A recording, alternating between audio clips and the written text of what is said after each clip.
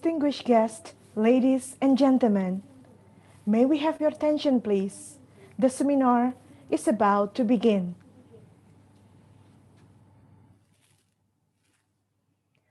Ladies and gentlemen, good morning and welcome to virtual grand ceremony and seminar on research findings assisted by the Asahi Glass Foundation 2021. Now, please enjoy the opening video.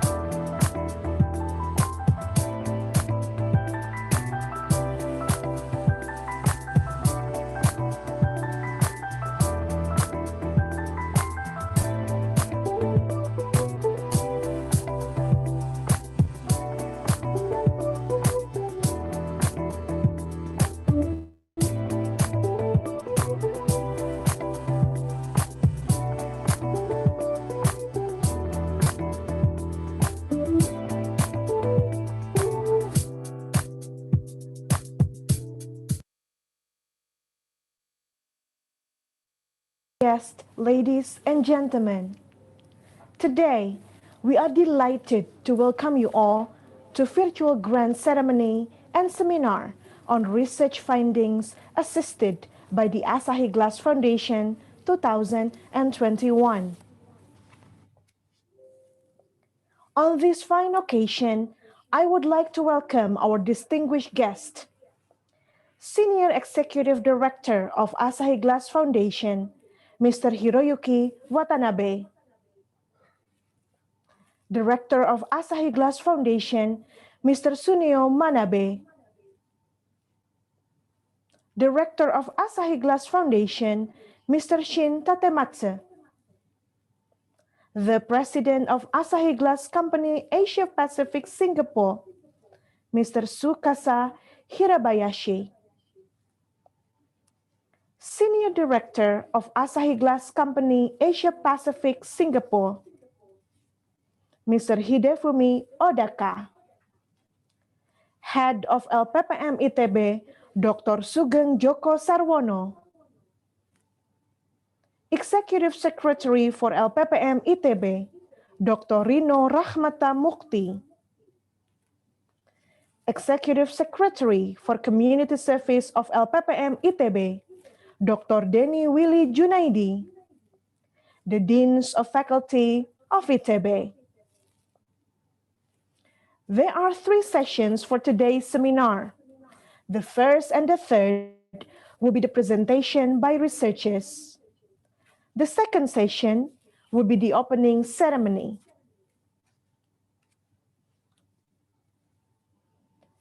Distinguished guests, ladies and gentlemen, to begin with, I would like to invite Dr. Sugeng Joko Sarwono, the head of LPPM ITB, to give the opening address.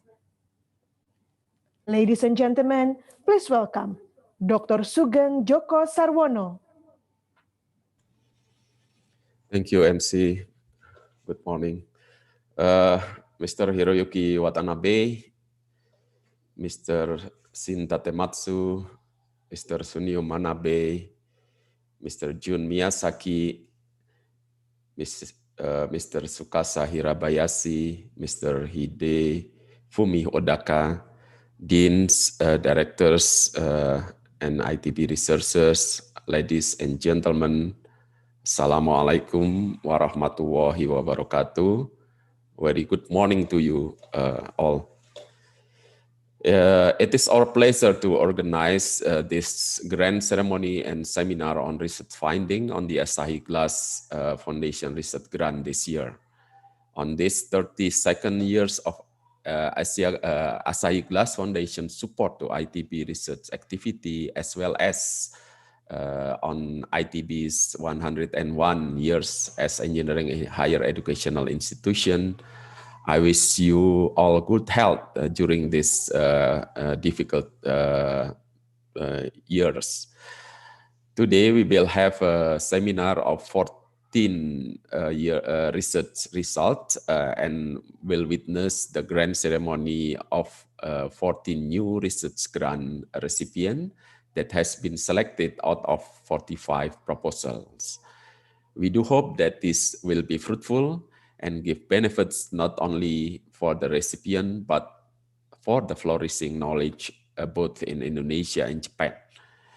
The evaluation of the proposal was done by the ITB Board of Reviewers and is based on criteria such as intellectual merit, broader impact of proposed research, output target, and track record of the principal investigators.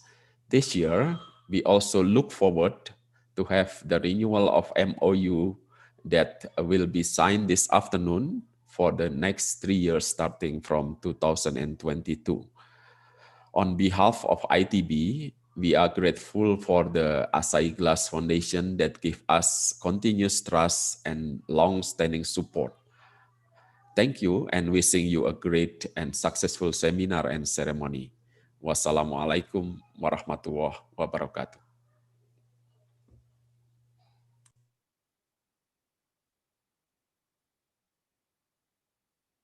Next, we will have a briefing ceremony from Senior Executive Director of Asahi Glass Foundation.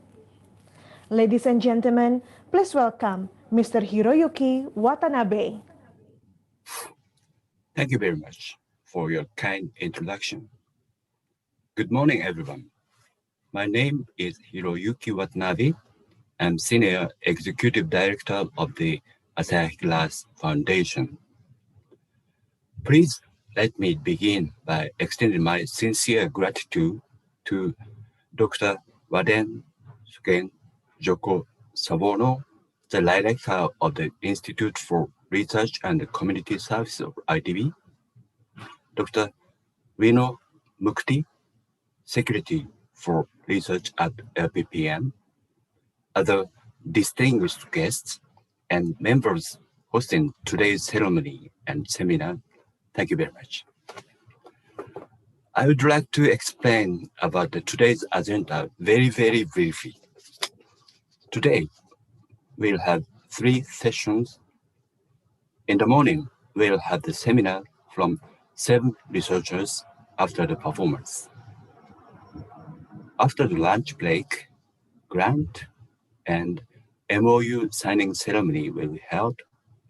Today, 14 new grantees will be certificated Grant Award 2021.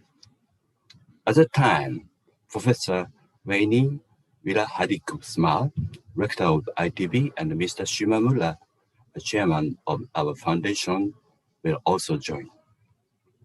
After that, we'll have the second session of the seminar from 6 researchers also after the performance.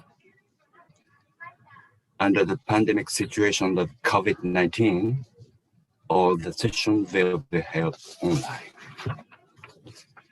Usually, we hold the ceremony and seminar face-to-face basis.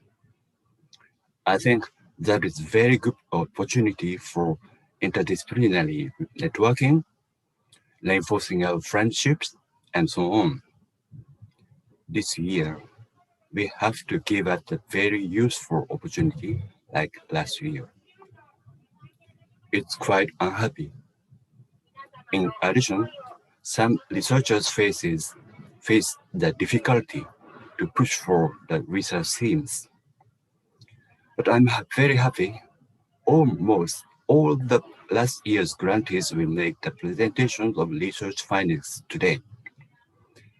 I'd like to express my deepest appreciation for that. We have some limitations, but I hope we will have the fruitful discussions. Thank you all for your kind participation today. That's it.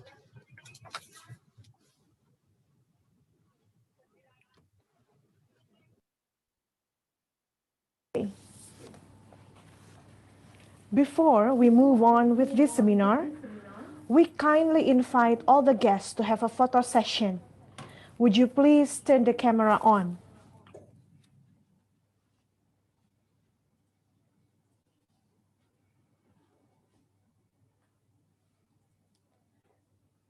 Okay, I will lead the photo session.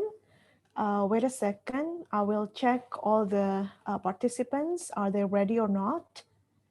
Okay, please look straight to the camera. Give us your biggest smile because this is a very happy day. All right. Okay, are we ready? Okay, good. On my mark, 1, 2, 3. Okay, the next page. Okay, please look at the camera directly and smile. Okay, 1, 2, 3. Thank you. Thank you everyone for your kind cooperation. We will have a performance from ITB's choir.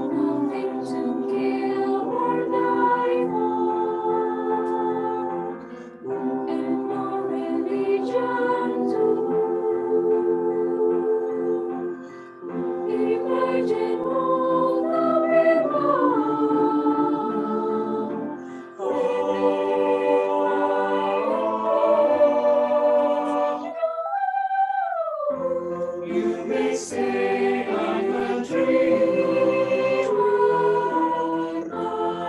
but I'm not the only one. I hope someday you'll join us, and the world will be as one. Imagine no possessions. I wonder if you can. No need for greed or hunger. A brotherhood of man. Imagine all the people sharing all the world. You may say I'm a dreamer, but I'm not the only one. Not the only one. I hope someday you'll join us, and the world will be as one. You may say I'm a dreamer, but I'm not the only one. I hope someday you'll join us, and the world will be as one.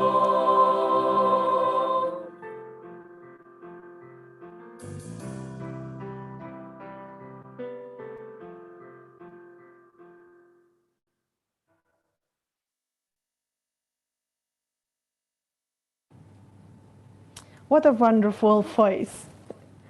Distinguished guests, ladies and gentlemen, now we have come to the seminar's first session that will be delivered by the following research grantees. Dr. Grand Prix Tomrias Marskaja, MSI, from the Faculty of Mathematics and Natural Sciences.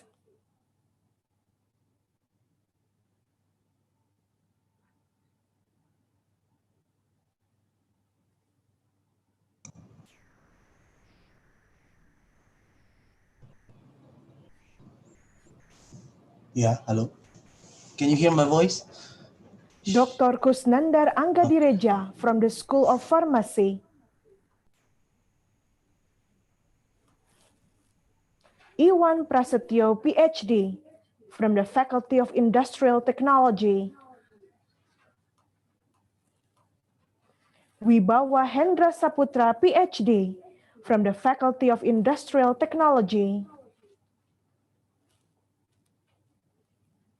Elvi Restiawati, PhD, from the Faculty of Industrial Technology. Taufik Hidayat, PhD, from the Faculty of Mining and Petroleum Engineering.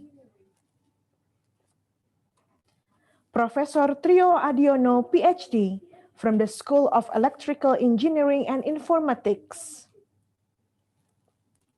Professor Dr. Insinyur Adit Kurniawan from the School of Electrical Engineering and Informatics. This session will be moderated by Dr. Rernat Chaturyani, SSI, MSI, from the School of Pharmacy. Dr. Chaturyani, time is yours. Thank you very much for the question. I would like to welcome to everybody for the session of the researcher. First of all, I would like to say very good morning to Mr. Watanabe from Asahi Glass and all Asahi Glass Foundation representative. Good morning also for Pak Joko and then all LPPM staff that held this ceremony, and then also for all researchers and team. In this session, we will have several speakers that have been mentioned before. And for this time, the speaker will have time for deliver their result around 10 minutes. And then after that, we will have a discussion session around 5 minutes. So as I mentioned before, first of all, we will have Dr. Grand Prix to deliver the result of his result. And then I would like to invite Dr. Grand Prix to represent your research, please. Thank you, Bu. Can you hear my voice clearly, Bu? Yes, of Okay. course. Very nice. Okay, I'm going to share the slides. Okay. Can you see the slides, Bu? Yeah. And please Okay. make it in a full screen. Yep. Yep. Okay. Okay. Thank you, Bu Catur. Good morning, Bapak Ibu. Good morning, all the friends from Asahi, Mr. Watanabe. Thank you very much for the opportunity given to us. In this occasion, I would like to present our results on the porous nanostructure silica for control drug delivery. First, I would like to start with the definition of porous nanostructure materials. So, by definition, these materials are classified as inorganic, organic, or hybrid. The combination of inorganic and organic materials which possess the pore size distribution of below 100 nanometers. IUPAC, the International Union of Pure and Applied Chemistry, have classified the nanopores or the nanoporous materials into three types, which are microporous, with the pore size less than 2 nanometers, mesopores with the size ranging from 2 to 50 nanometers, and macropores with the pore size more than 50 nanometers. So among these three nanoporous materials, we would like to select the mesopores, materials, because it will possess the pore size which is suitable for the drug delivery systems. We would like to select the mesoporous silica as a drug delivery platform because it has the suitable pore architecture, as well as from the chemical composition, they are biocompatible. So silica can only be leached, can only be dissolved under the basic or alkaline condition, or the fluoride condition, which is made them or rendered them biocompatible with the human body.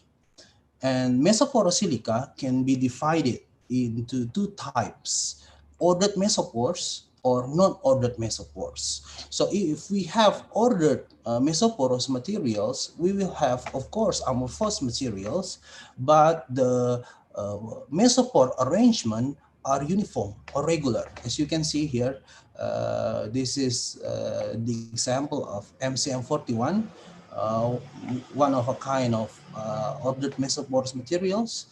And we will also have the non-ordered mesopores. We have silica, we have the mesopores, but the mesopores are irregular.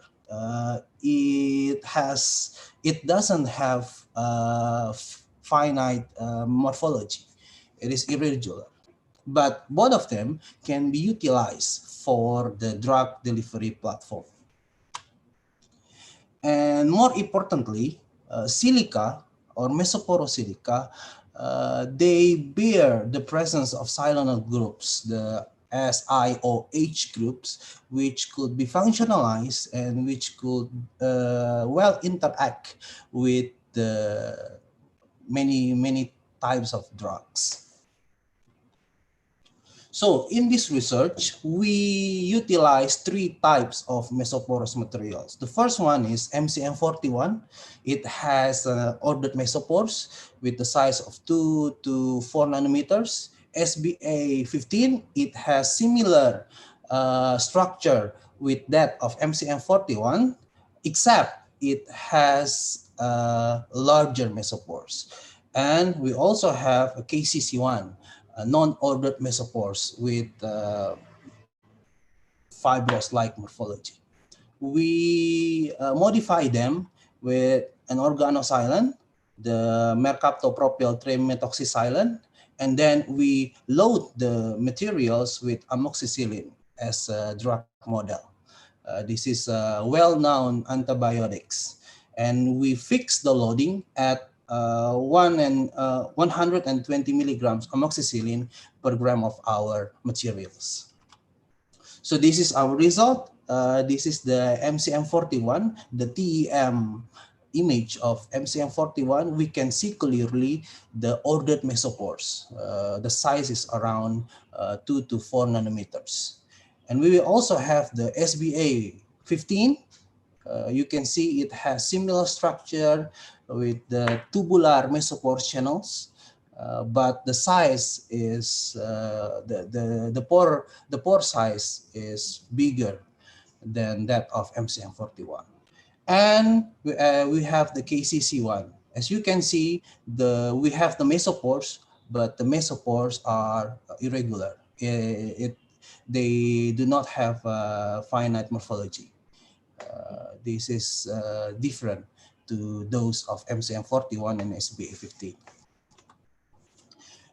We also characterize the functional groups and the textural characterization. As you can see, these three spectra, FTIR spectra, are after the modification with the mercaptopsilane, and the three spectra below are the spectra before the modification. As you can see, before the modification, we will have the prominent peak of SiOSi, or the siloxane groups from, of course, the silica materials. But after we modified with the mercaptopsilane, we have at least three distinct peaks located at 2900 from the CH stretching, and 750, as well as the 1400s from the thiol groups,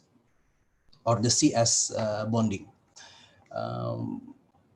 On the right-hand side, you can see the textural properties of our materials. Before the modification, they have such a large surface area. The MCM41 is almost 1,000 meters square per gram. So the surface area are very high. But after we perform the modification using the mercaptopsilane, the surface area are slightly reduced, which is normal, which is what we expect.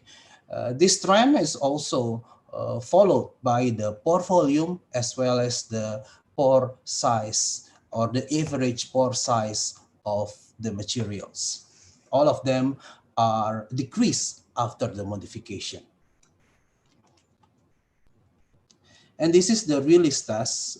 As you can see, we will have different drug release rate. For example, when we use the MCM41, we have 4 milligram per hour, the release of the amoxicillin. But when we use SBA14 and KCC1, we will have a similar, around 6 milligram per hour, which is 45, 45% higher than the rate of the MCM41. So as you can see, we have fixed the loading of amoxicillin. We have fixed the content of mercaptopsilane. We only have the morphology, the pore structure as the free variable. And we can see that the pore architecture of the materials of the mesoporosilica did govern the course of drug release. And if we plotted the drug release rate against surface area, we will have not clear or not distinct correlation. This is the same or the similar case with the pore volume. But as you can see, if we plot the drug release rate versus the pore size, we will have a trend. So when we have the larger pore size, the drug release rate will increase. And we can see that the course or the rate of drug release seems to depend on the pore size rather than the surface area or the pore volume.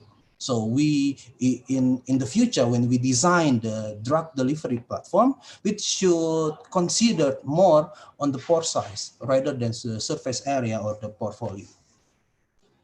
So this is the summary and outlook.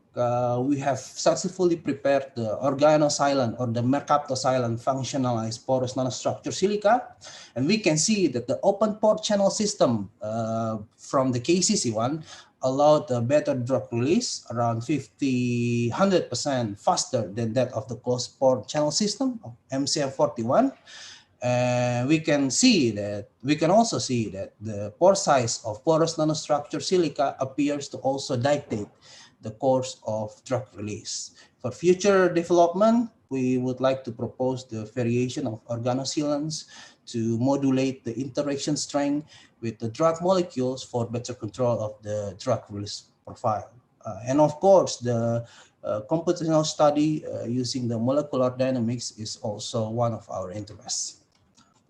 So I would like to acknowledge the Asahi Glass Foundation as the sole funder of our research.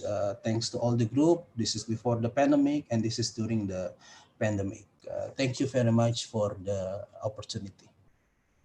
Okay, thank you very much, Dr. Grandprix, for your presentation. It's very interesting.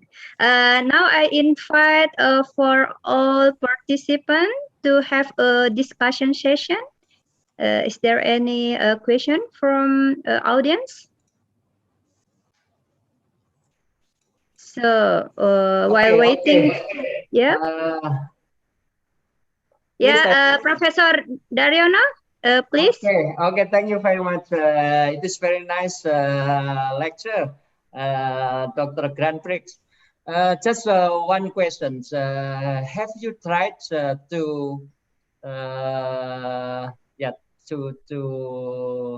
use some drugs in your nano what kinds nanomaterial as the tool to for drug delivery? What kind of drugs you have used in your experiments here, dear? Thank you. Thank you, Professor Daryono. So to date, we only tasted 2 drug molecules, Prof. We have amoxicillin and ibuprofen. So we just started the results on the drug delivery application. We have tested 2 molecules, amoxicillin and ibuprofen. Okay. Okay. Some cases, and especially for the cancer disease, it needs a specific drug delivery. Maybe you can try the drugs in category of anti-cancer. Thank you. Thank you, Pak. In the near future, we would like to collaborate with our colleagues from pharmacy. Maybe okay. Pak Daryono. You're welcome. Okay, thank you very much. One more question maybe from a participant or a audience.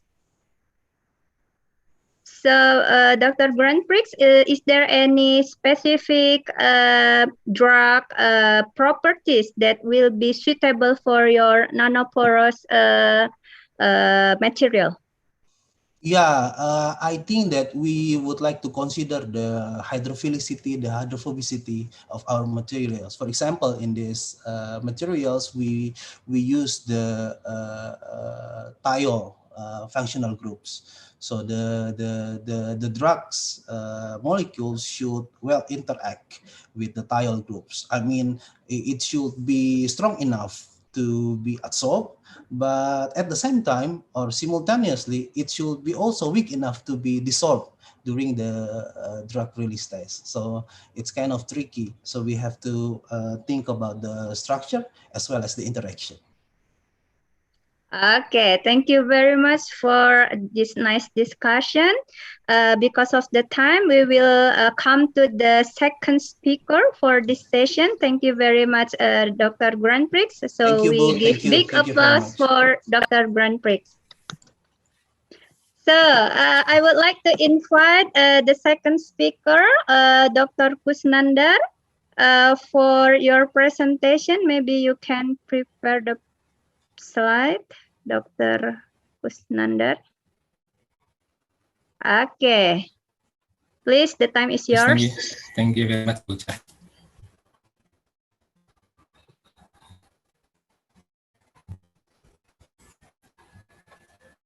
Thank you very much. Can you hear my voice, Bu Catur? Yep. Okay, but your slide, I think, still on the way. Oh, yes. So sorry, it's poor connection here. Yep. Okay, it's coming.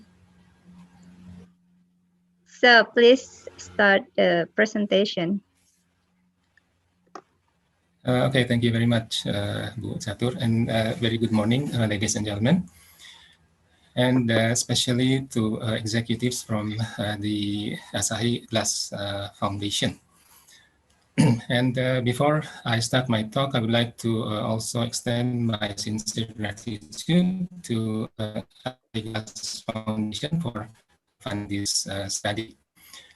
And as we see here, the title of our study is Virgin Coconut Oil, or VCO, as a young therapy for nicotine dependence in smokers. And our team are myself, Dr. Lia Amalia, and one of our students, Fahmi Ahsanul Haq.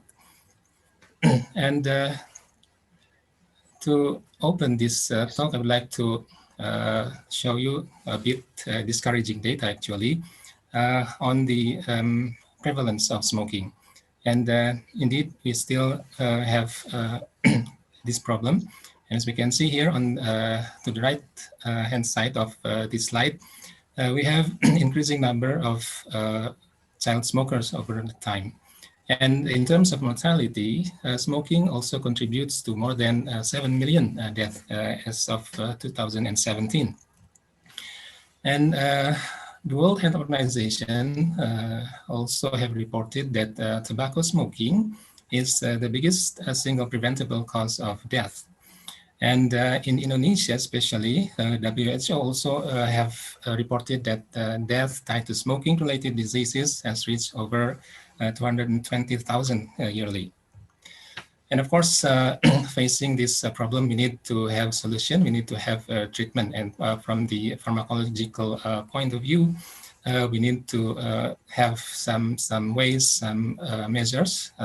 Of course, we develop some drugs, and we have actually now some mode of treatment already available in the market. But there are some issues with this treatment mode, especially in terms of safety. And in this context, we have actually developed an alternative using VCO, virgin coconut oil, and we have actually early results on these studies. VCO has been shown to prevent nicotine dependence and relapse in rat model of dependence. And we further tested VCO in human subject, and it turned out that VCO reduced subjective as well as objective opioid withdrawal symptoms in patients in methadone maintenance therapy. So the objective of this study is first to investigate the effect of VCO administration for 14 days in smokers. So we look at dependence intensity and quality of life of the subjects.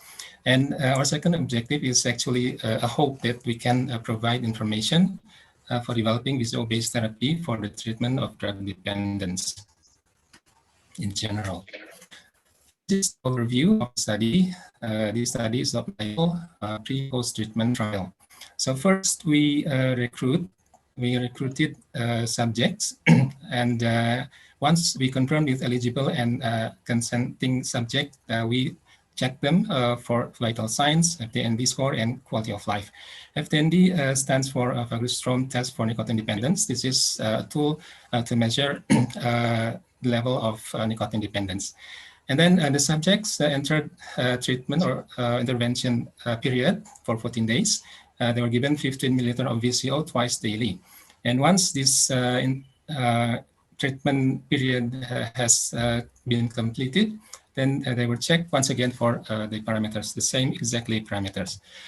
And this is the tool for assessing nicotine dependence, the FTND. So it actually is a kind of questionnaires consisting of six questions, six questions with its specific scoring system.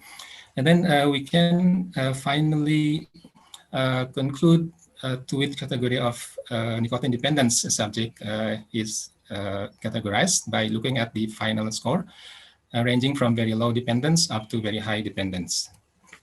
And this is the tool for assessing quality of life. We use Eurocall 5 domain 5 level or EQ 5D5L, which consists of 5 domain ranging from mobility to anxiety.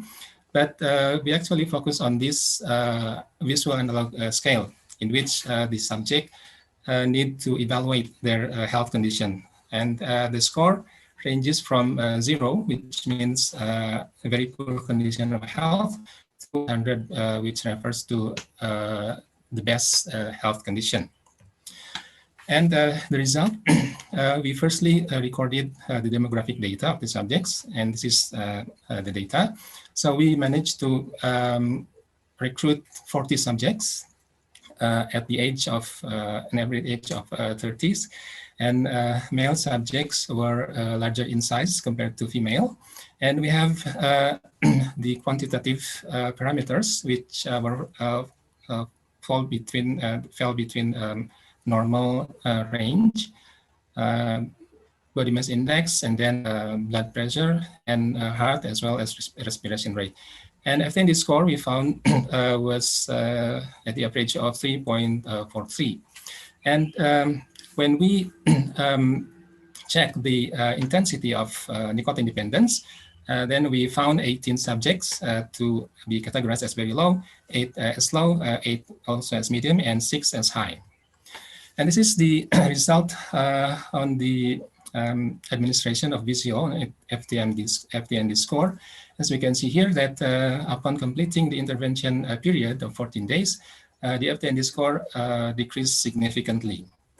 And when we did subgroup analysis, we also noticed that the highest decrease was observed in subjects falling into the category of high intensity of nicotine dependence. And when we look at the data from the effect of VCO on the number of daily cigarette taken, then as we can see here that the score of daily cigarette also decreased significantly. And the decrease was 0.2 point. And this translates into a reduction of 2 cigarettes per day. And when we did subgroup evaluation, we also found that those with the highest degrees or highest decrease in daily cigarette were subjects falling into the category of high intensity of nicotine dependence. And the decrease is 0.5, and that translates into a 5 decrease in 5 cigarettes per day. And this is the result from the measurement of quality of life. As we can see here that in the treatment with VCO significantly improve quality of life, as can be seen here by the increase in EQ VAS score. And again, when we look at data from each category of intensity of nicotine dependence, we found that the highest increase was shown by subjects with high intensity of nicotine dependence. And of course, we need to also look at the safety aspect of this test material, test substance. Then we found these adverse events reported by the subjects, which were upset stomach reported by 27 or 67.5% of subjects, and also lightheadedness reported by 4 or 10% of the subjects. And these adverse events were manageable and resolved within 2 to 3 days after continuing the use of VCO. And no death occurred during this trial. And we conclude that VCO is beneficial to smokers who wish to reduce dependence and finally quit smoking, as we can see from the result, with the reduction of nicotine dependence intensity and also increasing quality of life of the subjects. And if you look at the subgroup result, then the use might be particularly essential for heavy smokers. And I think this is the very important point from this result. And as an output of our research, we have actually written a manuscript to be published in the Journal of Dietary Supplements. And I thank you very much for your patience and kind attention. Thank you very much, Dr. Kusnandar, for your presentation. Now, I would like to invite audience to have a discussion session. Meanwhile, we wait from the audience. I would like to ask you a question. I never taste physio when we drink them directly. What is the taste of the physio? It's acceptable for the patient? The taste? Yes, Frank.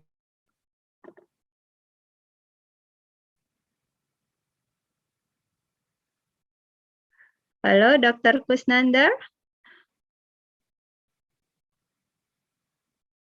I think it's freezing.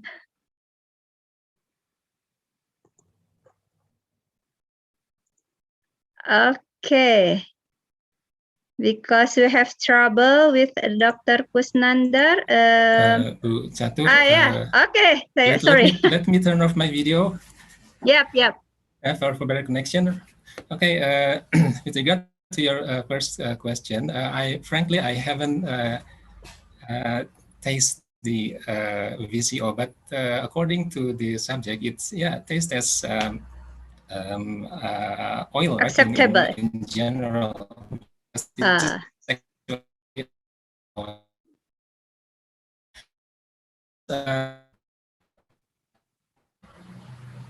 Yes, sorry, Bu Catur.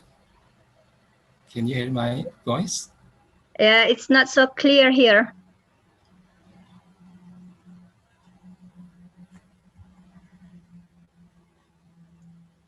Okay.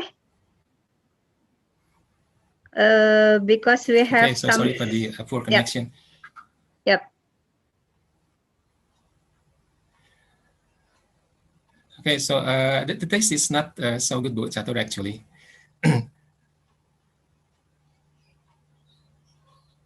So the taste is acceptable, yeah? Because but this is it's still acceptable, actually. Yes. Yeah. Is there any opportunity to reformulate them so to increase the taste acceptability? Yes, sure. I think we a couple of years ago we have actually cooperated with Bu Catur's department, the pharmaceutics. At that time, we developed an emulsion, right? Emulsion formulation using this VCO. But unfortunately, the experiment is still not continuing today. And maybe I think in the future we also can continue this experiment to make the taste better. Okay, maybe we can propose another Asahi grant proposal. Yes, yeah? sure. Hopefully, we can have another funding for this project. Thank you very much. Okay, thank you very much, Dr. Kusnandar, for your nice presentation. Thank you very much. We give big applause. So we will come to the next speaker. So for the next speaker, we will hear the result from the Dr. Iwan. So Dr. Iwan, can you prepare your presentation? Yes, Bu Catur. Uh,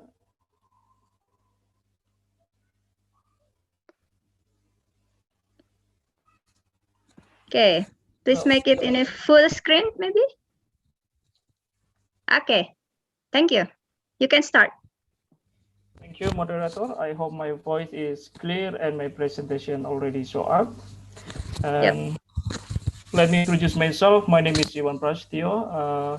With my colleague Ashari B. Nugraha, today I would like to present our research result uh, considering with development of sound absorber based on oil palm anti-fluid bands or IPFB for low frequency absorption.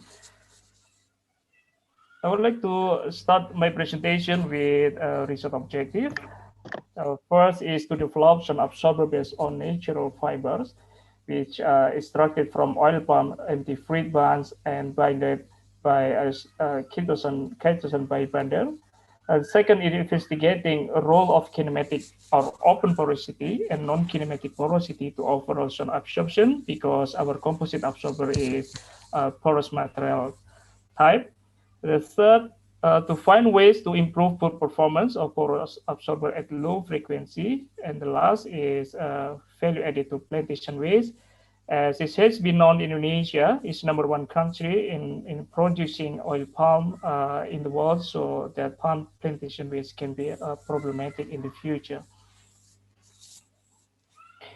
Theoretically, a basic structure of the composite absorber we propose, the porosity consists of the kinematic porosity, also known as open porosity, and non-kinematic porosity means the porosity is only open on one side. And there are two kinds of non-kinematic porosity here considered on and the composite absorber. One is in form of dead end pores. The second one or another one is a microstructure closed pore. Considering both porosity, we can formulate total acoustic emittancy is a ratio particle velocity to acoustic pressure. This is relevant with interaction between incoming wave and composite absorber during the absorption mechanism. Uh, Using GCA model and physical thermal of tube, characteristic impedance and associated with number of each porosity can be obtained. Making use of the two parameter surface impedance of each porosity can be determined and recall relationship between acoustic admittancy and acoustic impedance. Total impedance due to porosities can be obtained. Finally, some absorption coefficient under a normal incident can be expressed, which is useful to predict absorption coefficient of proposed structure. This coefficient absorption become indicator how good absorption can have by a composite absorber. Moreover, we also did characterization to observe morphology characteristic using scanning electron microscope or SEM, and also impedance tube measurement to obtain sound absorption coefficient.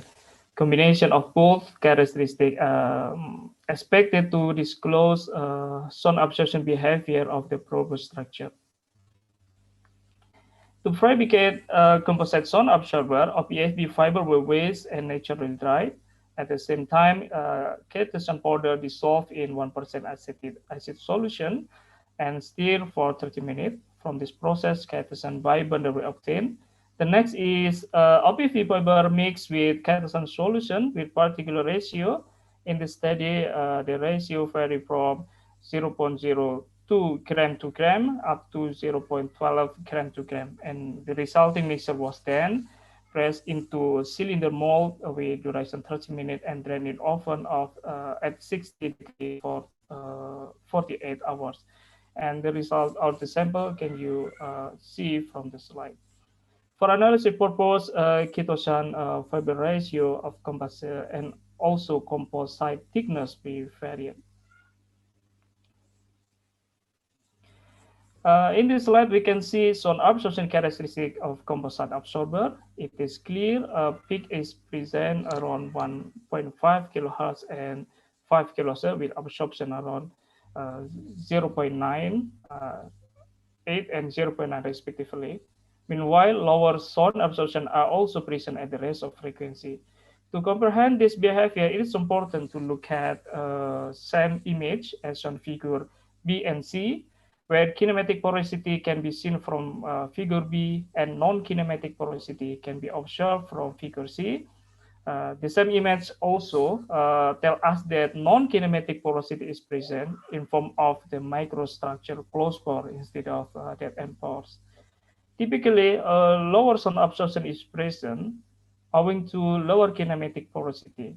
Such situation may be relevant with the sound absorption characteristic in which the presence of non-kinematic porosity has reduced kinematic porosity. To further verify such situation, a theoretical calculation performed. This is a sound absorption comparison between experimental and theoretical one. It is clear that with lower kinematic porosity, as you can see from the blue line, the theoretical is in good agreement with experimental one, except the small peak around 3.5 kilohertz. Meanwhile, higher kinematic porosity lead overestimate experimental result as shown by black dash line. Moreover, introducing non-kinematic porosity into theoretical calculation can describe the small peak. So based on this result, non-kinematic porosity worsen or deteriorate overall zone absorption, where greater kinematic porosity will lead to higher absorption. Also, small peak present due to non-kinematic porosity. In this case, the presence of non-kinematic porosity can be useful to extend absorption performance because this is or there is a weakly coupled with absorption due to kinematic one.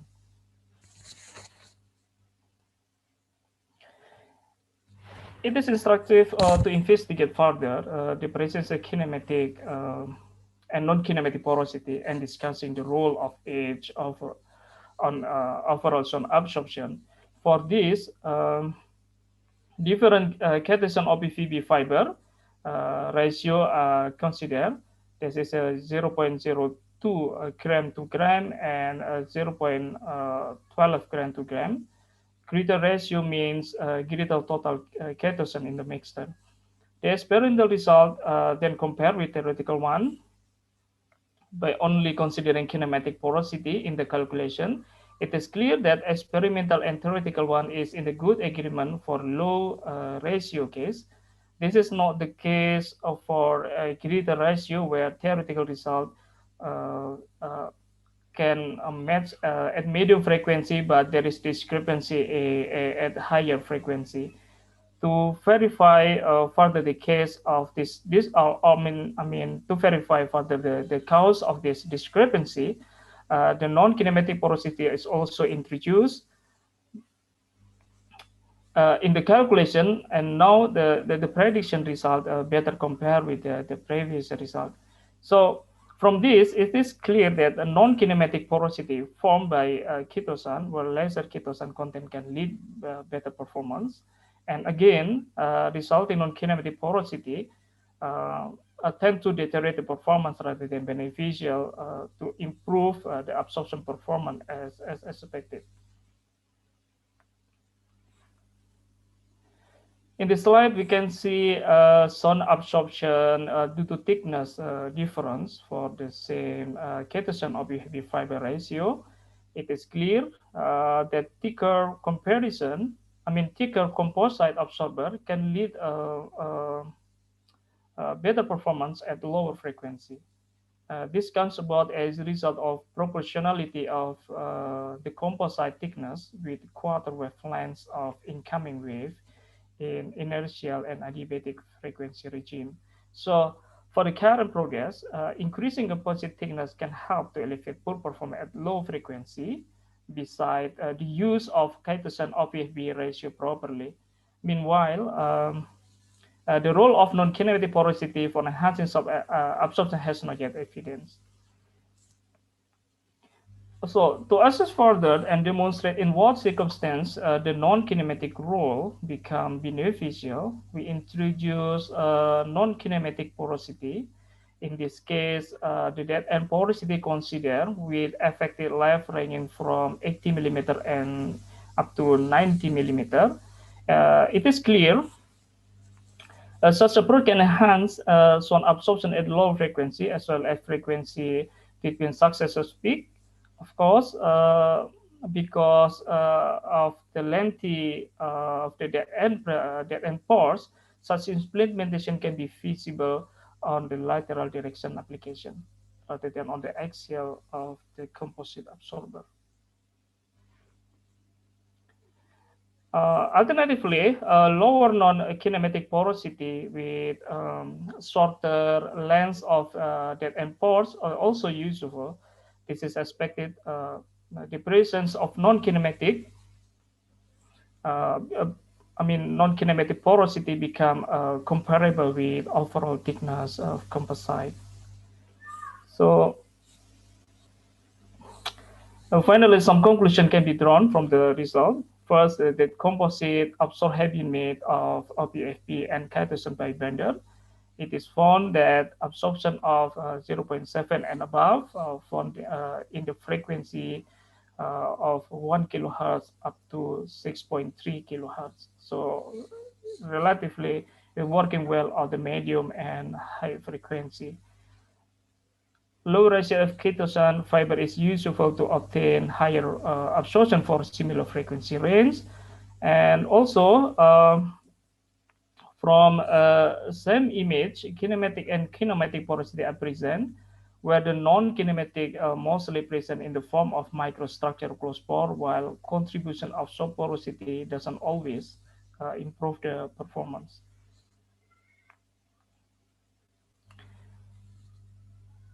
Improvement at low frequency can be obtained by increasing the thickness. Moreover, non-kinematic porosity still useful as long as the porosity value and associated effective length specified with a great care. Apart from that, OPHB is potential to use as sound absorber with good absorption performance. Okay, that's all my presentation, and thank you. We would like to express our gratitude to the Asahi Glass Foundation for providing the funding for this research. Again, thank you very much. Thank you very much, Dr. Iwan, for your interesting presentation. So this is very good thing that this is one of the green technology, yeah? Because Yes. we can use, we can recycle the waste. I will invite audience to have question or discussion with Dr. Iwan. Meanwhile, we wait for the question. I have one question about the have you tried to make a cost study for this material? To be honest, we have done that completely about the economic study for the development of kind of the composite absorber. But the practical thing is the OPFB is mostly can be easily found from Indonesia. Another thing is chitosan also availability very much in Indonesia. In the future, I think in terms of the supply chains in developing kind of the material will be easily without worrying about the imported, imported material or also other thing that can hinder the development itself.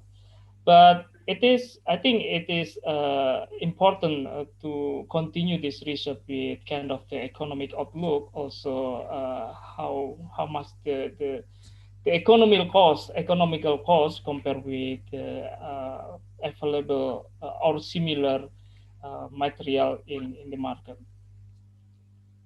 Okay, thank you very much, Dr. Iwan, for your explanation. I think because of the time, we can come to the next speaker. So please give big applause for Dr. Iwan presentation. Thank you. Yeah. And for the next speaker, I I would like to invite Dr. Wibawa to have your presentation. Dr. Wibawa? Okay.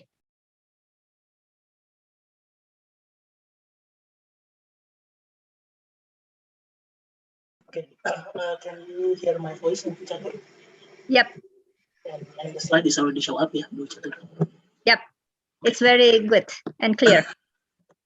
Okay, good morning to the distinguished Asahi Glass Foundation Committee and representative of LPPM ITB and all distinguished speakers, guests, and audience. So my name is Wibawa Hendra Saputra from Department of Chemical Engineering, Institute of Technology Bandung. It's a great honor for me to present my research funded by Asahi Glass Foundation 2020 entitled Titanium Modified Silica from Sugarcane Bagasse Waste for Photocatalytic Wastewater Treatment. As we know that the increased industrial activity has created an undesirable chemical pollutions in air, water, and soil. Nowadays, around 1.2 million tons of more than 10,000 different synthetic dyes and pigments are produced annually worldwide and used extensively in dye, textile, and printing industries. So it is estimated around 10 until 15% are lost in industrial effluents, which causes environmental pollutions. So there are many technologies which have been developed to solve wastewater pollution, such as membrane bioreactors, membrane nanofiltrations, and photocatalysis. So in this research, photocatalytic technology is actually chosen due to several advantages, including the first one is cost-effective technology due to its raw material is very abundant and cheap. Second, this technology is environmentally friendly, so it actually converts the organic contaminants to carbon dioxide and water. And the third is actually energy saving. So it works under ambient conditions, so initiated with the UV, visible, or sunlight. And the fourth is sustainable technologies. So because it used the catalyst, so the catalyst can be used several times until it's actually deactivated. So it can actually classified as the sustainable technology. And if we can see the one of the examples, yeah, this actually the three figures in here provide examples of large scale applications. So in many countries that actually use the photocatalysis technologies. So for example, in Sawarla, Germany for wastewater treatment, in Rome, Italy for decomposition of air pollutants. So the photocatalysis actually attach or actually bind it in the wall. So in order to reduce the air pollutants in the country, in Italy especially. And the last one is in Brussels, Belgium. So it used for air purification. So the catalyst, the photocatalyst is actually coated in the tunnel in order to reduce the pollution as well. So before we go to the detail regarding the research outcomes, so we'll give you an explanation, brief explanation regarding photocatalysis. So photocatalysis can be defined as the accelerations of the reactions by the catalyst using a light as a driving force. So the material that commonly used of photocatalyst is actually semiconductor based since it has actually band gap energy in interval between 1.5 until 4 electron volt. While the insulator and conductor cannot be used for the photocatalysis because it has large band gap and actually overlapping of conduction band and valence band respectively. So among the semiconductor catalysts, titanium dioxide has been actually widely used due to several reasons, such as it non-toxic, gives the good excellent stability and also the reactivity, and provide also the highest surface area. So in principle, briefly, light with the energy higher than the band gap of the semiconductor catalyst is actually irradiated and stimulate electron excitations from the valence band to conduction band. Then the electron in conduction band react with the oxygens in order to generate the radical oxygens, or we call it superoxide radicals, while holes react with the water in order to generate the radical hydroxyl. So both radicals, the superoxide radicals and also the hydroxyl radicals, are actually play major roles for wastewater treatment.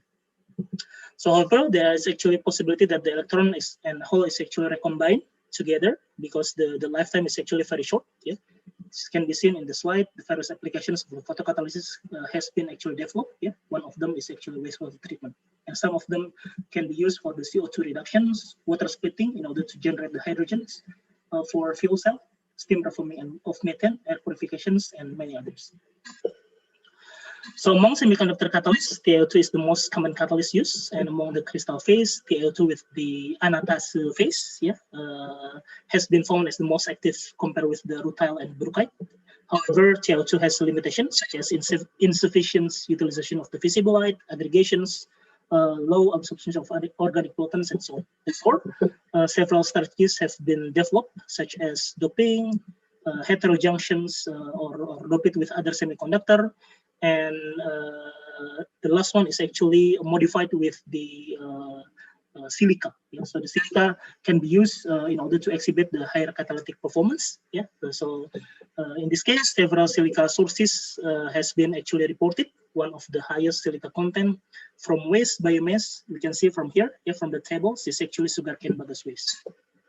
So that's why the aims of the research, there are actually two aims in this research. The first one is synthesize and optimize an active photocatalyst based on titanium dioxide, or we call it titanium silica composites, and investigate the effect of titanium silica ratio in the photocatalytic performance for dye degradations.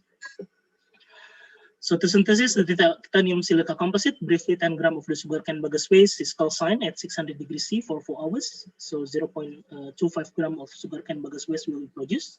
And after that, they illuminate with the hydrogen chloride for 1 molar and drying at 100 degrees C for 5 hours. And it will produce the sugarcane bagasse waste with high silica content.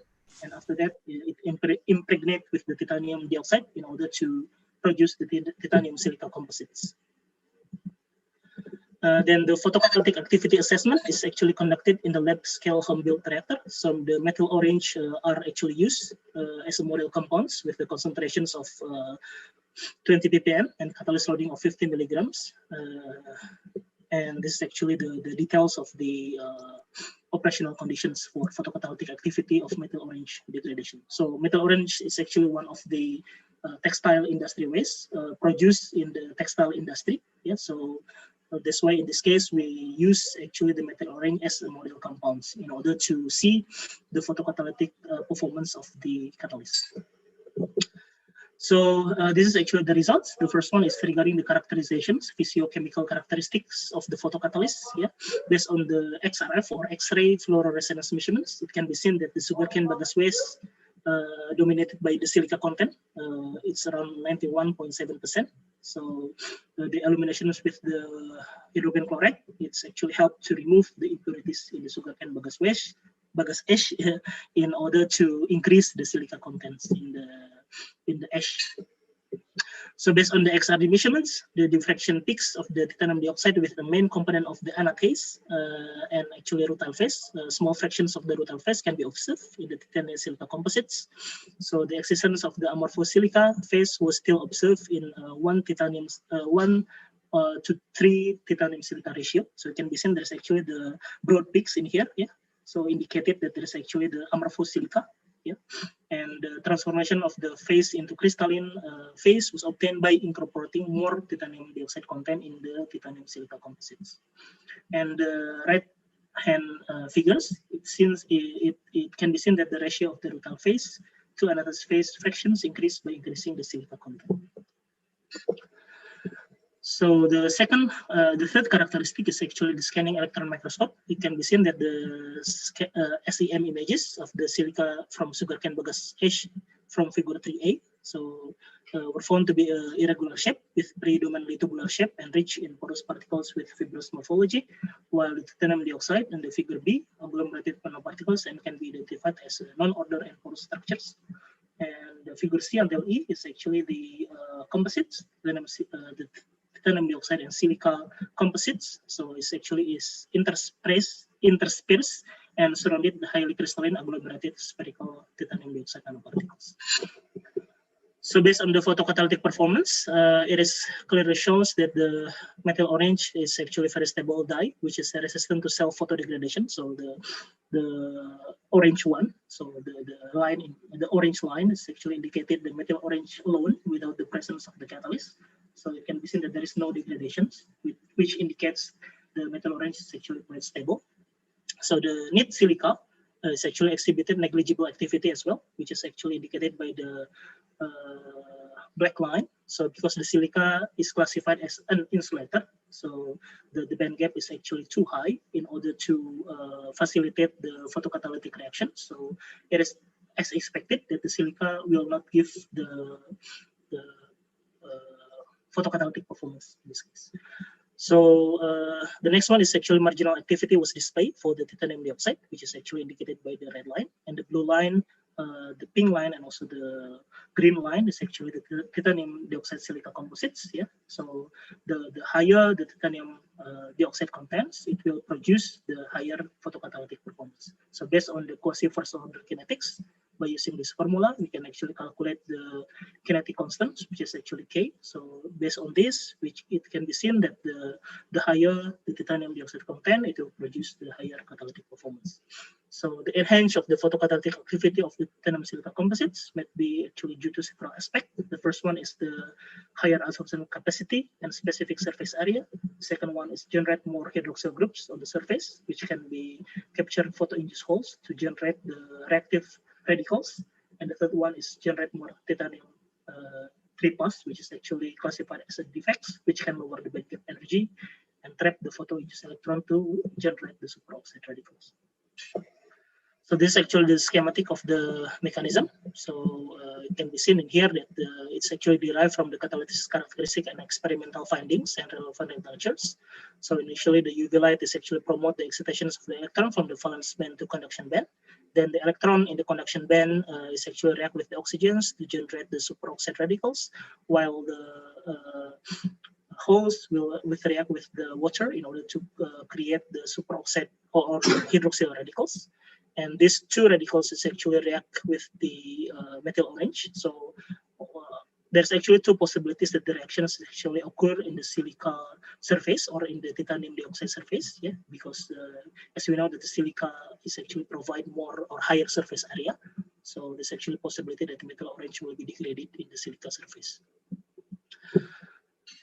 Okay, so based on the research findings, it can be concluded that the titanium silica composite was successfully synthesized by Sol-Gel method using sugarcane bagasse ash waste as a silica source. Second one is by increasing titanium dioxide content, the transformation phase from the amorphous to crystalline phase was obtained. And the third one is the small amount of the silica additions, which is actually the 3:1 titanium silica ratio, can enhance the photocatalytic efficiency for methyl orange degradation by 3-fold or 3 times compared with the mid PiO2 without the presence of the silica. So for the outcomes, it has been published 2 papers. So the first one is the IOP conference series or the conference proceedings in the IOP. And also the second one, we published the review paper. It's actually regarding the POME wastewater treatment, regarding the current progress and future perspective. So it has been published in the materials MDPI journals. So I would like to say thanks to the Asahi Glass Foundation 2020 for the funding. So I would like to say thank you also to the committee, LPPM ITB, and also all of the representatives from the Asahi Glass Foundations. And thank you for all your kind attentions, and feel free to ask if you have any questions. I return the time to moderator. Thank you. Okay, thank you very much, Dr. Wibawa. Before we come to the discussion part, I saw in the chat room we have question for Pak Wibawa. It's from Pak Dasapta. Pak Dasapta, would you like to deliver your question directly in the forum? Or should I read the question? Yeah, Pada Sabta? Catur. Yeah. Yes, Catur. Yes. I think I can reread my question. So, Pak Hendra, thank you for the presentation. I noticed your research was started with your PhD in UNSW. How long do you think this research could go to manufacture from this point, right?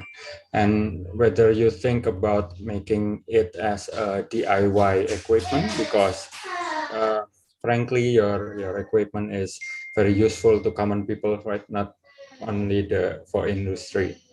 Yeah. Thank you. Okay, thank you, Pak Dasapta Erwin, for the question. So regarding the time, so in Indonesia itself, I think this technology has been is actually not developed yet. So that's why In this case, if we classify it into the TRL, it's still TRL maybe less than 4. So because it's still proof of concept, and also we still try to do it in the lab scale.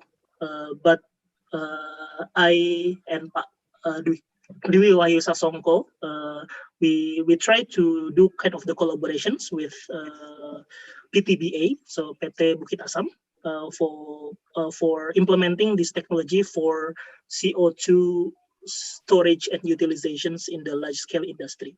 So hopefully the proposal is actually accepted, and we will implement this technology maybe in the next 5 to 10 years. Wishing you the best, Pak. Thank you for the answer. Thank you, Pak. Okay, thank you very much for Pak Sapta and also Pak Wibawa for your nice presentation. So please give a big applause for Pak Wibawa. Thank you very much. So we come to the next speaker. For the next speaker, it will be held by Dr. Elvi Restiawati with the title Remediation of Bauxite Mining Polluting Water Using Modified Clay. But unfortunately, Dr. Elvi and the team cannot be presented this result and it not be held by permission. So for that, we will come to the next presenter. The next presenter will be Dr. Taufik Hidayat. Dr. Taufik Hidayat, could you please to prepare your presentation?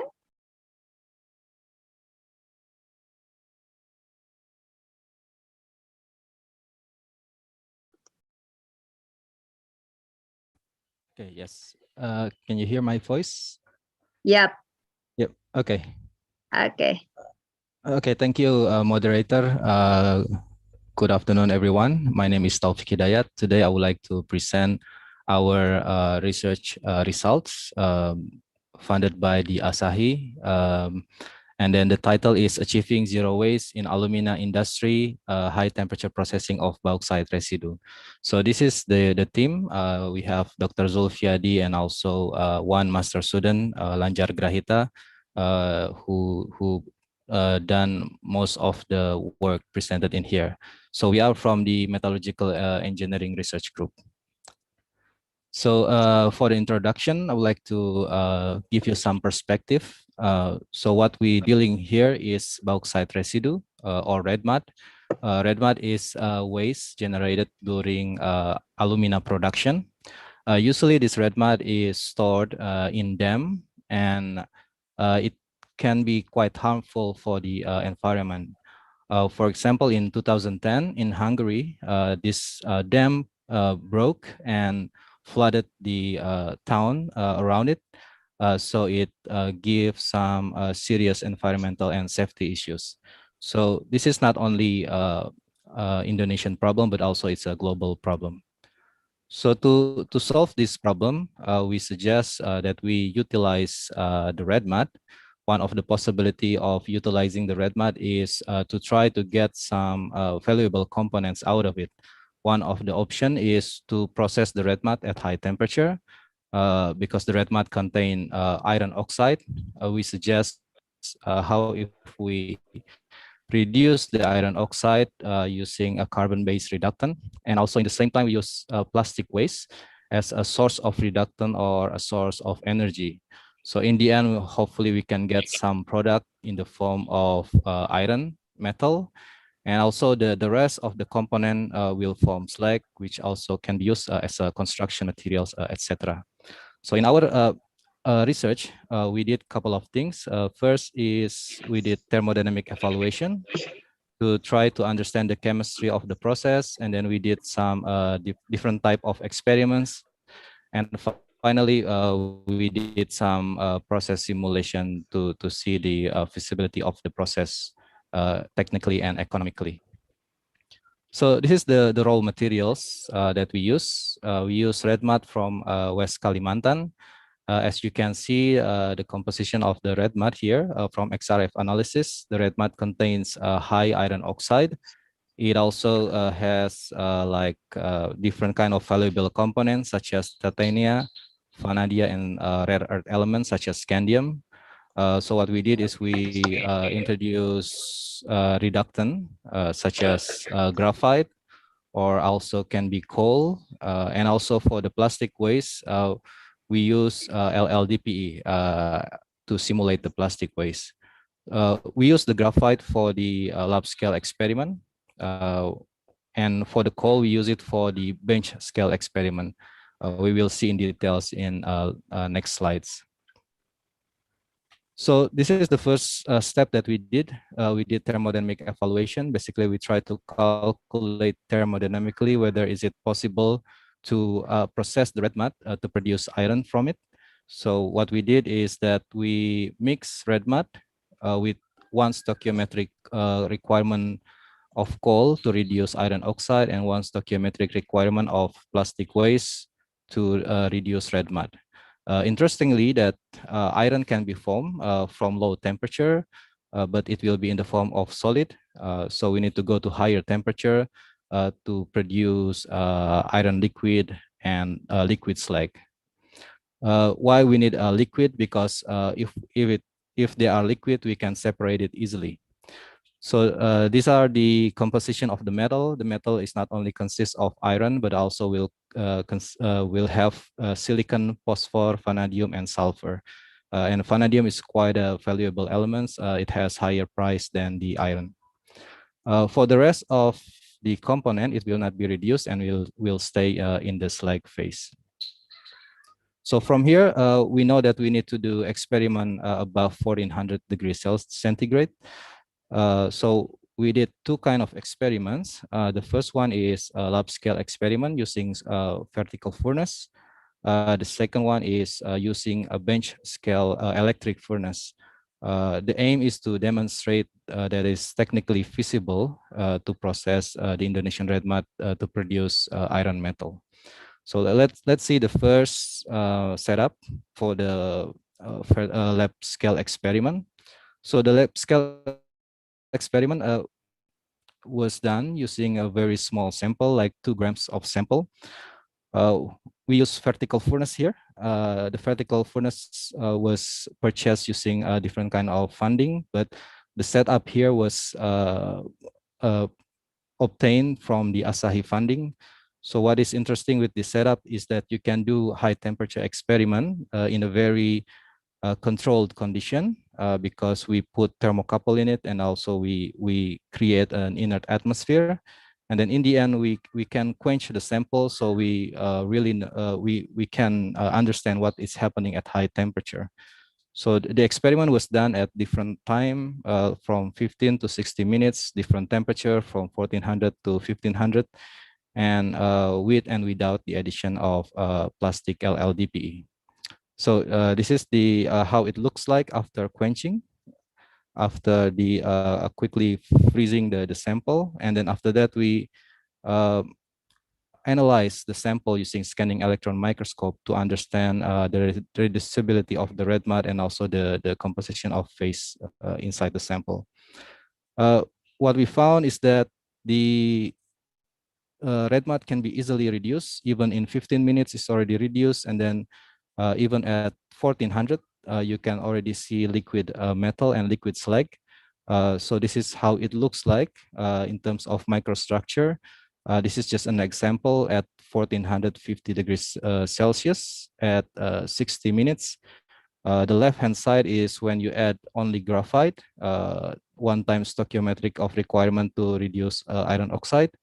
The middle one is if you add excessive graphite, like 2 times of the requirement. And the right-hand side is if you add graphite and plastic, each 1 time of stoichiometric requirement. What we can see in here is that when you add more graphite, the metal tend to have more silicon. So in the process, you're not only reducing the iron, but you're also reducing the silicon. Because you're reducing the silicon, the slag phase has less silica and it starts to precipitate out alumina solid. What is interesting, if you add LLDPE, the LLDPE seems not contributing much to the reduction process. So you almost have the same microstructure as the one that when you add only graphite. So this shows that the LDPE didn't contribute to the reduction process, but maybe it's still useful in terms of providing source of fuel for the process. Yeah. After we did the lab scale experiment, we tried to go to like a larger scale experiment.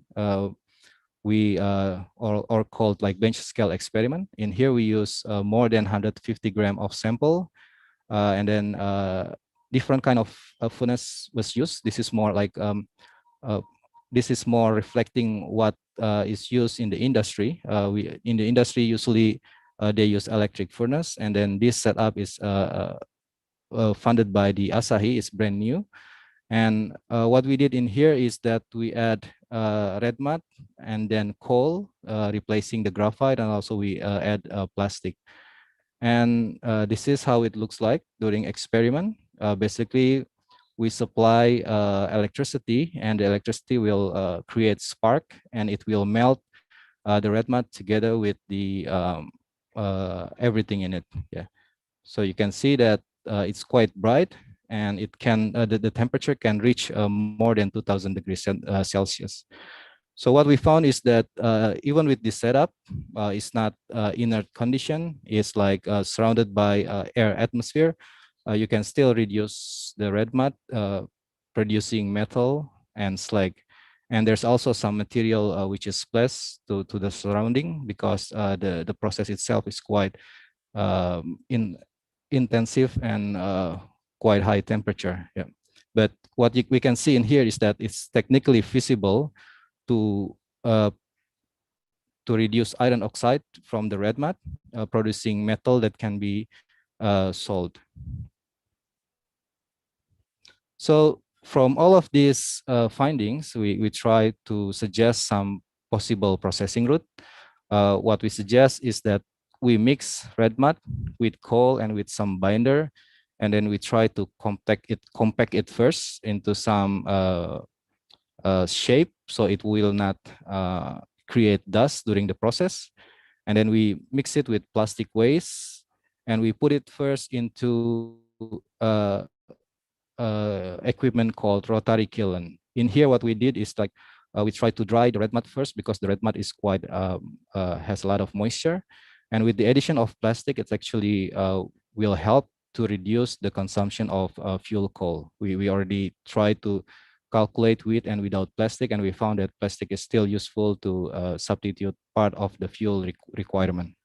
After the rotary kiln, it can be transferred to electric furnace. In electric furnace, then we can produce iron and also slag. The slag can be used for construction materials and other options.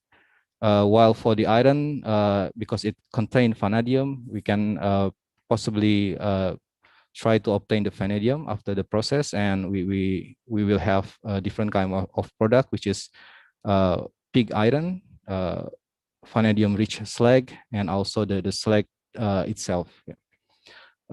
We did some economical calculation. We found that with the current electricity price and current pig iron price is still not economical. We can see in here that the sales minus cost of the process, it's still not economical, but maybe if we can find a different electricity price, or if the pig iron price changes, then it may be economical. So in summary, the red mud is thermodynamically possible to be reduced into iron metal. And from the lab scale and bench scale, it also show that it's technically feasible. And in the end, we still need to study the process in depth in terms of technology and economical aspect. So these are some research outputs from this project. There's one bachelor thesis, master thesis, and we did some oral presentation in the Ministry of Investment to show this result. And also we will present this result in the international conference in Athens, Greece in September 2021. Okay, thank you. Thank you very much, Dr. Taufik. So we come to discussion session. So I would like to invite a question from audience. Can I ask question, moderator? Okay, please. Thank you, moderator. Thank you, Pak Taufik, for the nice presentation. So in your slide, in your last slide, basically you show to us that based on your evaluation, the process is not that economical with the current electricity price. So what is your suggestion to make the process to be more economical? Thank you. Okay, thank you for the question, Dr. Endra. So yes, if we see in here the with the current electricity price around 8 US cent per kilowatt hour, and the pig iron price is not that economical, you can see that the sales minus the cost is minus 102 USD per ton pig iron. But maybe what we need to find is like a cheaper electricity source, not from like coal power plant, but probably, for example, from hydro power plant. I know that with the hydro power plant, the electricity price can be cheaper, up to like 4 US cent per kilowatt hour.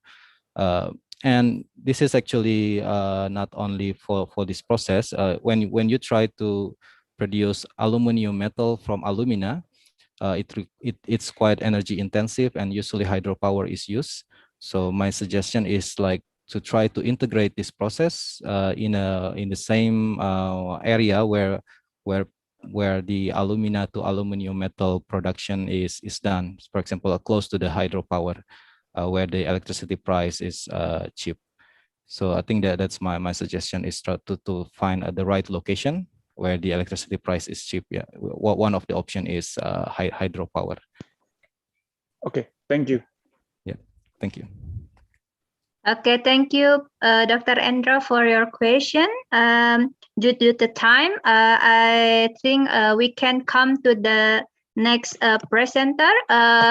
For Dr. Taufik, I would like to thank, and this very nice presentation. We can give a big applause for Dr. Taufik. So our next presenter is Professor Trio Adiono, but since Professor Trio Adiono cannot present by himself, so it will be presented by the team for Pak Rahmat Mulyawan. I would like to ask you to prepare the presentation, please. Yes, Bu. Give me a minute, sorry. Can I share the screen?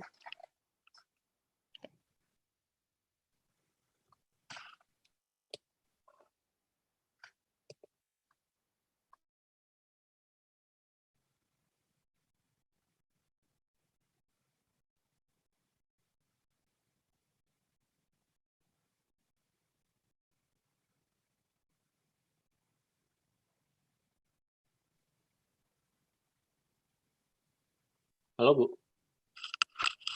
Yeah, Pak Rahmat, can you Yes. present your screen? Yeah.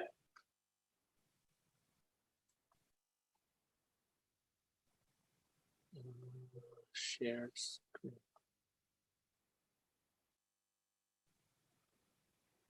Can you Okay. see my presentation? Yep. Please make it in full screen. Yeah. Full screen. Yeah. Is it full screen already? On the way, maybe. Wait.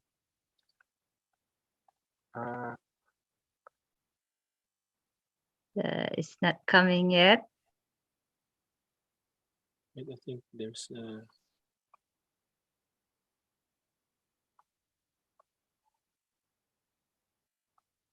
sorry, I think I have to send it.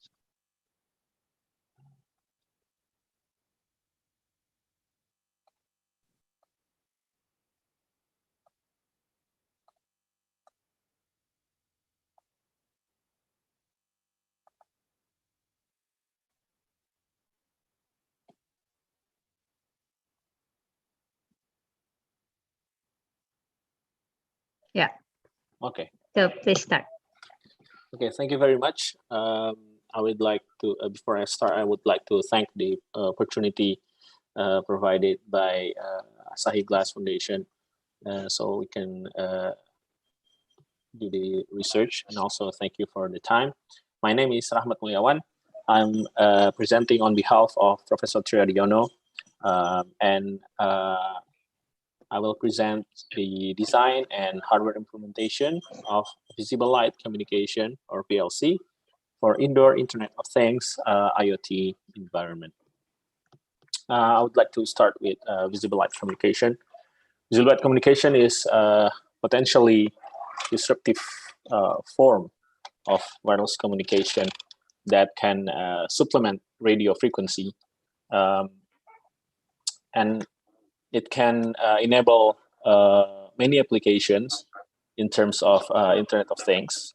As we know, the LEDs are everywhere in our house, even increasingly being adopted in illumination infrastructure, both in commercial and residential segments, because the LEDs are very energy efficient, has great longevity, and also have color rendering capability, and because of the green environmental factors.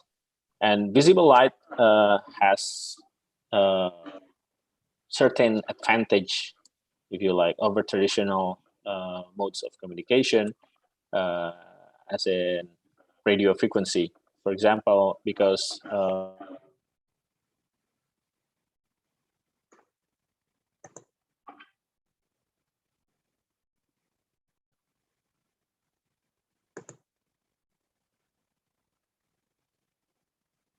Hello, Mr. Rahman, it's okay?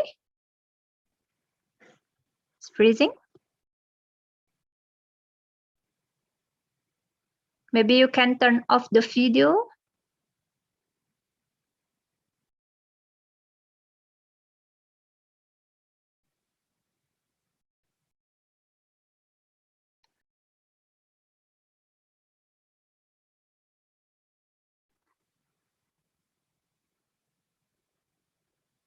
Okay, I think we have a signal problem here.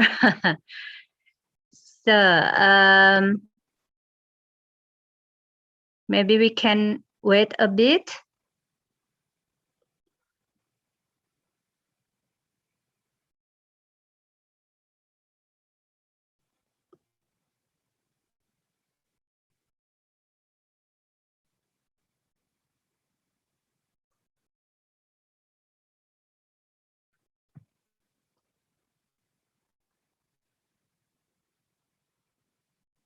Pak Ian, can you contact Mr. Rahman? Is there any possibility to connect again? Sudah saya kontak, Bu. Okay. Kita tunggu sebentar saja. Yep.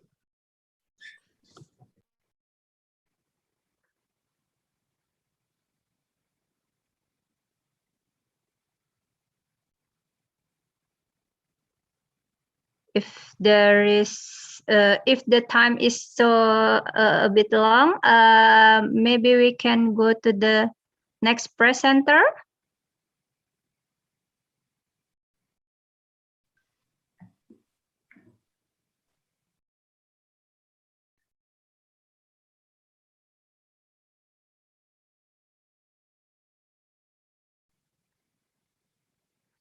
I think since Professor Adit already here, I would like to invite Professor Adit maybe for present your presentation now.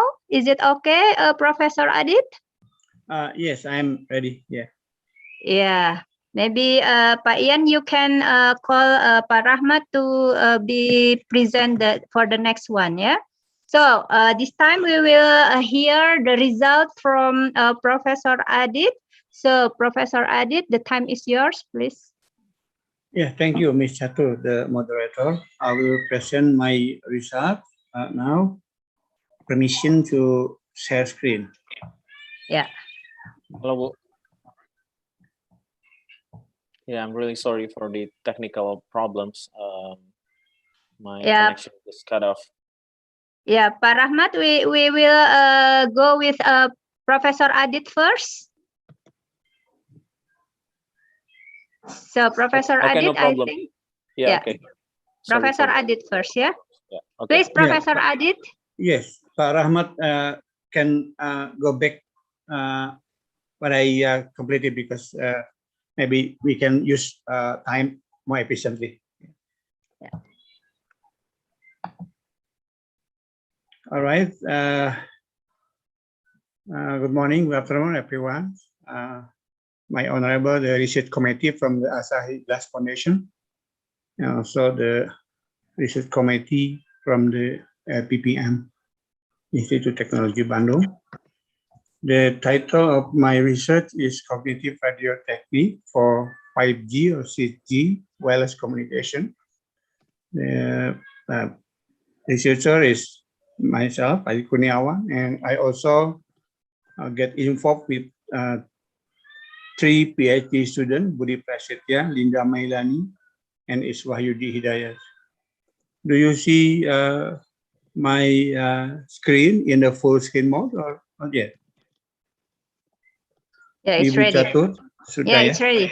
Yeah. Yes, the outline of my presentation is introduction and problem formulation. And we will present the 2 methods here, rotate modulation, and the second method is low complexity in SCMA detection. And we will wrap up with the conclusion, and we show the research outcome in the form of the publication this year. The motivation of my research is that now we come into the era of Internet of Things, in which in the network we have to anticipate for the dramatic increase of the traffic volume because many things will be connected to the network. Also, the second motivation is different types or different kinds of devices will be connected to the network. And the third motivation is how we need to accommodate for the use case to educate the user in terms of the interaction of the network that everything will be connected to the network. Okay. We are now in the era of the 4G.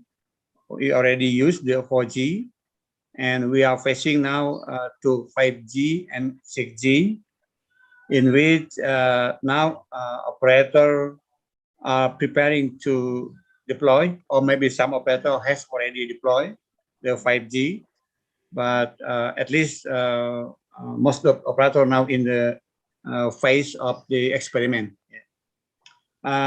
The keyword of the 5G is high capacity and spectrum efficient network, because wireless communication will need the spectrum frequency as a vehicle to conduct or to perform the communication. Right? In order to have the high capacity network and also spectrum efficient, we describe in this picture in the cubicle. So we call the axis of the X, we use the term of the spectrum extension, which is the spectrum of the frequency. And then the Z-axis, the vertical axis, is describing technology in order to use the spectrum in a most efficient way.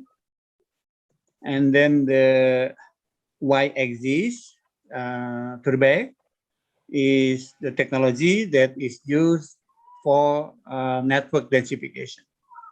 My research will focus on the Z-axis here, the vertical axis, which consists of the spectrum efficient network and also the multiple access technique that will use high capacity, that will produce high capacity network with spectrum efficient.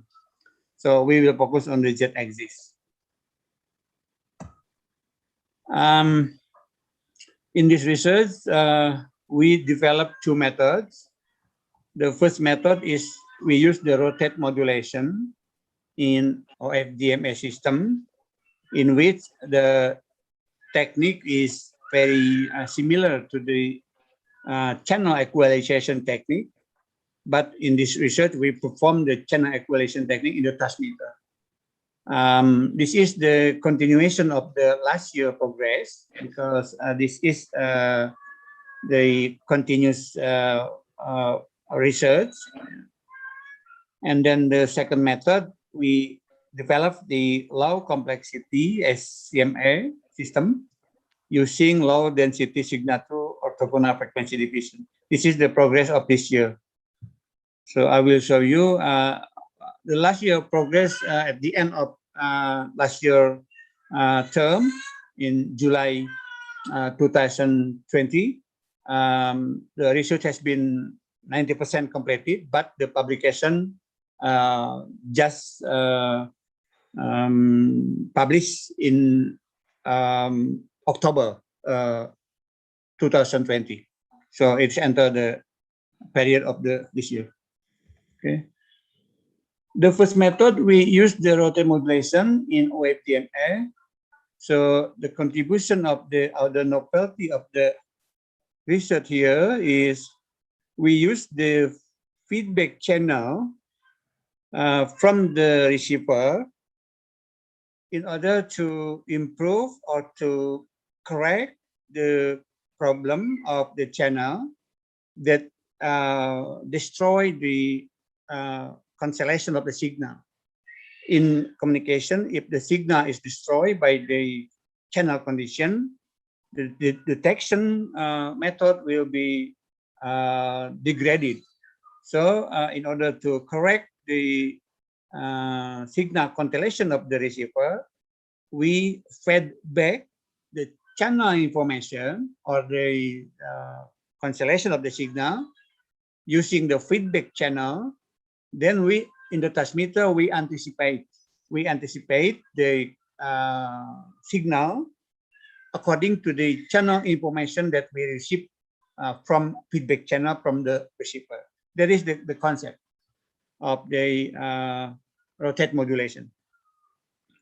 The result, we use the bit error rate performance to measure the performance indicator. Here is the curve of the BER, and we can show that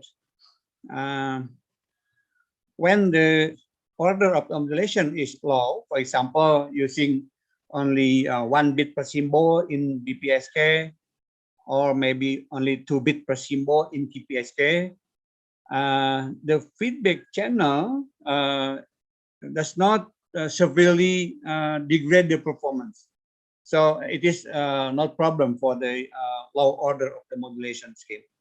But we noticed from the experiment, when we use higher order modulation order, for example, we use 16 km, or maybe we can also notice more degradation for 64 km. So the channel feedback delay is severely degraded the performance. That is the finding that we can obtain from these experiments. The experiment used the computer simulation to simulate the modulation scale. The second method, which is conducted by my students this year, she conducted the experiment to develop the low complexity ACMA detection in cognitive radio. In cognitive radio, we can use less number of resources. The resources, whether in this case, the resources is frequency spectrum in terms of the multi-carrier.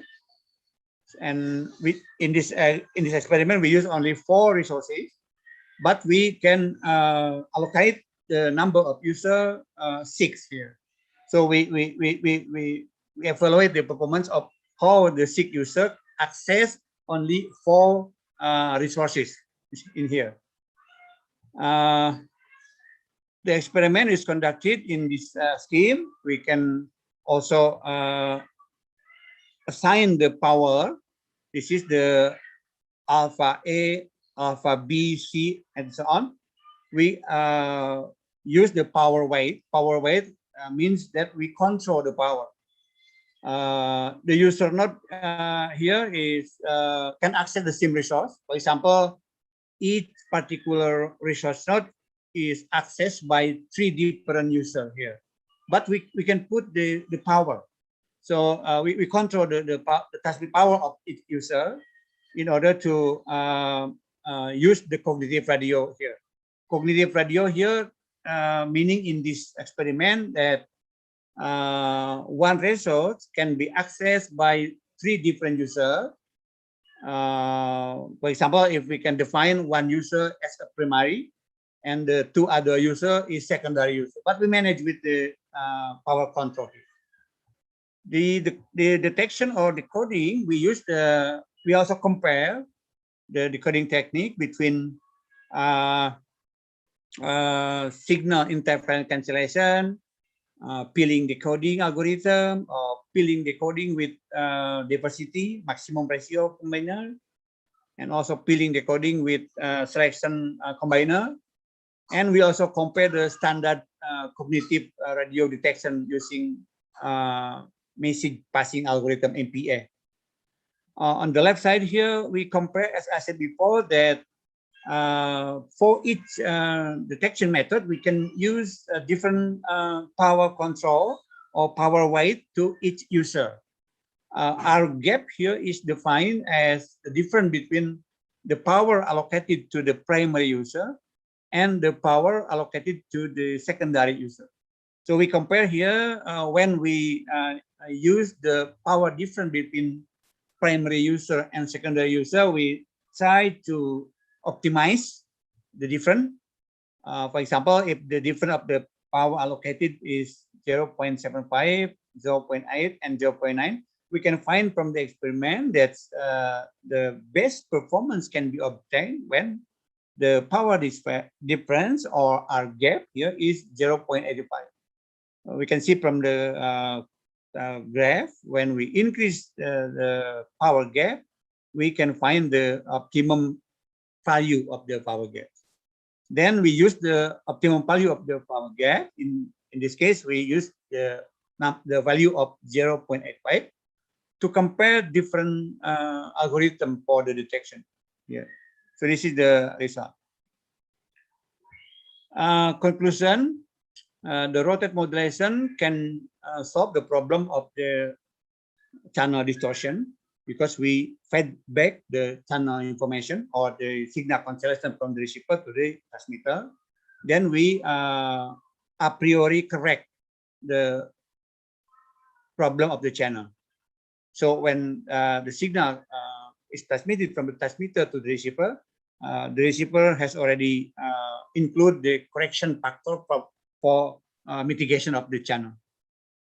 The second conclusion, when using the when we compare the different type of the decoding technique for the cognitive radio, we can show that when the power weight or the power gaps between different detection algorithm for cognitive radio, we can find one is better than the other.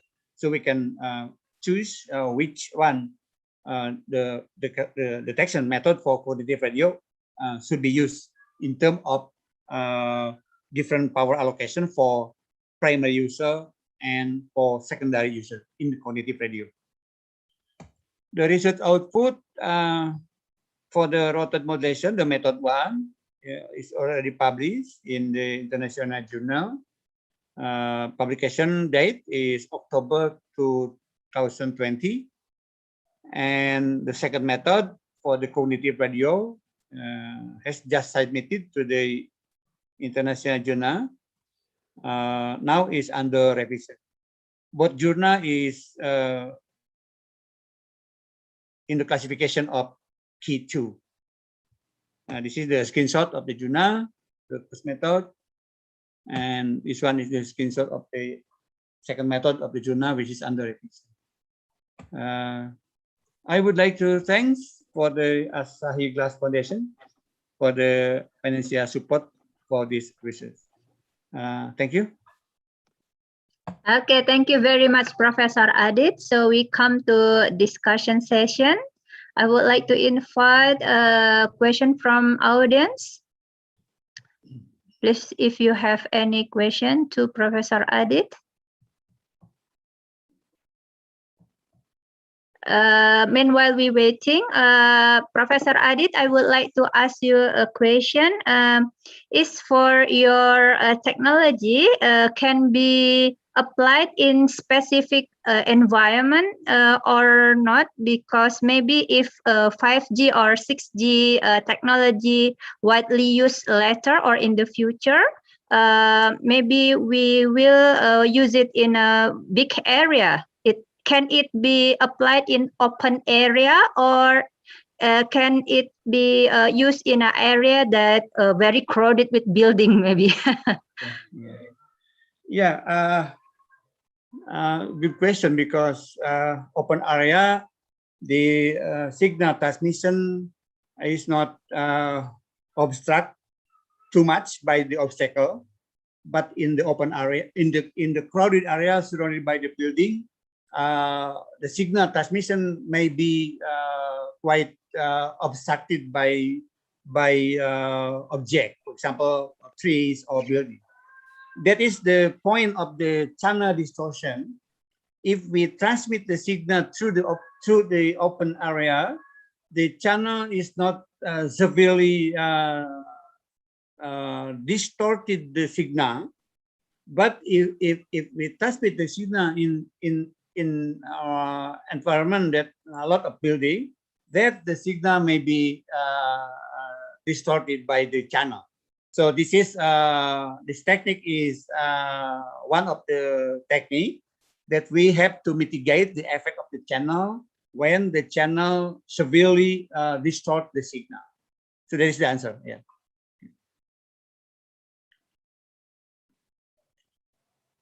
Okay, thank you very much, Professor Adit, for your explanation. So I would like to ask our audience to have a big applause for Professor Adit for his very interesting presentation. Thank you very much. So, thank you. Yeah, we will come to back again to our presenter, Mr. Rahmat, because we have a problem before. Maybe I now invite again Mr. Rahmat. Maybe if you have problem with the signal, you can turn off your video maybe. Okay. Yeah, I will turn off my video, and I will try to share my screen again. Can you see the presentation? Yeah, you can deliver it now. Okay. Thank you for the opportunity. I apologize for the technical difficulties before. I will continue my presentation.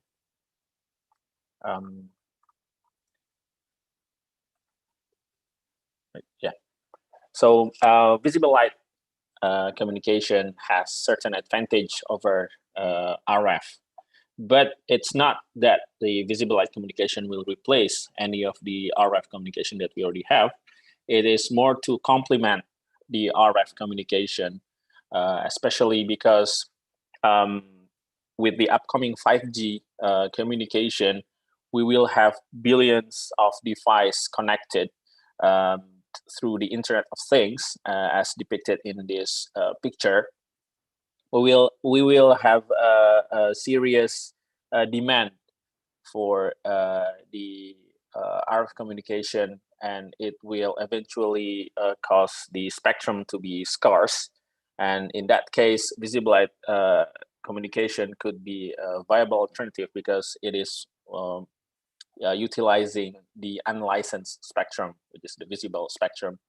And also it has a characteristic where it doesn't penetrate the skin, so it's more or less hazardless in terms of RF interference, and might have potential to be implemented in medical environment.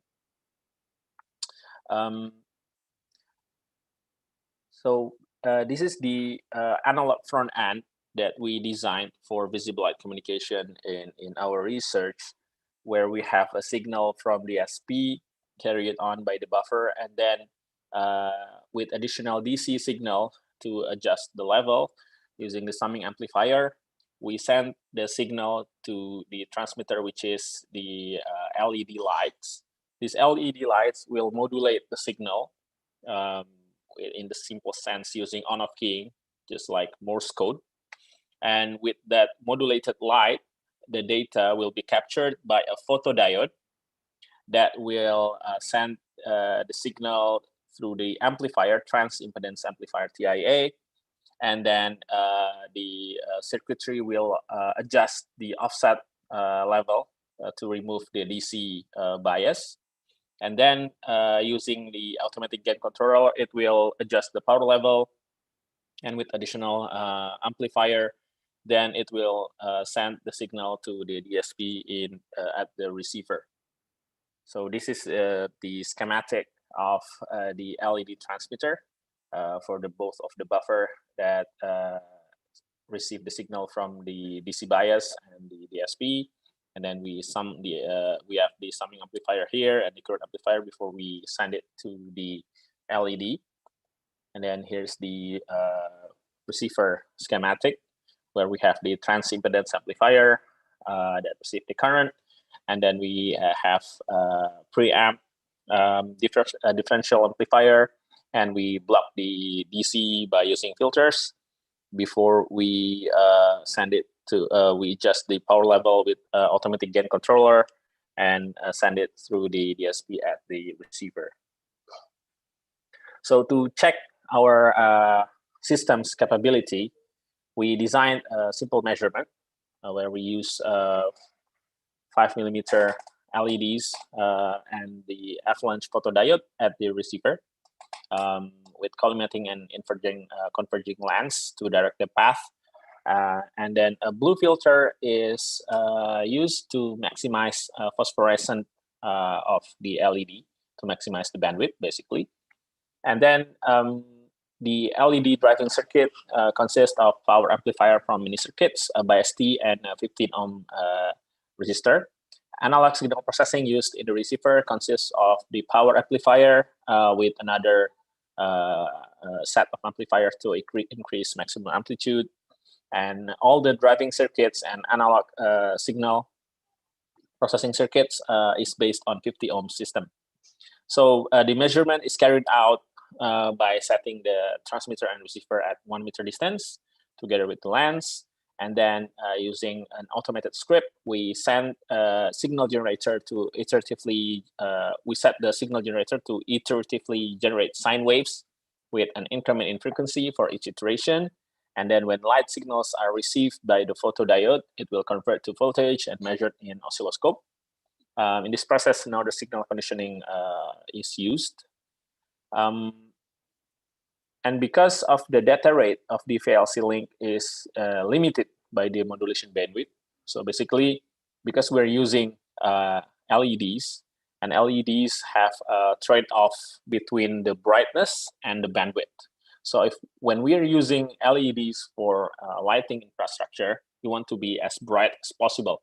But when we make it bright, simultaneously, we will give up the bandwidth in terms of how fast it can blink on and off, which means that is how fast it can send the signal.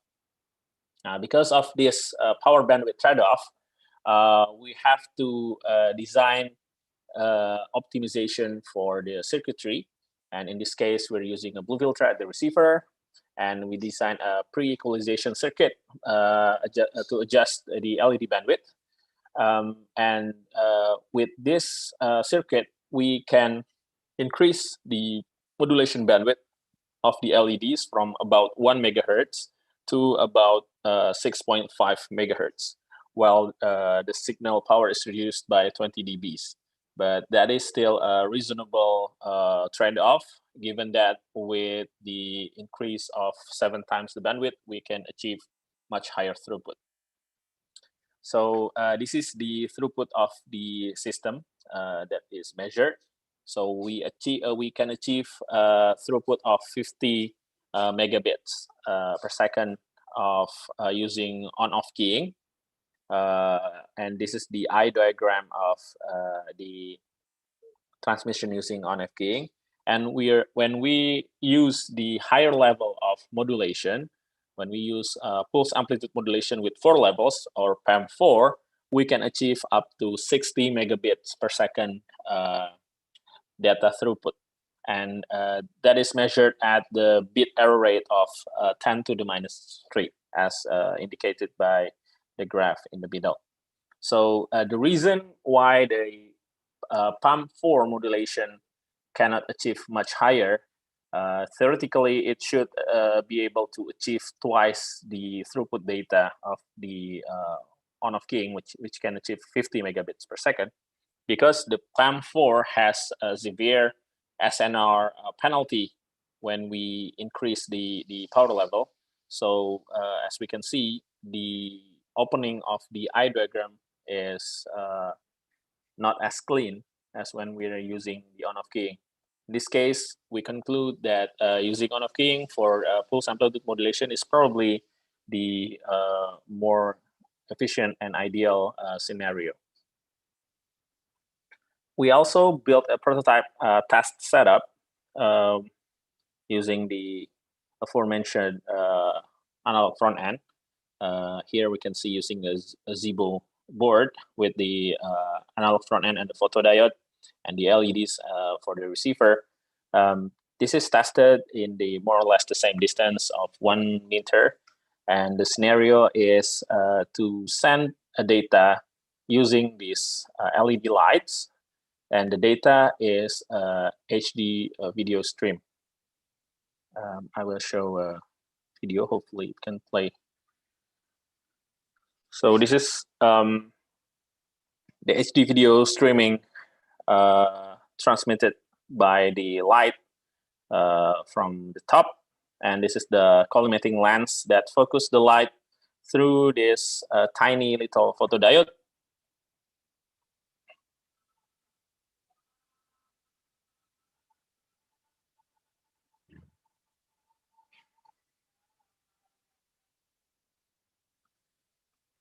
This is another experiment of transmitting the data, in this case, YouTube video streaming using the light. So this is the photodiode, and this is the analytics.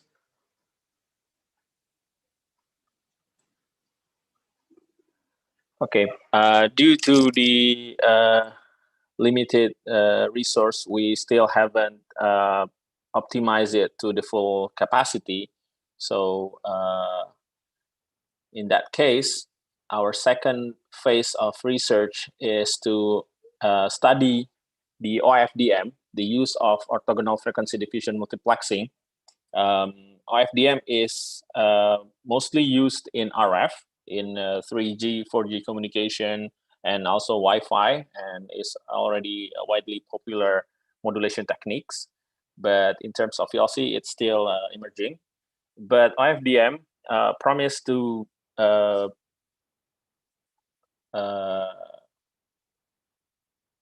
provide the significant increase in terms of data throughput, because the orthogonality of the sine waves that it can generate. So in this case, we made a baseband model to study the viability of VLC OFDM for IoT application. So this is the diagram of the transmitter and the receiver. We also built a channel model here. So this is the graphic of the OFDM frame generated by the transmitter. And we introduced time and frequency shift in the channel model using a channel model for VLC in the room of 5 by 5 meters. And then at the receiver, we detect the signal using cross correlation, where we find the peak and where we can detect the frame signals. And using the equalizer and demodulator, also a channel decoder, we can construct the signal back. And here is the quadrature amplitude modulation constellation, in this case a 16 QAM constellation constructed back from the signal that is transmitted through the VLC channel. This is the initial test of the FDM with the BPSK, so binary phase shift keying.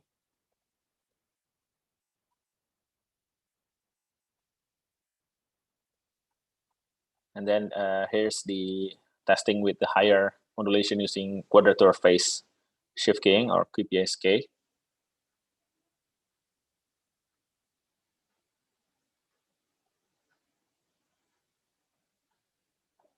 And here's the 16 QAM, or quadrature amplitude modulation, where each symbol represents 4 bits of data.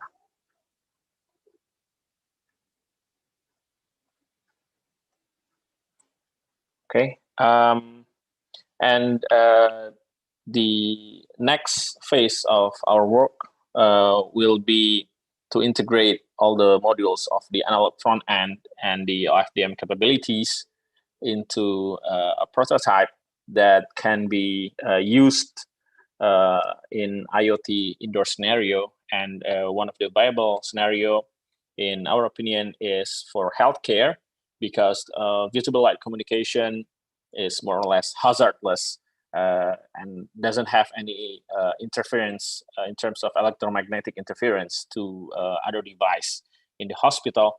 And also hospital already have a lot of lighting infrastructure in the forms of LEDs. So we can utilize the already existing light infrastructure to make it into internet medium for communications. And this is an early prototype that we have built, where we make a system that can send and receive one-way in optical wireless channel using an LED and the photodiode. And the signal sent is, for now, is just the oxygen saturation and the heart rate from the finger sensor. And we also made a prototype of the analytics for the cloud server that can monitor each of these devices. So we can use, we can scale the implementation of this IoT scenario into several rooms, for example, monitored by a central system, and so on. So that will conclude my presentation and the results findings of our study. Once again, we thank Asahi Glass Foundation for funding this research, and I will give back time to Bu Catur, as moderator. Thank you very much. Thank you very much for Pak Rahmat for your presentation. So we come to a discussion session. I would like to invite a question from audience, please. Yeah, I have a question. Is it okay? Okay, please. You can. Okay. So is it? Yeah, I mean there are two questions. First is it possible to change the visible light to infrared? Yeah. So yeah, because in case like we give the lights in the hospital, for example, yeah, sometimes it has some disturbance for the people seeing the bright lights. And the second question is, how about the effect on the data transfer? Yeah, if there is a light blocking this one. Okay, thank you. Okay, thank you for the question, Isa. So it is possible to use any other light source other than the visible light. So we can also use the infrared, and contrary to popular belief, infrared is not only for line of sight communication. So usually we use infrared for like a TV remote, right? Or other kinds of remote where we have to strictly put the receiver and transmitter on one line of sight. But the infrared is actually can be used like a regular LED bulbs. It can be a diffused source as well. In that sense, the only difference is only the color of the light, where we cannot see actually the color of the infrared. But to answer your question, it is possible, and it is already used in VLC for the uplink. Yeah, so for the uplink, we usually use infrared because we don't want the terminal device to be glowing, right? While the transmitter in the ceiling is usually comes from the light bulbs infrastructure already installed there. So when they're used as a light, it's not really annoying or to the user. But even if we if we want to try to change the wavelength, we can even use like a UV for the certain applications. So not only just for infrareds. So maybe hopefully that will answer your first question. And the second one is about the interference, light interference. So the light interference at some point will degrade the quality of the signal, of course, but that is also can be mitigated by adjusting the sensitivity of the receiver. For example,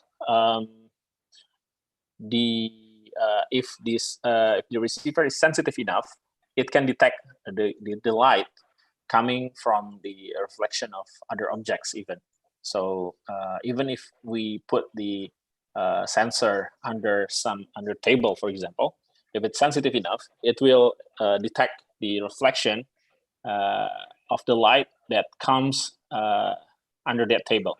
Because we know even if we put our hands, for example, under the table, we can still see our hands, even though that our hand is not directly illuminated by the light, right? Because there are many objects in the room that reflect the light to our hands. So although it's a bit dim, but we can still see many things that is not shined on directly by the light because of the diffused reflection.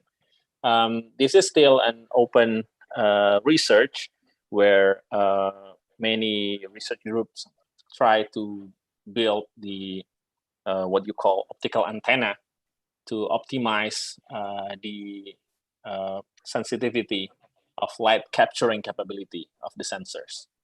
So hopefully, yeah, we can build quite sensitive receiver that can still be used even in the presence of light interference.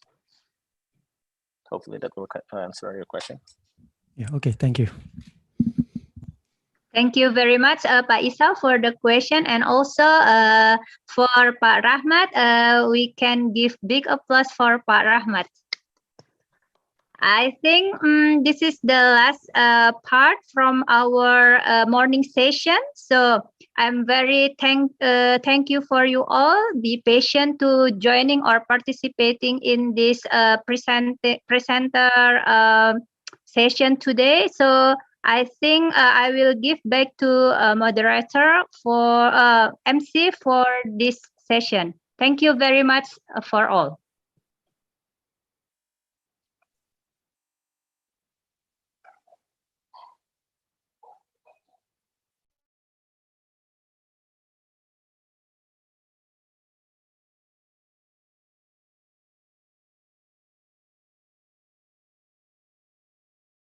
I think the MC should unmute.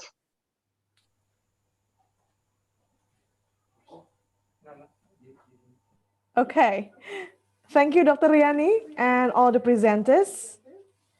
We will have an hour break. The seminar will start again at 1 p.m. Indonesia time. Please be reminded that the link to the attendance list can be accessed on the chat room.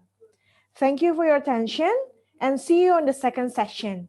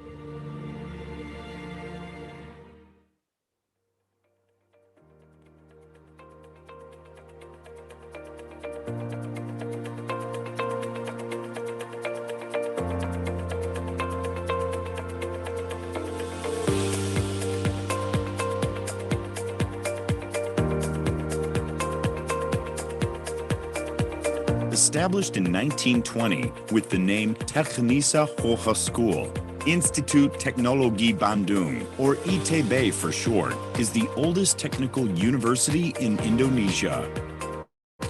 Located in Bandung City, West Java, Indonesia, ITB now has 12 faculties or schools with 49 bachelor study programs, 52 master's programs, 27 doctor's programs, and 2 professional programs.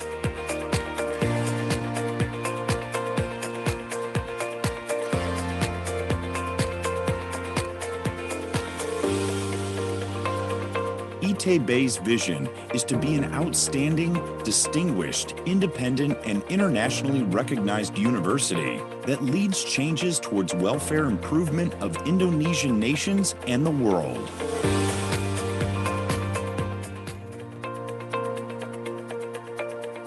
Excellence in teaching and learning's progress is marked with an accreditation that is earned on a continuous basis. 34 study programs of ITB have received accreditation from international accreditation boards. More international accreditation boards will follow. As one of Indonesia's centers of research, ITB has produced a wide range of research from 5 centers of excellence. These research projects result in excellent innovations that are expected to compete in national and international markets, which will certainly make an impact on the economy, improving it significantly.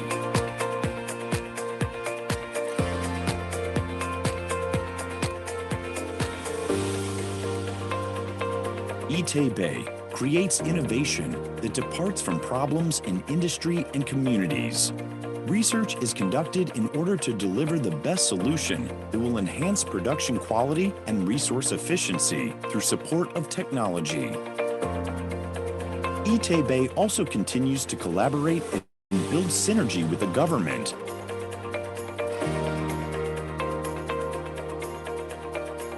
Industry,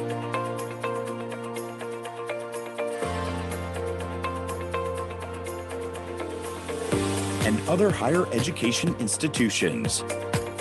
This will lead to the creation of new technology. This new technology is expected to enhance the economic prosperity of Indonesia in general. One way to make this happen is through the development of science and technoparks in various locations. ITB Innovation Park in Ganesha, ITB Innovation Park in Gede Bage, and STP Vasanta Innovation Park in Bekasi.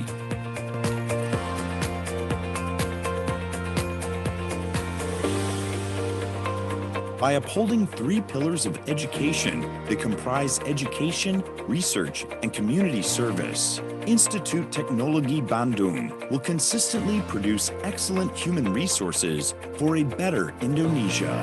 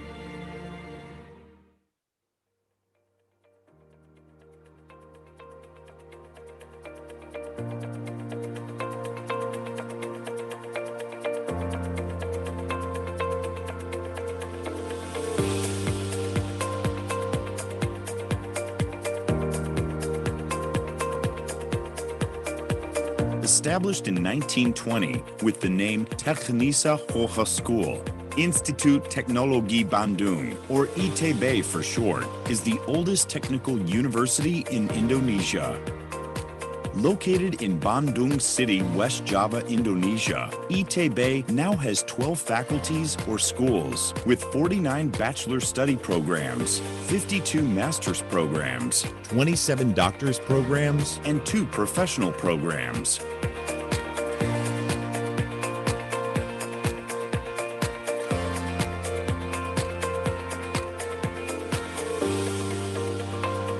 ITB's vision is to be an outstanding, distinguished, independent, and internationally recognized university that leads changes towards welfare improvement of Indonesian nations and the world.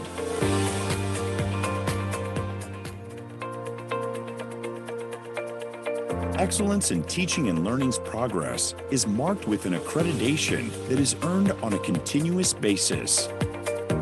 34 study programs of ITB have received accreditation from international accreditation boards. More international accreditation boards will follow. As one of Indonesia's centers of research, ITB has produced a wide range of research from 5 centers of excellence. These research projects result in excellent innovations that are expected to compete in national and international markets, which will certainly make an impact on the economy, improving it significantly.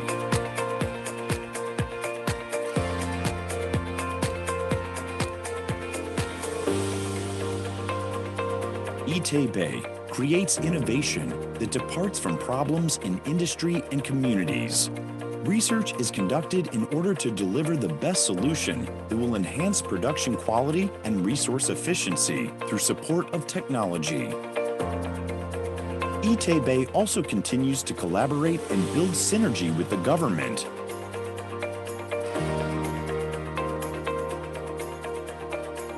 Industry,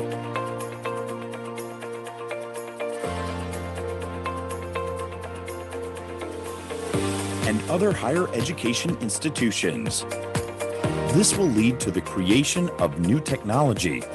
This new technology is expected to enhance the economic prosperity of Indonesia in general.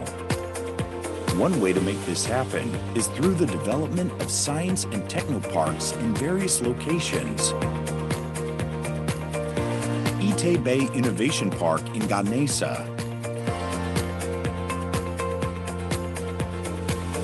ITB Innovation Park in Gede Bage, and STP Vasanta Innovation Park in Bekasi.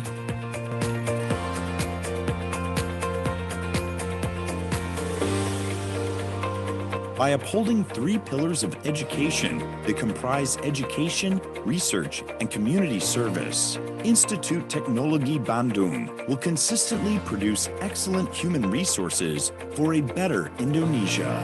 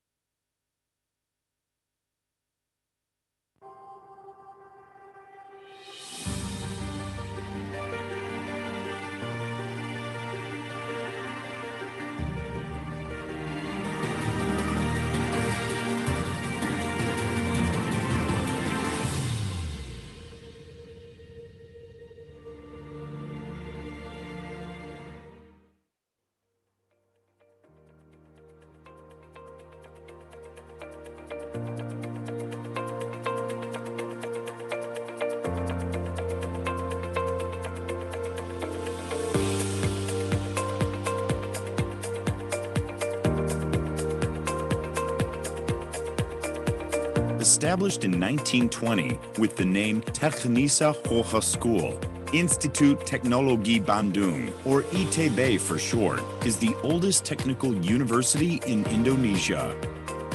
Located in Bandung City, West Java, Indonesia, ITB now has 12 faculties or schools with 49 bachelor study programs, 52 master's programs, 27 doctor's programs, and 2 professional programs.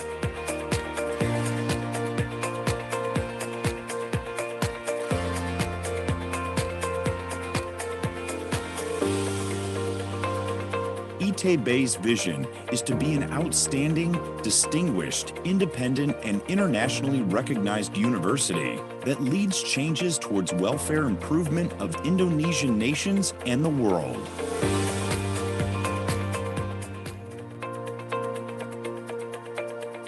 Excellence in teaching and learning's progress is marked with an accreditation that is earned on a continuous basis. 34 study programs of ITB have received accreditation from international accreditation boards. More international accreditation boards will follow. As one of Indonesia's centers of research, ITB has produced a wide range of research from 5 centers of excellence. These research projects result in excellent innovations that are expected to compete in national and international markets, which will certainly make an impact on the economy, improving it significantly.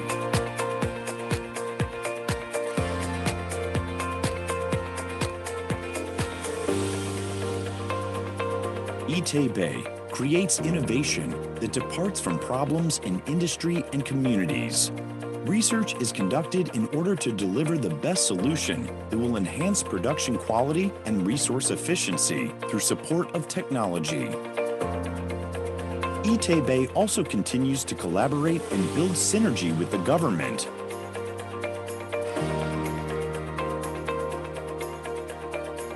Industry,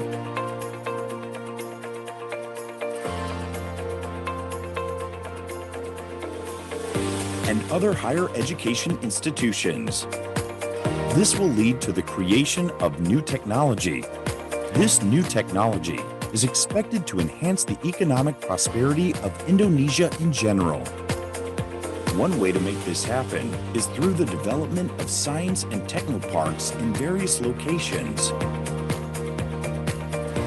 ITB Innovation Park in Ganesha, ITB Innovation Park in Gede Bage,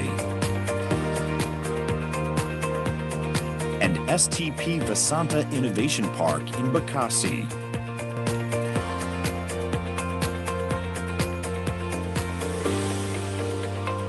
By upholding 3 pillars of education that comprise education, research, and community service, Institut Teknologi Bandung will consistently produce excellent human resources for a better Indonesia.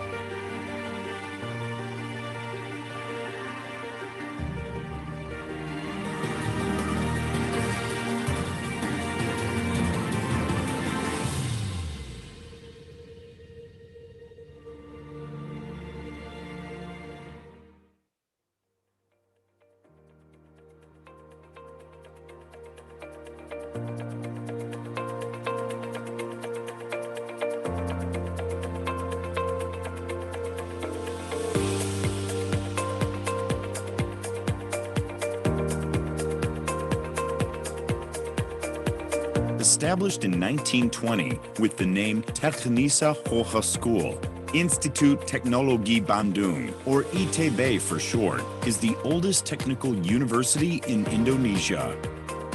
Located in Bandung City, West Java, Indonesia, ITB now has 12 faculties or schools with 49 bachelor study programs, 52 master's programs, 27 doctor's programs, and 2 professional programs.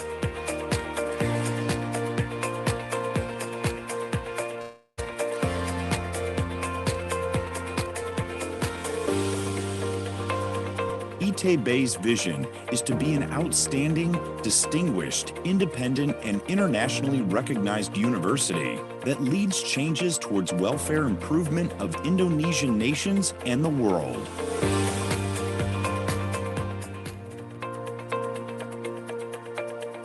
Excellence in teaching and learning's progress is marked with an accreditation that is earned on a continuous basis. 34 study programs of ITB have received accreditation from international accreditation boards. More international accreditation boards will follow. As one of Indonesia's centers of research, ITB has produced a wide range of research from 5 centers of excellence. These research projects result in excellent innovations that are expected to compete in national and international markets, which will certainly make an impact on the economy, improving it significantly.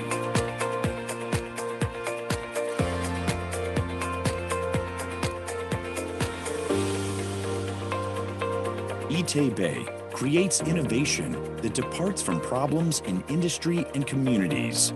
Research is conducted in order to deliver the best solution that will enhance production quality and resource efficiency through support of technology. ITB also continues to collaborate and build synergy with the government.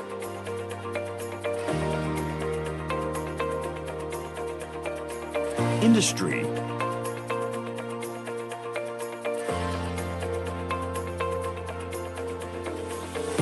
and other higher education institutions. This will lead to the creation of new technology. This new technology is expected to enhance the economic prosperity of Indonesia in general. One way to make this happen is through the development of science and technoparks in various locations. ITB Innovation Park in Ganesha, ITB Innovation Park in Gede Bage, and STP Vasanta Innovation Park in Bekasi.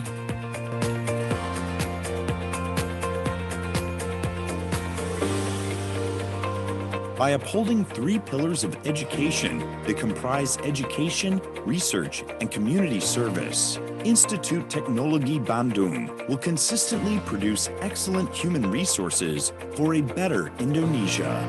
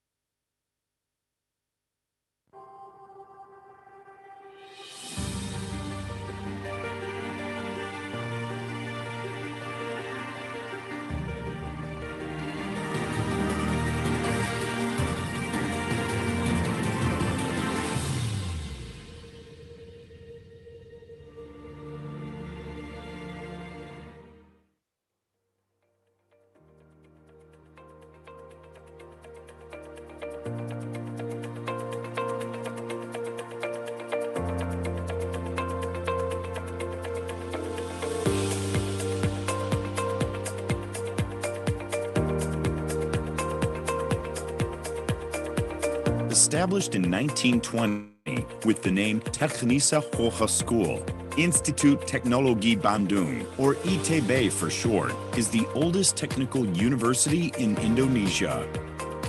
Located in Bandung City, West Java, Indonesia, ITB now has 12 faculties or schools with 49 bachelor study programs, 52 master's programs, 27 doctor's programs, and 2 professional programs.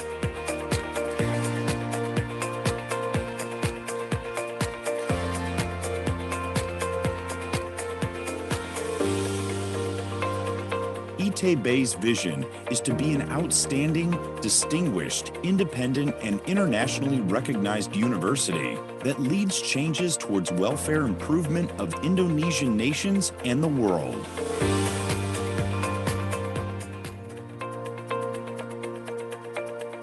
Excellence in teaching and learning's progress is marked with an accreditation that is earned on a continuous basis. 34 study programs of ITB have received accreditation from international accreditation boards. More international accreditation boards will follow. As one of Indonesia's centers of research, ITB has produced a wide range of research from 5 centers of excellence. These research projects result in excellent innovations that are expected to compete in national and international markets, which will certainly make an impact on the economy, improving it significantly.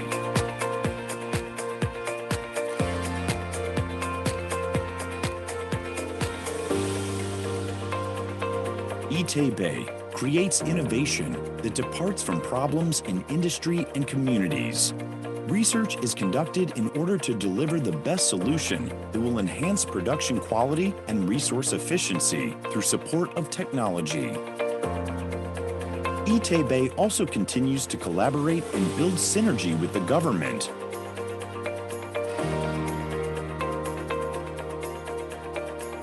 Industry,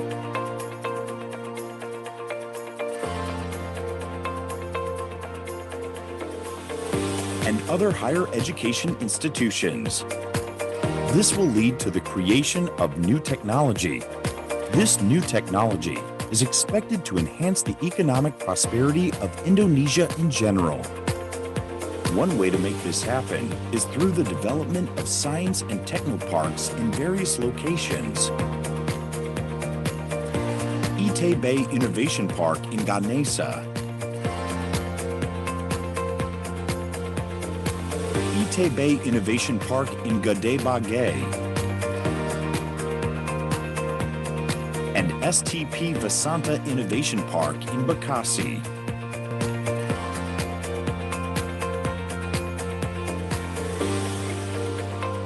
By upholding 3 pillars of education that comprise education, research, and community service, Institut Teknologi Bandung will consistently produce excellent human resources for a better Indonesia.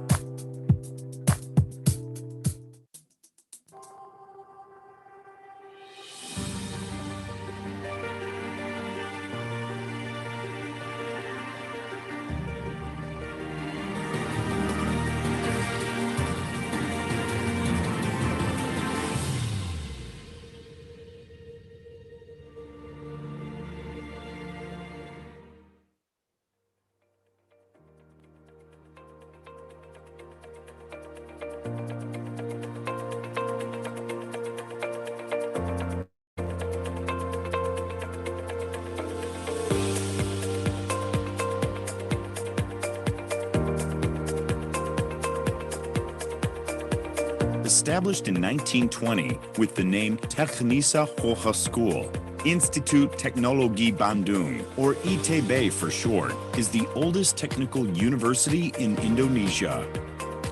Located in Bandung City, West Java, Indonesia, ITB now has 12 faculties or schools with 49 bachelor study programs, 52 master's programs, 27 doctor's programs, and 2 professional programs.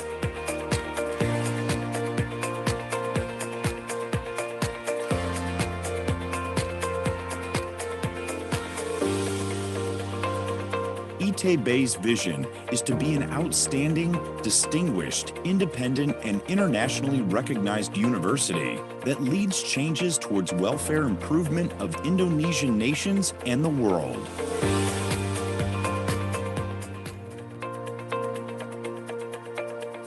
Excellence in teaching and learning's progress is marked with an accreditation that is earned on a continuous basis. 34 study programs of ITB have received accreditation from international accreditation boards. More international accreditation boards will follow. As one of Indonesia's centers of research, ITB has produced a wide range of research from 5 centers of excellence. These research projects result in excellent innovations that are expected to compete in national and international markets, which will certainly make an impact on the economy, improving it significantly.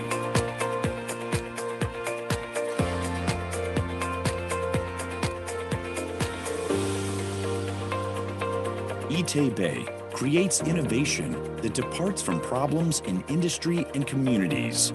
Research is conducted in order to deliver the best solution that will enhance production quality and resource efficiency through support of technology. ITB also continues to collaborate and build synergy with the government.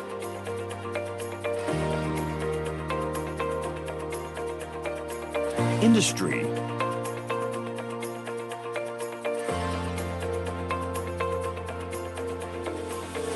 and other higher education institutions.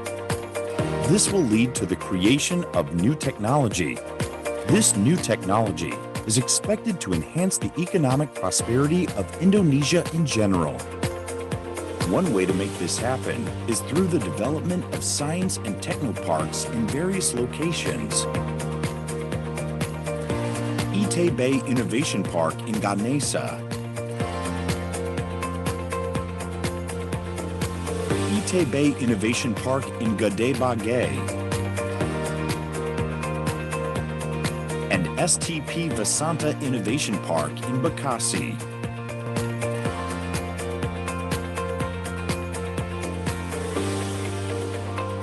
By upholding 3 pillars of education that comprise education, research, and community service, Institut Teknologi Bandung will consistently produce excellent human resources for a better Indonesia.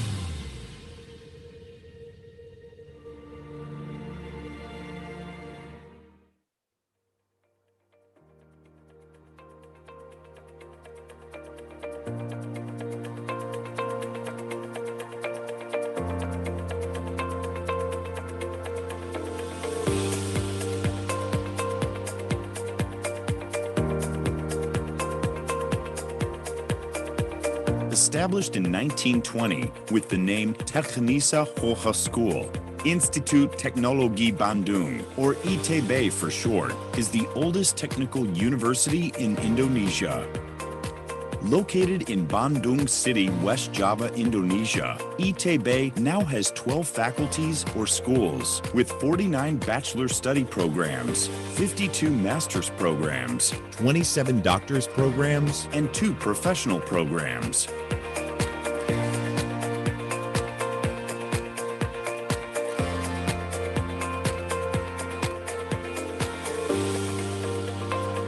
ITB's vision is to be an outstanding, distinguished, independent, and internationally recognized university that leads changes towards welfare improvement of Indonesian nations and the world.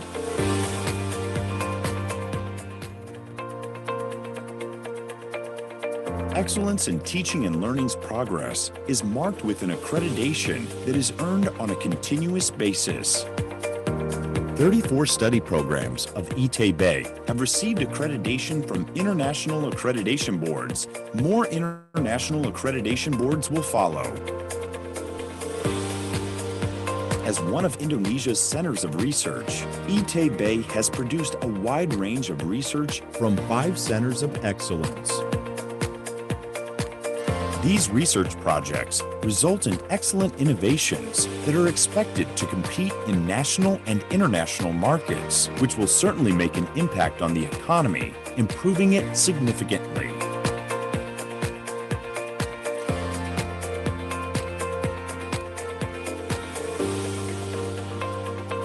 ITB creates innovation that departs from problems in industry and communities. Research is conducted in order to deliver the best solution that will enhance production quality and resource efficiency through support of technology. ITB also continues to collaborate and build synergy with the government.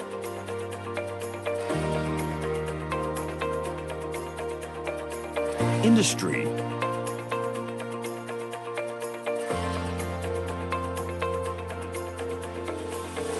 and other higher education institutions. This will lead to the creation of new technology.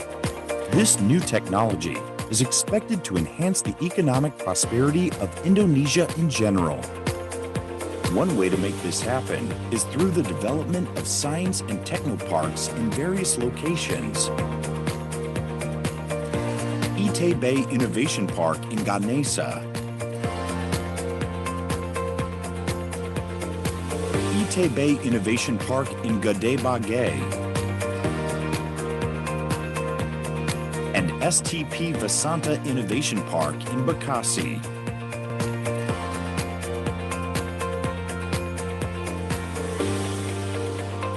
By upholding 3 pillars of education that comprise education, research, and community service, Institut Teknologi Bandung will consistently produce excellent human resources for a better Indonesia.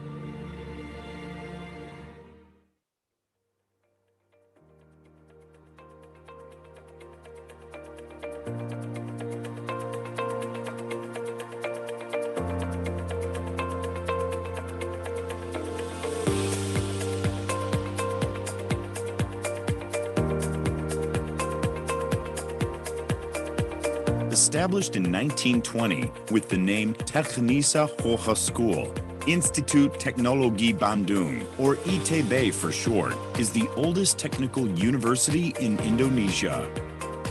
Located in Bandung City, West Java, Indonesia, ITB now has 12 faculties or schools with 49 bachelor study programs, 52 master's programs, 27 doctor's programs, and 2 professional programs.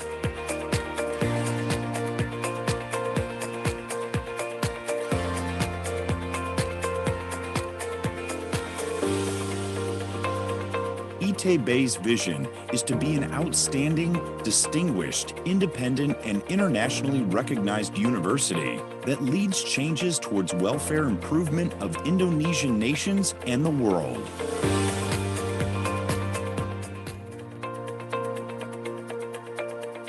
Excellence in teaching and learning's progress is marked with an accreditation that is earned on a continuous basis. 34 study programs of ITB have received accreditation from international accreditation boards. More international accreditation boards will follow. As one of Indonesia's centers of research, ITB has produced a wide range of research from 5 centers of excellence. These research projects result in excellent innovations that are expected to compete in national and international markets, which will certainly make an impact on the economy, improving it significantly.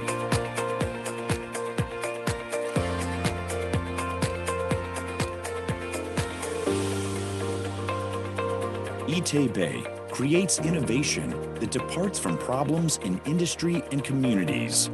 Research is conducted in order to deliver the best solution that will enhance production quality and resource efficiency through support of technology. ITB also continues to collaborate and build synergy with the government.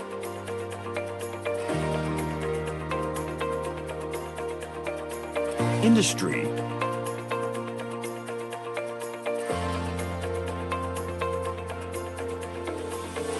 and other higher education institutions. This will lead to the creation of new technology. This new technology is expected to enhance the economic prosperity of Indonesia in general. One way to make this happen is through the development of science and technoparks in various locations. ITB Innovation Park in Ganesha, ITB Innovation Park in Gede Bage, and STP Vasanta Innovation Park in Bekasi.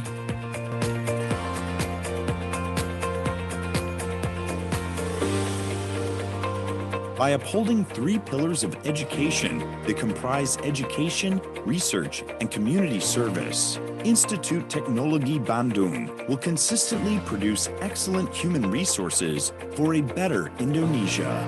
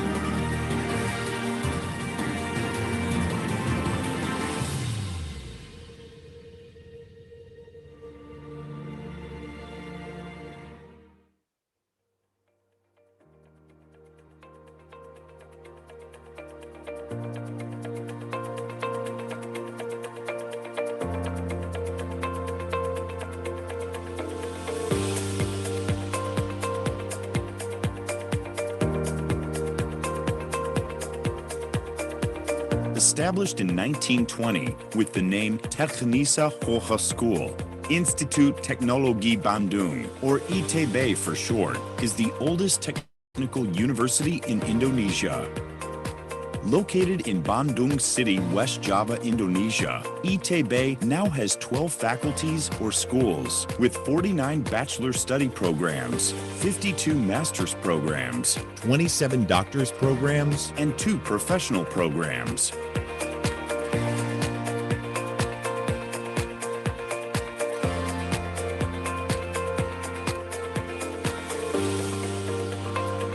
ITB's vision is to be an outstanding, distinguished, independent, and internationally recognized university that leads changes towards welfare improvement of Indonesian nations and the world.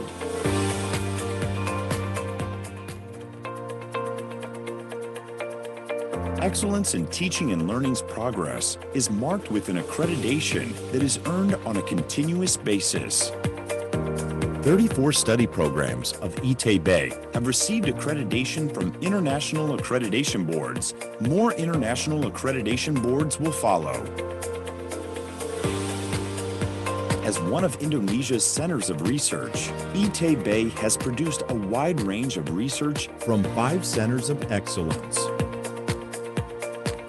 These research projects result in excellent innovations that are expected to compete in national and international markets, which will certainly make an impact on the economy, improving it significantly.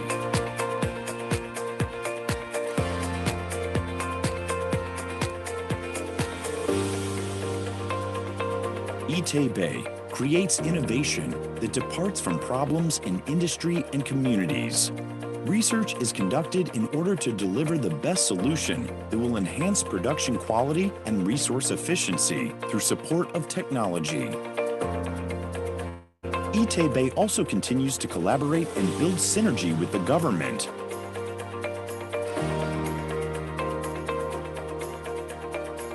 Industry,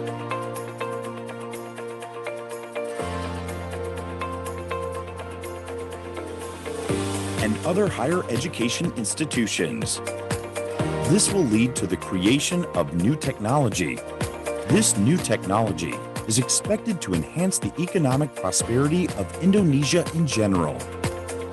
One way to make this happen is through the development of science and technoparks in various locations.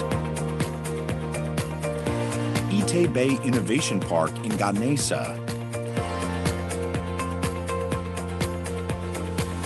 ITB Innovation Park in Gede Bage, and STP Vasanta Innovation Park in Bekasi.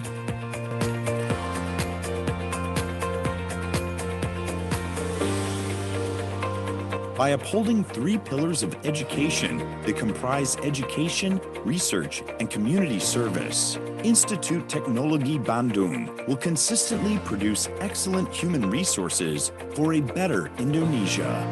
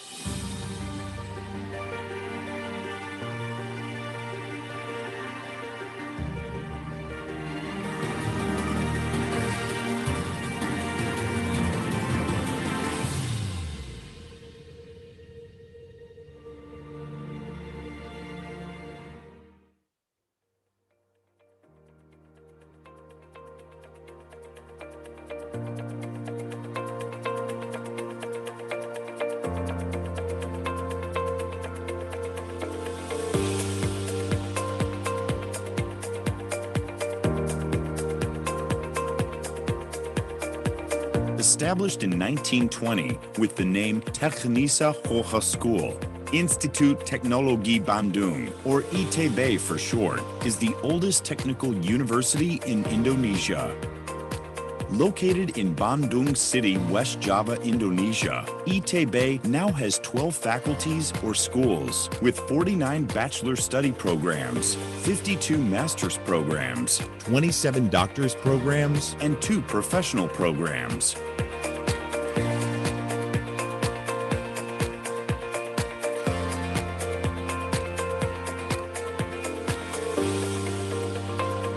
ITB's vision is to be an outstanding, distinguished, independent, and internationally recognized university that leads changes towards welfare improvement of Indonesian nations and the world.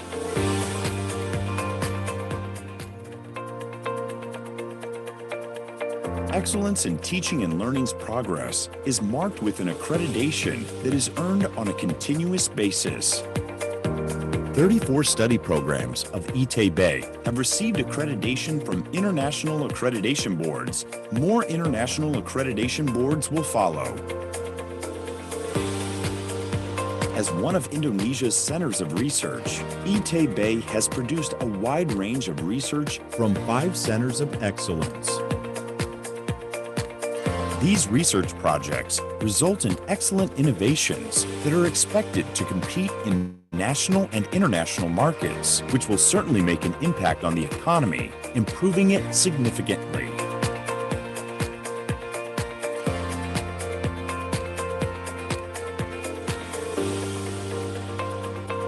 ITB creates innovation that departs from problems in industry and communities. Research is conducted in order to deliver the best solution that will enhance production quality and resource efficiency through support of technology. ITB also continues to collaborate and build synergy with the government.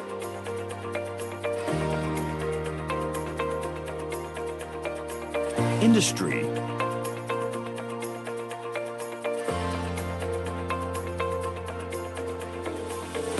and other higher education institutions. This will lead to the creation of new technology. This new technology is expected to enhance the economic prosperity of Indonesia in general.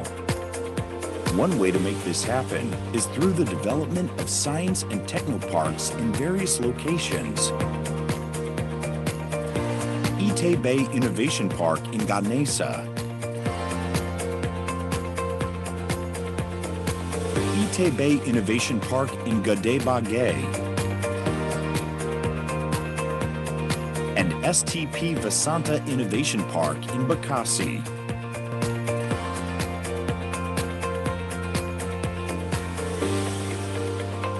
By upholding 3 pillars of education that comprise education, research, and community service, Institut Teknologi Bandung will consistently produce excellent human resources for a better Indonesia.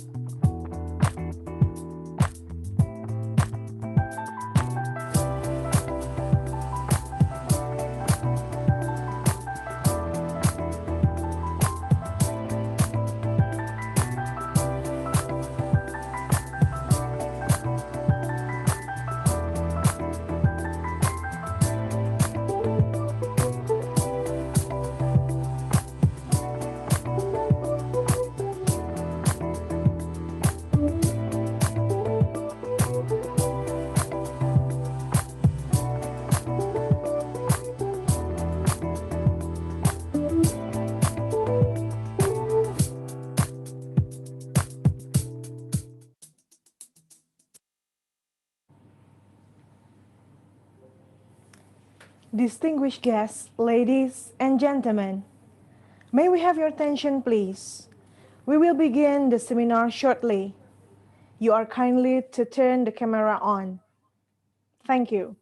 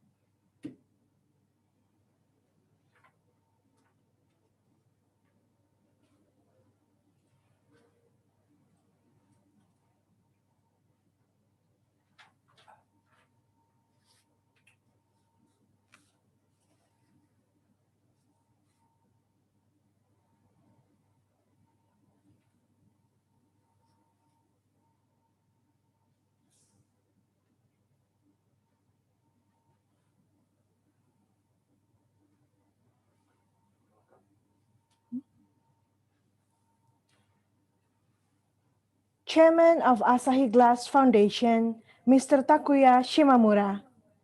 The President of PT Asahi Mas Chemical, Mr. Jun Miyazaki. Secretary of Asahi Glass Company, Ms. Kumi Araki. Distinguished guests, ladies and gentlemen. Good afternoon and welcome back to virtual grand ceremony and seminar on research findings assisted by the Asahi Glass Foundation 2021. We will continue this seminar with the opening ceremony. I would like to invite Professor Raini Wirahadikusuma, PhD, Rector of Institut Teknologi Bandung, for the opening address and to declare the seminar open. Ladies and gentlemen, please welcome Professor Raini Wirahadikusuma, PhD. Mr. Takuya Shimamura, Chairman of Research Grant of Asahi Glass Foundation, Mr. Hiroyuki Watanabe, Senior Executive Director of Asahi Glass Foundation, ITB researchers, ladies and gentlemen, Assalamualaikum warahmatullahi wabarakatuh. Warmest greetings from Bandung. Institut Teknologi Bandung is again very grateful for the opportunity to execute the Asahi Glass Foundation Research Grant throughout this year. This collaboration has started since 1988 and also has endured this global pandemic. During this very difficult time, both parties still committed to continue our tradition and holding the grant ceremony and seminar, although virtually. I'm informed that today we will witness the presentation of 14 research results, and we will also celebrate the grant ceremony for 14 recipients, which were selected from 45 highly competitive proposals. The criteria are very comprehensive. They include intellectual merit, broader impacts of the proposal, output target, and of course the track record of the principal investigator. Mr. Chairman, I would also like to mention that the Asahi Glass Foundation cooperation with ITB has been giving us very high impact in improving the research culture of our people. We are also delighted that today we are signing the extension of MOU for 3 more years, 2022-2025. ITB has been serving the country for 101 years.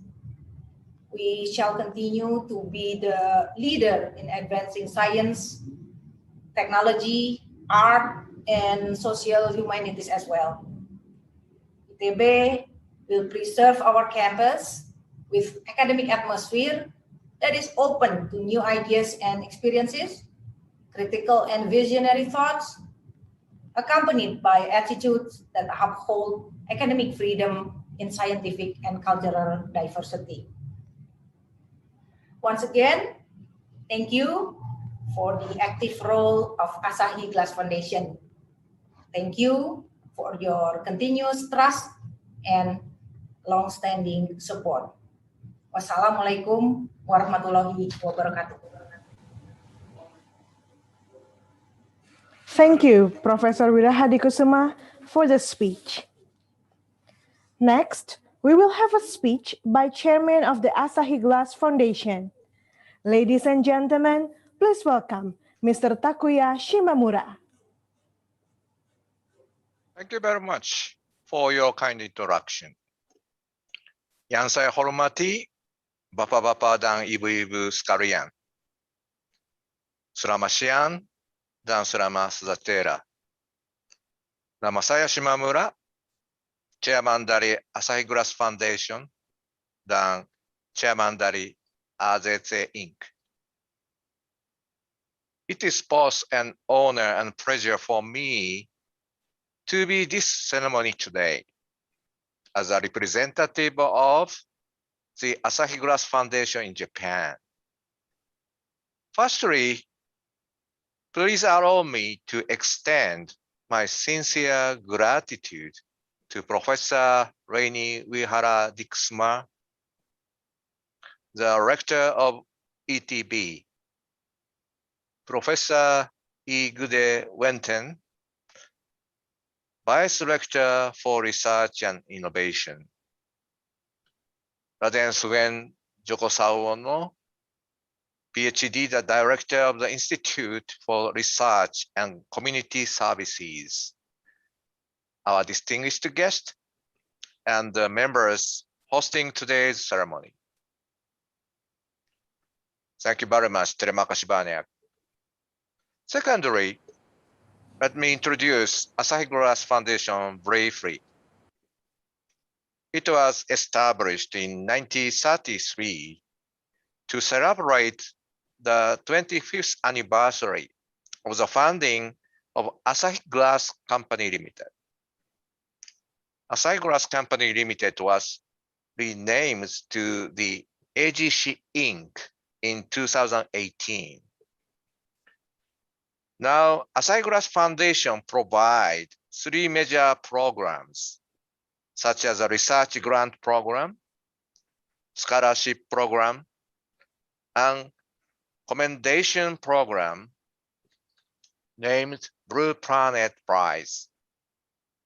In addition, we have publicized the annual survey on the global environment named Environment Doomsday Clock in terms of the relationship between AGC Inc. and Indonesia. In 1972, AGC began to produce flat glass in Indonesia and expanding its business to automotive glass and chemicals. Today, AGC is the biggest market share in terms of architecture glass field and automotive business field in the world.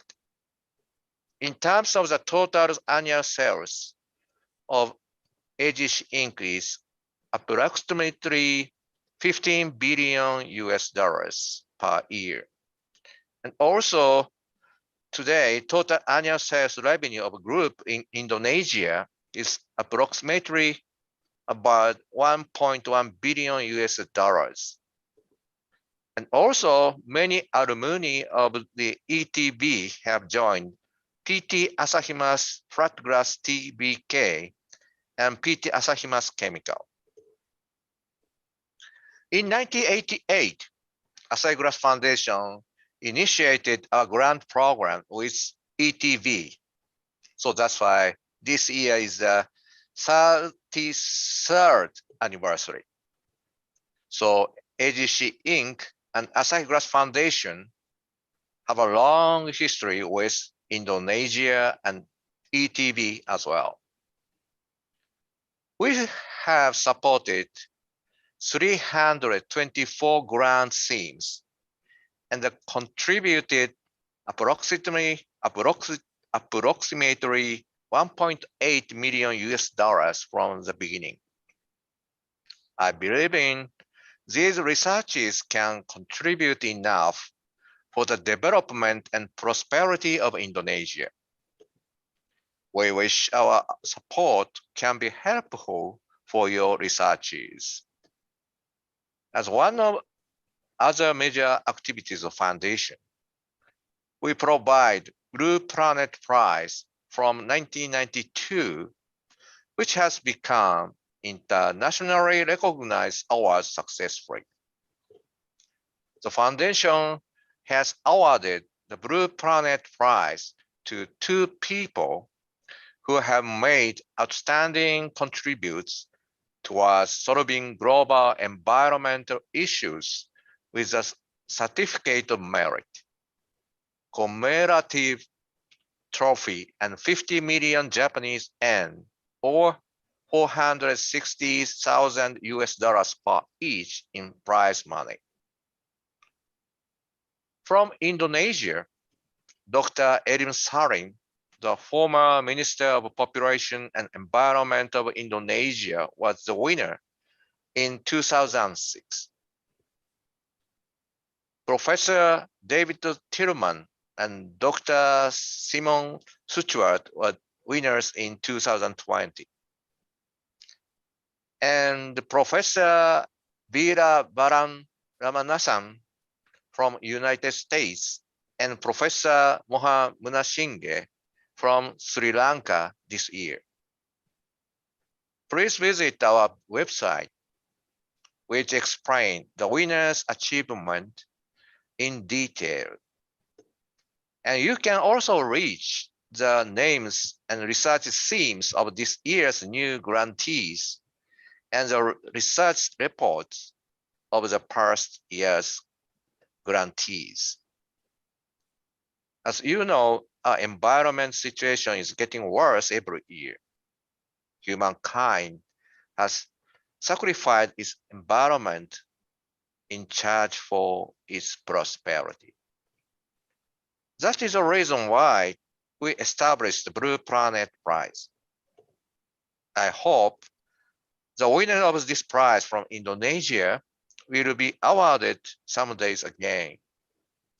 I sincerely hope all of researchers here can contribute to our precious blue planet through your researches.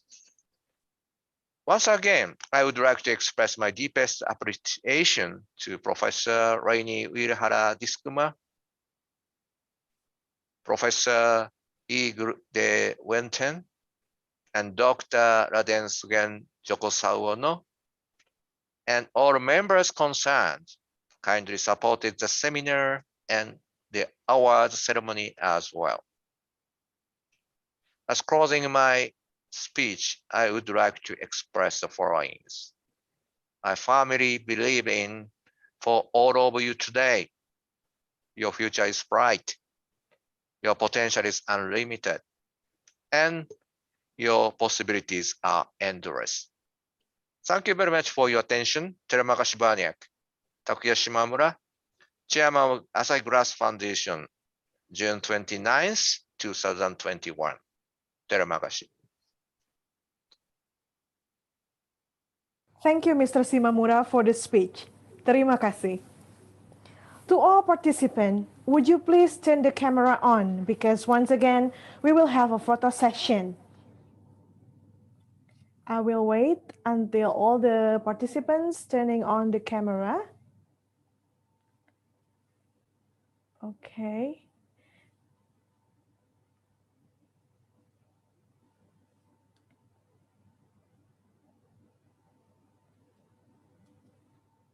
Okay.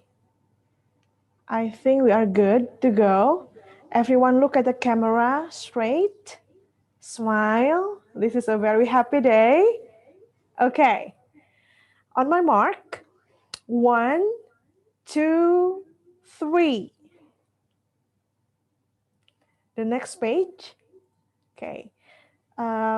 Please still smile because we will never know where we are on the screen. Okay. 1, 2, 3. Okay, thank you very much. Thank you, everyone. Ladies and gentlemen, our next agenda is signing the Memorandum of Understanding between the Asahi Glass Foundation and Institut Teknologi Bandung. To sign the Memorandum of Understanding, we would like to invite Chairman of the Asahi Glass Foundation, Mr. Takuya Shimamura, Rector of Institut Teknologi Bandung, Profesor Reini Wirahadikusuma, PhD,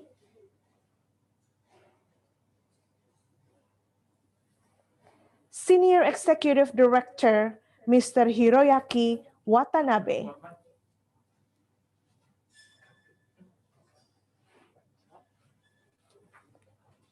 Head of LPPM ITB, Dr. Joko Sarwono.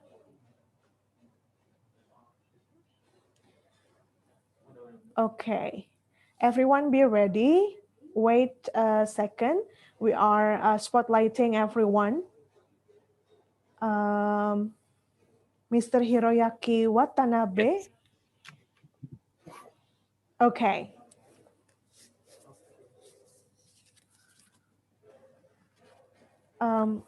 You may proceed. You may start signing the MOU.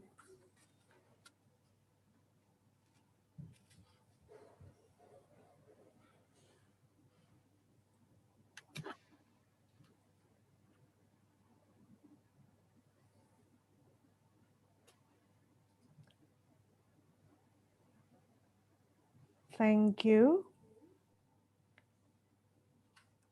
If it is done, please kindly show the signed paper to the camera.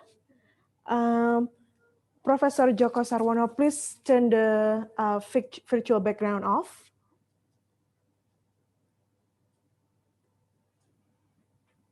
Watanabe-san, onegai shimasu.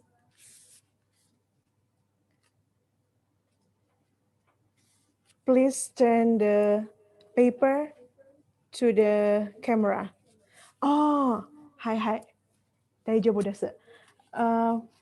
Professor Sarwono, is the paper? Okay. All right. Are we ready? 1, 2, 3. Smile. Okay. Once more. Probably I have to say ichi, ni, san. Okay. Thank you so much. Thank you, everyone. Thank you.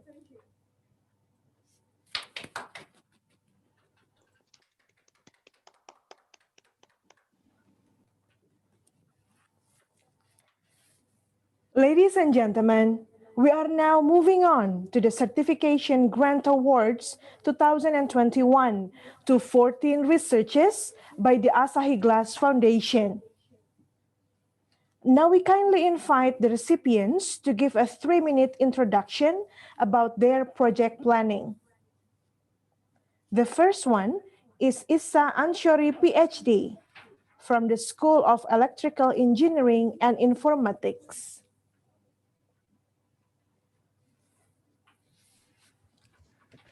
Thank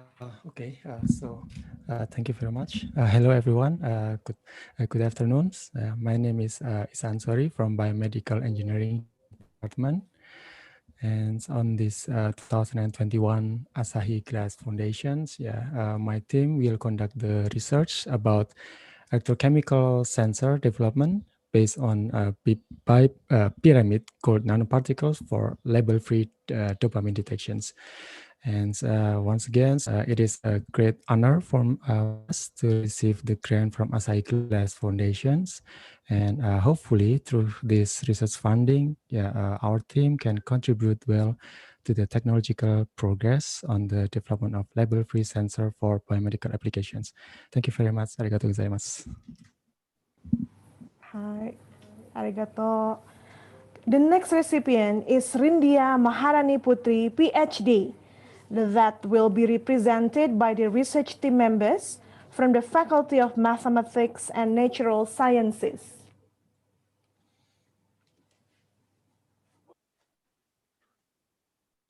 Okay, my name is Wibawa Hendra Saputra. On behalf of Rindia Maharani Putri, as the leader of this proposed research, I will give a brief explanation about our research funded by Asahi Glass Foundation 2021. So in this proposed research, we aim to demonstrate the transformations of the biosilica of Cyclostera striata, a species of the atom abundantly found in Indonesia shores, into a titanium dioxide modified photocatalyst. So the developed catalyst will be evaluated for the photocatalytic treatment of Indonesian palm oil plantation waste, namely palm oil mill effluent or POMI. So to this end, hopefully this research can actually tackle this environmental issue and hopefully can transform renewable marine products into high value and functional materials for environmental remediations. So thank you very much for Asahi Glass Foundations for funding this proposed research. Arigatou gozaimasu. Right. The next one is Dr. Endra Gunawan from the Faculty of Mining and Petroleum Engineering. Hello, good afternoon, everyone. My name is Endra Gunawan from Faculty of Mining and Petroleum Engineering. My research title is about hunt for fault source responsible for damaging Jakarta metropolitan area environmentally. Here, we will use a modern geophysical instrument to understand the responsible fault source and the mechanism of earthquake damaging Jakarta. Thank you, Asahi, for the support. The next recipient is Dr. Megawati Zunita from the Faculty of Industrial Technology. Okay, thank you very much for the opportunity. My name is Megawati Zunita from Chemical Engineering Department. We will do research about formic acid production from biomass using ionic liquid-based process with assisted by Asahi Glass Foundation 2020. As we know that formic acid can be used as a carrier agent for hydrogen fuel in the future. Currently, the efficiency production of the FA from lignocellulosic biomass is restricted by several challenges associated with the use of the appropriate solvent catalytic systems and reaction processing parameters. So I will use the biomass from the Indonesian natural resources, and then the assessing literature indicates that the reaction processing parameters and the ionic liquid properties are the key aspects that essentially determined. So in our team, we will do further research efforts are needed to improve process efficiency for sustainable FA synthesis. That's all the summary of our research. Thank you very much for the attention. Next one is Dr. Tech Dudi Darmawan Wijaya that will be presented by Nabila Putri MT from the Faculty of Earth Sciences and Technology. Thank you for the opportunity. My name is Nabila Putri. Our research is about a space-based geodetic approach for mitigating hydrometeorological disasters in Indonesia. Hydrometeorological disasters are the type of disasters that occur most frequently in Indonesia. And we need to monitor atmospheric water vapor in order to prepare for the disaster mitigation. And for this research, we will use data from GNSS and satellite altimetry, and we will combine both methods to get a whole picture of atmospheric water vapor in the whole of Indonesian region. So we will try to develop a new and optimal method for processing and analyzing space geodetic data over the equatorial regions, and also to establish an automatic system for monitoring long-term variations of atmospheric water vapor in Indonesia. Thank you. The next one is Dr. Eng Yosi Agustina Hidayat from the Faculty of Industrial Technology. Okay, good afternoon, everyone. I'm Yosi from Faculty of Industrial Technology, Institut Teknologi Bandung. According to the Rakuten Insight, there are some emerging customer behavior change during the novel coronavirus or COVID-19 outbreak in the way of purchasing and shopping method. So according to the fact that the online shopping is increasing rather than in-store shopping continues to grow, the amount of plastic packaging waste is getting higher. We know that plastic packaging is one of the greatest contributors to the total plastic waste because of its shortest lifespan among other plastic products. And Indonesia is also known as the second largest contributor in the world to the plastic pollutants in the oceans. Today, Indonesia Express delivery market faces primary challenges regarding the momentum, including rapid increase of parcels, overpackaging, and plastic package recycling. Current consumption trend leads to significant growth rate of parcel shipment, causes express delivery players face overpackaging problem. Overpackaging was initiated in order to minimize damage during transportations of the product. Furthermore, the thin, low-quality plastic is still used as the main alternative for packaging. It has a low recycling rate of a great volume. Thus, it results in higher plastic packaging waste. Ellen MacArthur Foundation reported that there are estimated 150 million tons of plastic in the oceans, and if current trends continues, the global quantity of plastic is projected to increase by 250 million tons. Therefore, it is very important to mitigate the increasing number of plastic packaging waste by implement a sustainable waste plastic management system. In order to gain necessary and valid information, in our research, we propose several methods and techniques to evaluate the appropriate policy for the government in the reverse logistic and circular economy policies.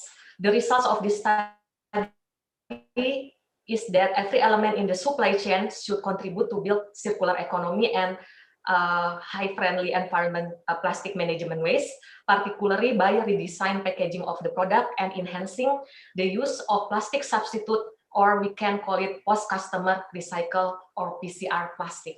Thank you very much. The next recipient is Azania Fibriani, PhD, from the School of Life Sciences and Technology. Thank you very much. My name is Azania Fibriani from School of Life Science and Technology. I hope you can hear my voice clearly. So thank you for Asahi Grant Foundation for this grant. So actually my topic is related with COVID-19. As we know, the COVID-19 is newly pandemic that affect all aspects in the worldwide. And on the other hand, we also know that some microorganisms, they also has the enzyme like receptor in humans. So our idea is, how about if we do some isolations in the ACE2-like receptors from microorganisms. In this case is from microorganism from fermented food in Indonesia. So this idea comes out, then we think that it can be a promising research to get the drugs for COVID-19. Thank you very much. The next recipient is Nurrohman Wijaya, MSc, from the School of Architecture, Planning and Policy Development. Hello, everyone.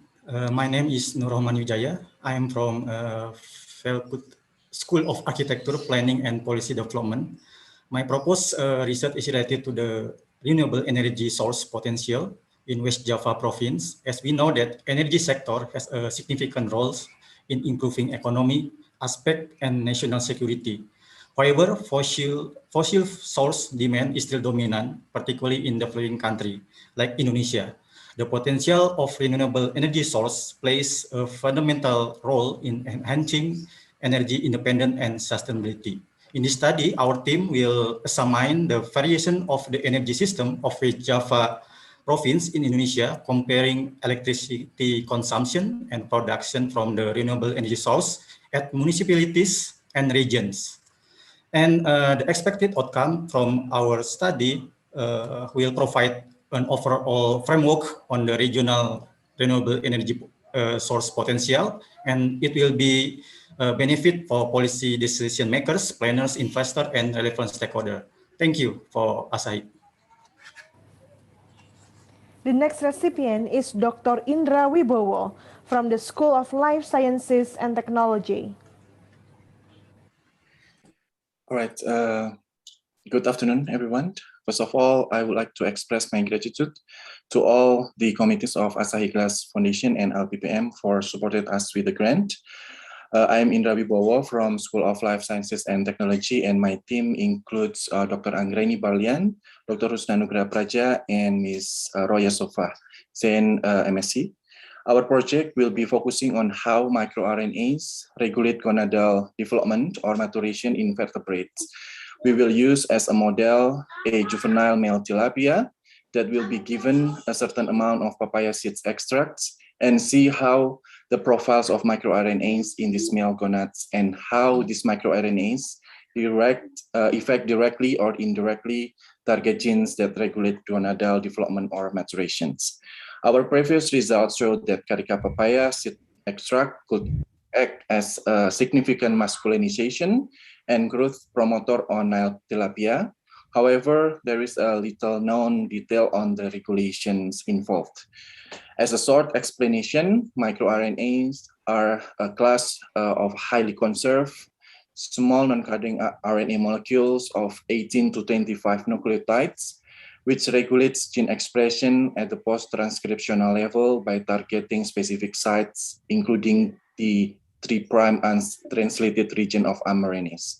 MicroRNAs play important roles in controlling multiple biological processes, such as cell proliferations and differentiation, embryonic development, apoptosis, cell cycle control, and immune and stress responses in various organs. To study these microRNAs, we will use recent advances in sequencing technologies that have allowed us to identify microRNAs and their potential direct target genes in wide variety of wild and aquaculture fish species. So that our study aims to identify the total express of microRNA, transcriptome profile, and the distinct microRNA signatures involved in gonadal maturation and development, and to determine the regulatory effects of dietary supplementation of papaya seeds diet on male Nile tilapia. So we are hoping that this finding will be able to contribute scientifically, as well as provide information on the improvement of fisheries, especially in Indonesia. Thank you. The next recipient is Helen Julian, PhD, from the Faculty of Industrial Technology.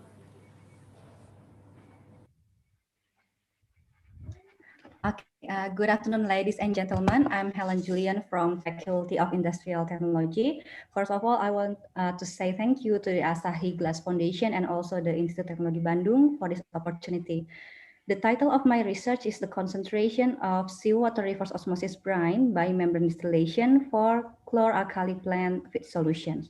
So as we all know that the feed of chloralkali plant is hypersaline brine solution contains up to 300 grams per liter of high purity sodium chloride.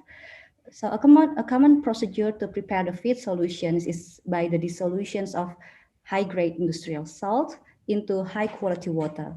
The production of industrial salt and the high-quality water separately itself requires extensive amount of energy. So in this research, we propose another procedure for the CAP feed solution preparations. For the feed, we can use the high concentration NaCl, which can be obtained from the seawater reverse osmosis brine, which is usually considered as a waste. So for the concentration of the seawater reverse osmosis brine, we propose the use of the membrane distillation application.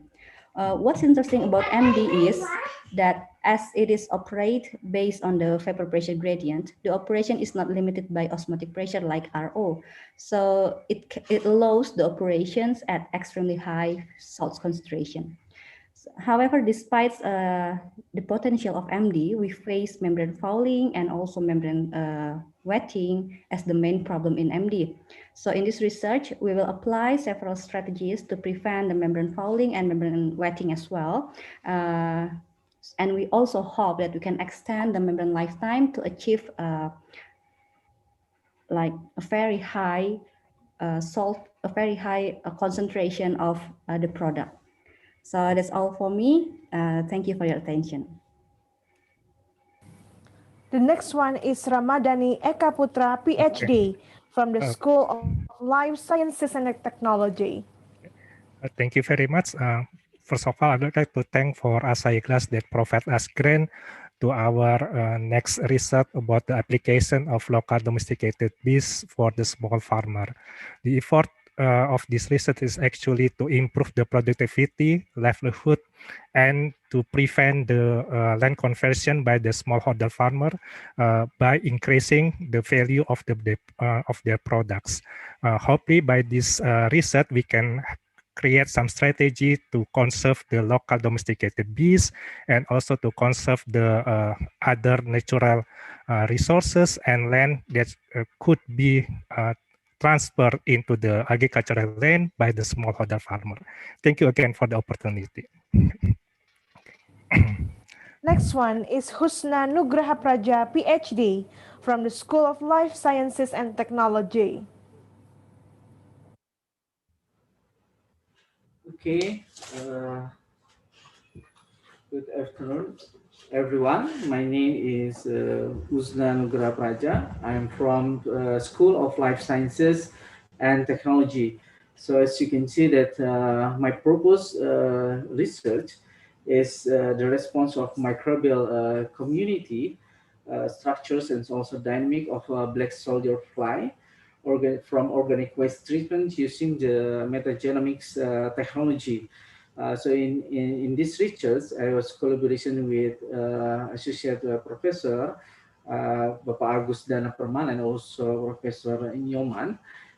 We are aware that the emerging use of the black soldier fly as one of alternative to treat the organic waste now is quite emerging in the society, especially also in household. But then also the people try to use it also as a feed for the chickens or any. But then we want to see the inside from the microbiome, from the gut of the black soldier fly. We want to know whether the input for input food for the black soldier fly can also affect the gut microbiome inside the black soldier fly, because some of the study shows that the input of the food for the black soldier fly also can introduce the pathogen inside. There's some things that we need to investigate more. So we try to use the different kind of input food for the black soldier fly, and we try to investigate the microbiome structures in the gut of a black soldier fly. And we hope by using the omics technology, means the next generation sequencing technology, we can see the structures of the gut microbiome inside, and we can see whether the black soldier fly also can be applied or safe, at least safe, to use as a feed, and also for the environmental things. Thank you very much for the Asahi Glass Foundations to give me the grant to conduct the research, and also for the ITB for reviewed my proposal and accepted. Thank you very much. The next recipient is Dr. Magdalena Leni Situmorang from the School of Life Sciences and Technology. Hello, good afternoon, distinguished guests. ladies and gentlemen in Japan and Indonesia. My name is Magdalena Lenis Utomorang from the School of Life Sciences and Technology. I'm very grateful to receive the Asahi Glass Foundation Research Grant 2021. With Professor Dr. Godri Swatika and Dr. Kamarisima as team members. Our proposed research entitled Symbiotic Modulation of Gut Microbiome, Metabolic Function and Metabolic Profile of Shrimp Grow-out Culture in Biofloc Production System. The application of symbiotic, which is a conjunction between pro and prebiotics, through culture water addition and or through diet supplementation, appears to be a promising biocontrol strategy against disease. Not only to improve the growth, but also increasing the immunity and also disease resistance of shrimp culture. However, the mode of action of the symbiotic technology are not fully understood. So in general, in our proposed study, we are going to unravel the unregulatory role of the symbiotic, consisted of red seaweed, microalgae, and also probiotics containing Halomonas and also Bacillus strains, in improving the productivity and also the quality of shrimp produced in a closed aquaculture system using biofloc technology. So in this study, we are going, the symbiotic modulation of the shrimp gut microbiome composition will be investigated using the 16S rRNA NGS method, while the microbiome metabolic function will be investigated using the biological plate assay. It is expected that this study will produce relevant and also crucial information needed for further optimization and also further implementation of the symbiotic technology as for disease biocontrol strategy as an approach to reach not only a resilient but also sustainable aquaculture production in Indonesia and also globally. So thank you very much for Asahi Glass Foundation for the research funding. Arigatou gozaimasu. And also I thank LPPM ITB for all of the coordination efforts. Good afternoon. I give back the floor to the moderator. Thank you. The next one is Professor Dr. Daryono Hadi Cahyono from the School of Pharmacy.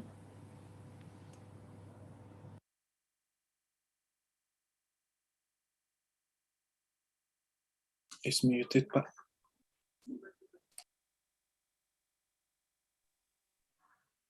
Good afternoon, everyone. Konnichiwa, minasama. As we know, lung cancer is the highest prevalent cancer compared to other types of cancer types. And there is increasing number of new cases and deaths every year. And the major of this cancer are the non-small cell lung cancer types. Now, the conventional therapy is the EGFR inhibitors. It has been used clinically, but there was no significant increase in patients' survival rates. This is because the lack of the effectiveness of the drugs as well as the resistance incident. So in our research proposals, our team will design and synthesize a functionalized epidermal growth factor receptor ligand as anti-cancer candidate for non-small cell lung cancer. Thank you, Asahi Foundation, for supporting our research. Domo arigatou gozaimasu. Thank you. Now we will have another virtual photo session. We would like to invite all of the guests from the Asahi Glass Foundation, Director of ITB, and all awardees to turn the camera on. Please turn the virtual background off and show the certificates to the camera.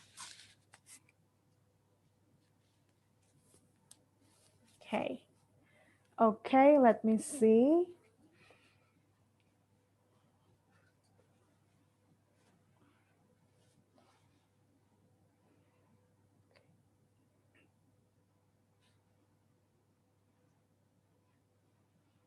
Okay, all the awardees show the certificate, please.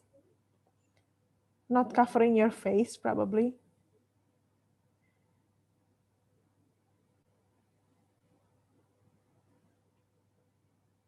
Okay.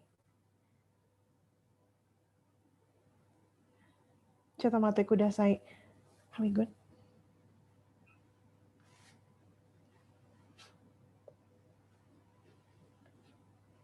Okay. On my mark. 1, 2, 3. The next slide, please. Okay. 1, 2, 3. Thank you so much.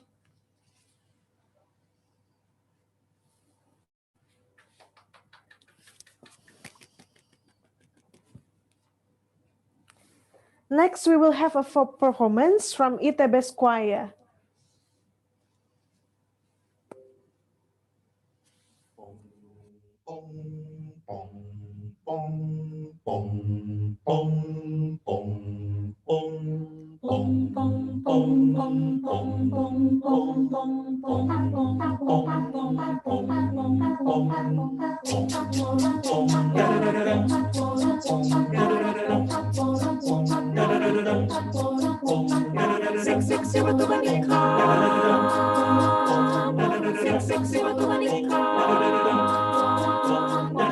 Sik si batu manikam ni parjoget sarmanikot tam dinamangingani si bambang kara jula jula si bambang kara jula jula. Sik si batu manikam ni parjoget sarmanikot tam dinamangingani si bambang kara jula jula si bambang kara jula jula.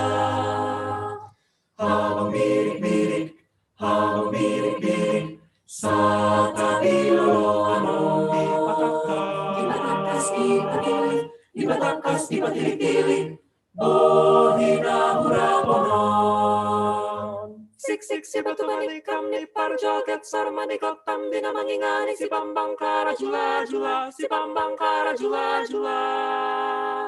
Sik si batu manikam ni parjoget sarmanikot tam dinamangingani si bambang kara jula jula si bambang kara jula jula. Daun tutu si hupi, daun tutu si hupi yang bosok masuk suga. Daun tutu nauli yang bosok dengan maroha. Dadadadadam, dadadadadam, dadadadadam, dadadadadam. Sik si batu manikam, dadadadadam, sik si batu manikam, dadadadadam. Sik si batu manikam ni parjoget sarmanikot tam dinamangingani si bambang kara jula jula si bambang kara jula jula. Sik si batu manikam ni parjoget sarmanikot tam dinamangingani si bambang kara jula jula si bambang kara jula jula. Sik si batu manikam ni parjoget sarmanikot tam dinamangingani si bambang kara jula jula si bambang kara jula. Sik si batu manikam ni parjoget sarmanikot tam dinamangingani si bambang kara jula jula si bambang kara jula jula. Horas!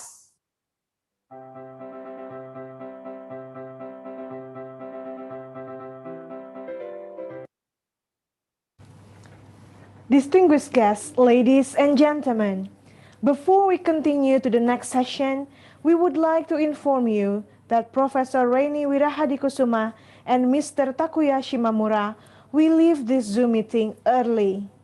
Once again, we would like to thank Mr. Shimamura and Professor Wirahadikusuma for the attendance. Okay, everyone. All the best. Distinguished guests, ladies and gentlemen, please be reminded that the link to the attendance list can be accessed on the chat room. Now we are going to start with the third session of this seminar that will be delivered by 6 research grantees.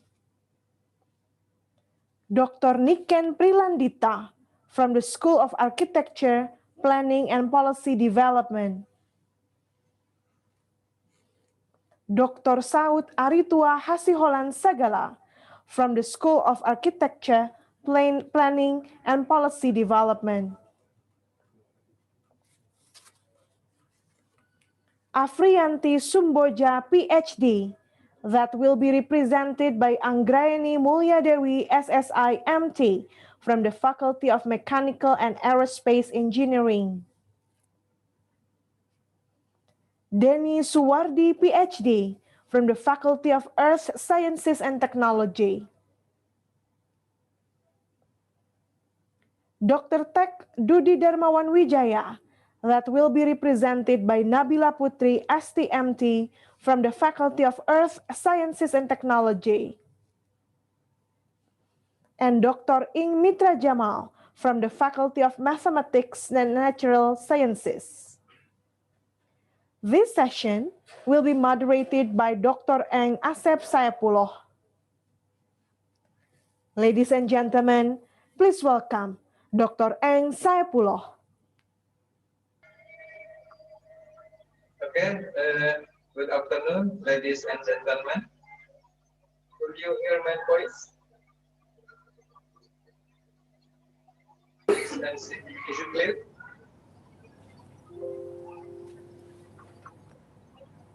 My voice is clear or not? Yes, sir. Okay. Thank you. Ladies and gentlemen, my name is Asep Saifullah. So I'm a chairperson to this session. This afternoon session is about energy, disaster mitigations, and material science. We will have 6 researchers who will present the research finding, which is funded by Asahi Glass Foundations. Okay, and let me explain firstly about the rules to this session. Each presenter has 10 minutes to explain research finding, and then followed by 5 minutes for questions or discussions from all participants. Any questions, please raise your hand firstly or directly open your mic. Otherwise, you can write down your question to chat box if your speaker is a problem. Okay?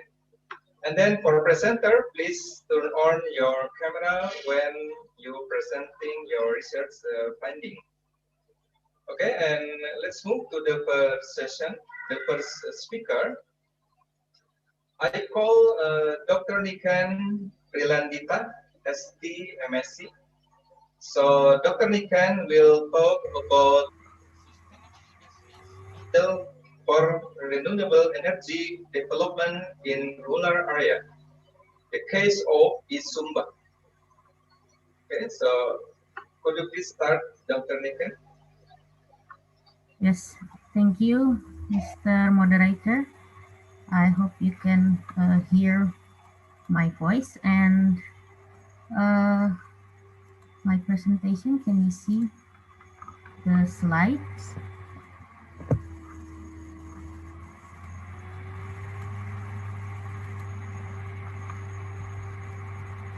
Yes, so good afternoon, distinguished guests and colleagues. This afternoon, my name is Niken, along with other team members, Dr. Saud Sagala, who also attend this meeting. Thank you. And then Mr. Alam Hasnan Habib and Mr. Danang Azhari from School of Architecture, Planning and Policy Development of ITB. We would like to present the result of our study titled Sustainable Business Model for Renewable Energy Development in Rural Area, the case of East Sumba. So to begin, I would like to show you a brief on the location of the Sumba Island. So this is Sumba Island. The red area are islands included in the East Nusa Tenggara province. And so this research is actually a continuation from our previous research in 2019 and 2020. All of them are related with renewable energy development in the rural area in Sumba Island. So a little bit background about Sumba and why we choose it. First of all, because the electrification ratio in Sumba Island and also in the Eastern Nusa Tenggara province is the lowest, probably in one of the lowest in Indonesia, and also the poverty rate also one of the lowest province in Indonesia. And so because of that, there's a pilot project called Sumba Iconic Island, initiated by HIFOS from Netherlands, collaborate with the Ministry of Energy and Mineral Resources of Indonesia, and also with other ministries, stakeholders, and NGOs involved in this program, which the target is to electrify Sumba Island by 2020, and 90% of that is targeted to be from renewable energy. So the project is actually finished last year, but the result from 2018, it's found out that the renewable energy installed capacity in Sumba is increased by 26%, and the electrification ratio reached 50%, doubled from when the project kicked off, with the renewable energy contributing 20% of the total electrification ratio. So this is actually quite a good result, although the target of 100% electrification ratio is has not been reached yet. So through this study, we would like to understand and evaluate the role and the impact of the existing stakeholders on the sustainability of renewable energy systems by investigating the business model, specifically on the operation and maintenance phase, or the O&M phase. So to be clarify, the aim of the study is to identify and analyze 4 existing business models based on 4 O&M categorizations using a BMC framework to find the best practice, and also to recommend the improvement towards this business model. These 4 O&M categorization actually were identified from our previous study also. There are 4 O&M category in the renewable energy system in East Sumba. These are based on the prominent actors involved in the operation and maintenance of the renewable energy system. So the 4 classification is the renewable energy system that's performed by the local society or the village, and then by the local cooperatives or koperasi, and then by the state electricity enterprise or PLN, and by the private sector or developer. This also can be included, initiated by NGO. And then we compared the 4 existing business models, and we identify the best practice and recommend potential improvements. And so this is a qualitative study. The data collection is through literature study, various legal documents, and previous research. We also conduct questionnaires and in-depth interviews assisted by the local surveyor in January 2021. And yeah, fortunately, at that time in Sumba Island, the level of COVID-19 is not too severe compared with in Java. So we can still have assistance from the local surveyor to do the interviews. We interviews around 13 key informants from the village chief, NGOs and international NGOs, government agencies, private businesses, the koperasi and the academicians. So this is one of the illustration, still using the mask for the healthy reason, of course. And then for the analysis, we compare the business model canvas for each O&M category.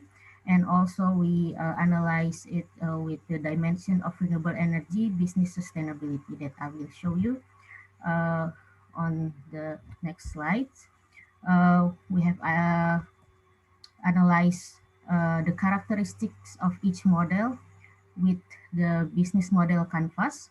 The first is the business model canvas on the renewable energy system done by the local communities or the local village government. This is the key partners. They have collaboration with other stakeholders also. And then the second one is the one with PLN that was performed by the PLN. And they also have various stakeholders in collaboration with the koperasi, with the NGOs, and also with the village government. The third one is the renewable energy system operated by NGO. Here, the prominent NGO investigated is IBK, but they also have collaboration with other NGOs. And the fourth O&M model is the one performed by the private sector or the developer. And so we compared these four business model characteristics, compare with each other, and also compare with the literature. In the table, probably it's too small, but if I would like to highlight the comparison of the characteristics between the four O&M business model. First, the collaboration with investor actually only occur in the ones that the private parties perform. And then the electricity utilization or the electricity service for the users, they only benefit or revolves around social and economic purposes. The user are not really aware about the environmental benefit that they use from the renewable energy sources. And then overall, all four business model has collaboration with other parties, and some of them are quite a lot of collaboration with also the government and also the NGOs. And then related with the service payments, this is one of the obstacle found. Usually the tariff or the payments are mutually agreed with the customer, but because there are quite a number of outstanding payments, so this is causing the insufficient in financing and operating the system. And then as for the category that performed by the PLN, in this case, the PLN as a service provider doesn't prioritize in the profit gain. So actually they don't really get profit from installing this renewable energy system in the village. So from the four business model, we also analyze it using the renewable energy business model sustainability. There are 8 dimensions of this framework, and the overall highlight is we found that actually for the model performed by the PLN is actually the most sustainable business model in the East Sumba. The durability and the longevity is quite long, and the reason is because it's professionally managed, and The significant obstacle and technical obstacle is actually can be resolved quite quickly, probably because yeah, it's professionally managed and they have a professional technician also to uh, resolve the technical and conflict problem. And actually the public acceptance of this kind of business model with PLN is quite good. The user is quite happy, and also they trust the provider, and they have adequate financing to support the applied renewable energy business model. So for the conclusion, uh, the existing business model provided economic and social benefit, but further socialization on the environmental benefit is required. Every business model has collaboration with various stakeholders, and for the model performed by local communities and NGOs facing limited funding, but there's an alternative using the village fund.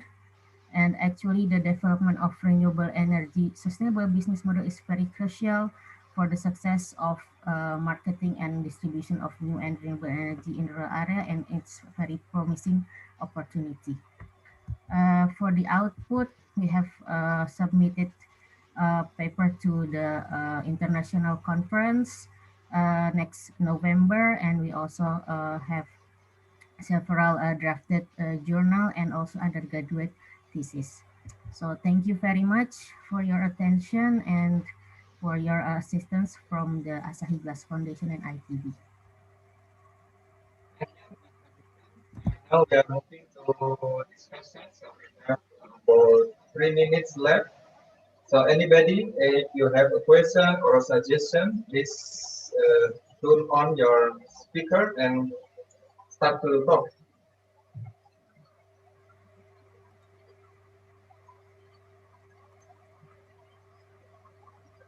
Please, any question?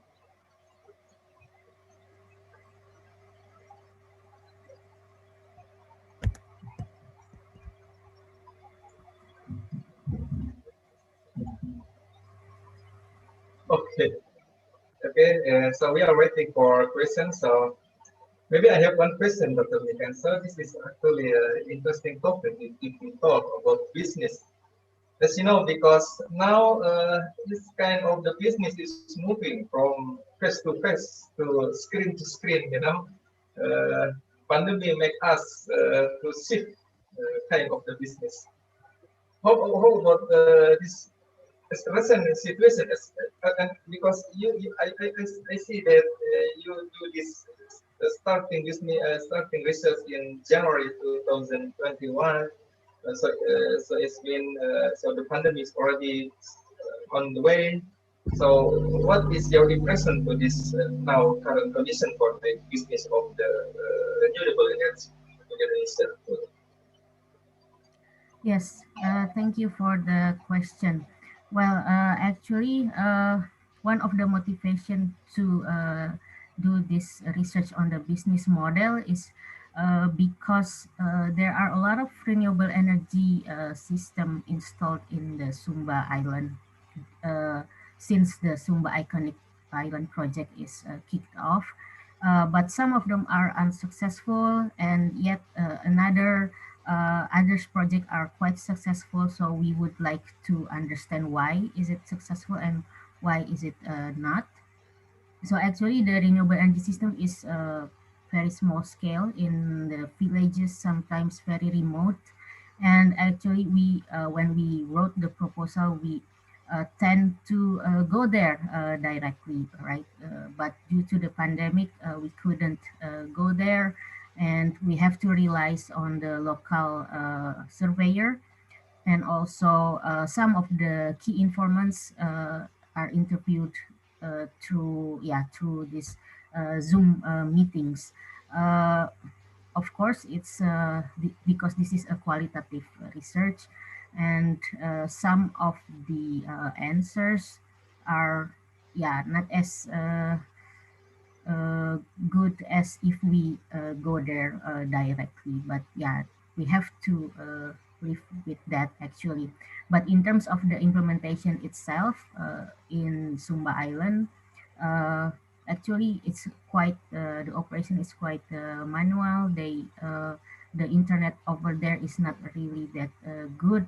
So yeah, about the uh, pandemic, I think they still have some difficulties in connecting to the internet and to the grid. That's it, I think, one of the insights that I can share. Yeah, thank you, Dr. Niken. So thank you for your nice presentation. So the time is over. So now we are moving to the second presenter. Will be Dr. Saud Aritua Masiholan Sagala as Tech MSc. So Dr. Saud will present title Policy Analysis for the Development of Biogas from Palm Oil was as renewable energy at district level. Okay, please, Dr. Saud, to start your screen.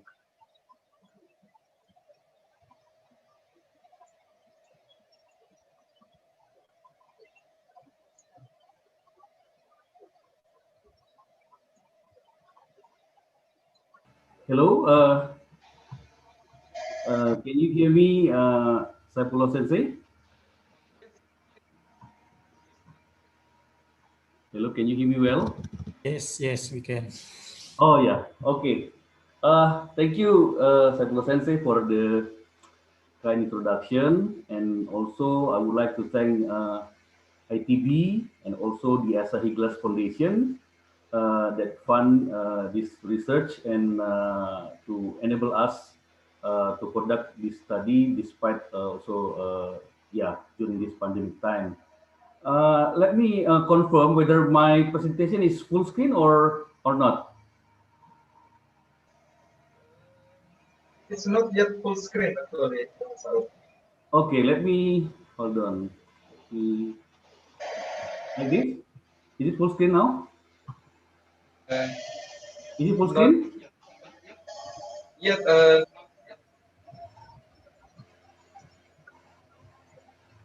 No, not yet. It's still in slideshow. Hold on. I tried already. It is Zoom. Let me stop sharing. Try again. Please reload. Yeah. Okay. Okay.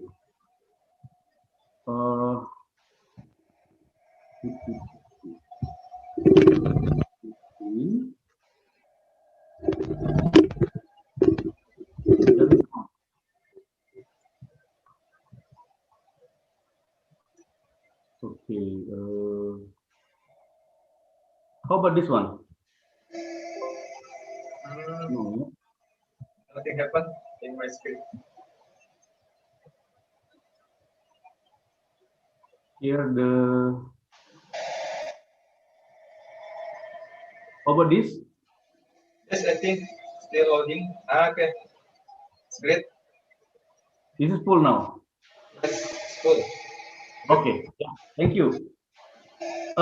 This research is conducted by a number of researchers, myself, and also Dr. Niken, who just gave the presentation. So you heard about Sumba and renewable energy. So the topic is still on renewable energy, but from different type of sources.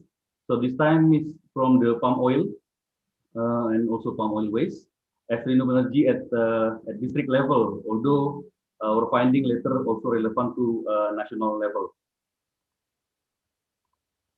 Yeah.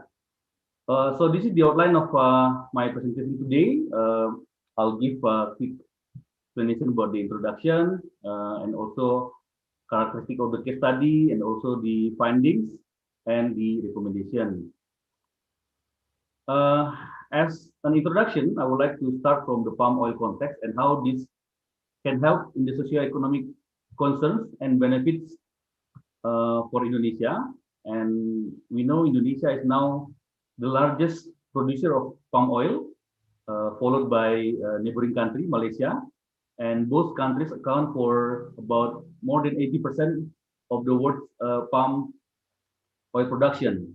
And This is due to also Indonesian physical condition that has some comparative advantage from the combination of the land availability, the climate, the labor cost, and also the government support. And for this, it helps also create nurturing environment for the growth of the palm oil industry. With this background, Indonesian government also rolled out massive support in palm oil-based energy. So not only for the common use of the palm oil for industry, for example, but also for bioenergy. And we know there's some subsidy allocation from the state budget, the APBN, and there's also Badan Layanan Umum, so special unit to form or to support the financing for the palm oil, and also about biofuel blend B40 in 2021. The background of this research is strengthened by at least two things. First is socioeconomic concern and also socioeconomic benefits.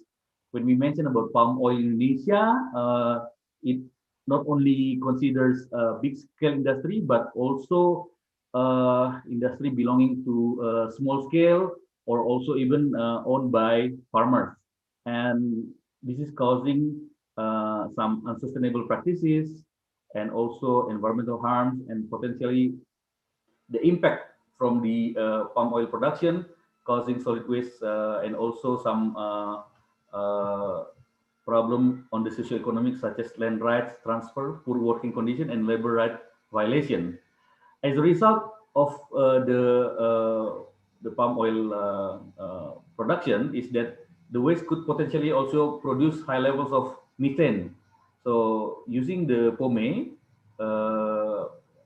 produced by this production is an ideal feedstock for biogas, which will bring some socioeconomic benefit for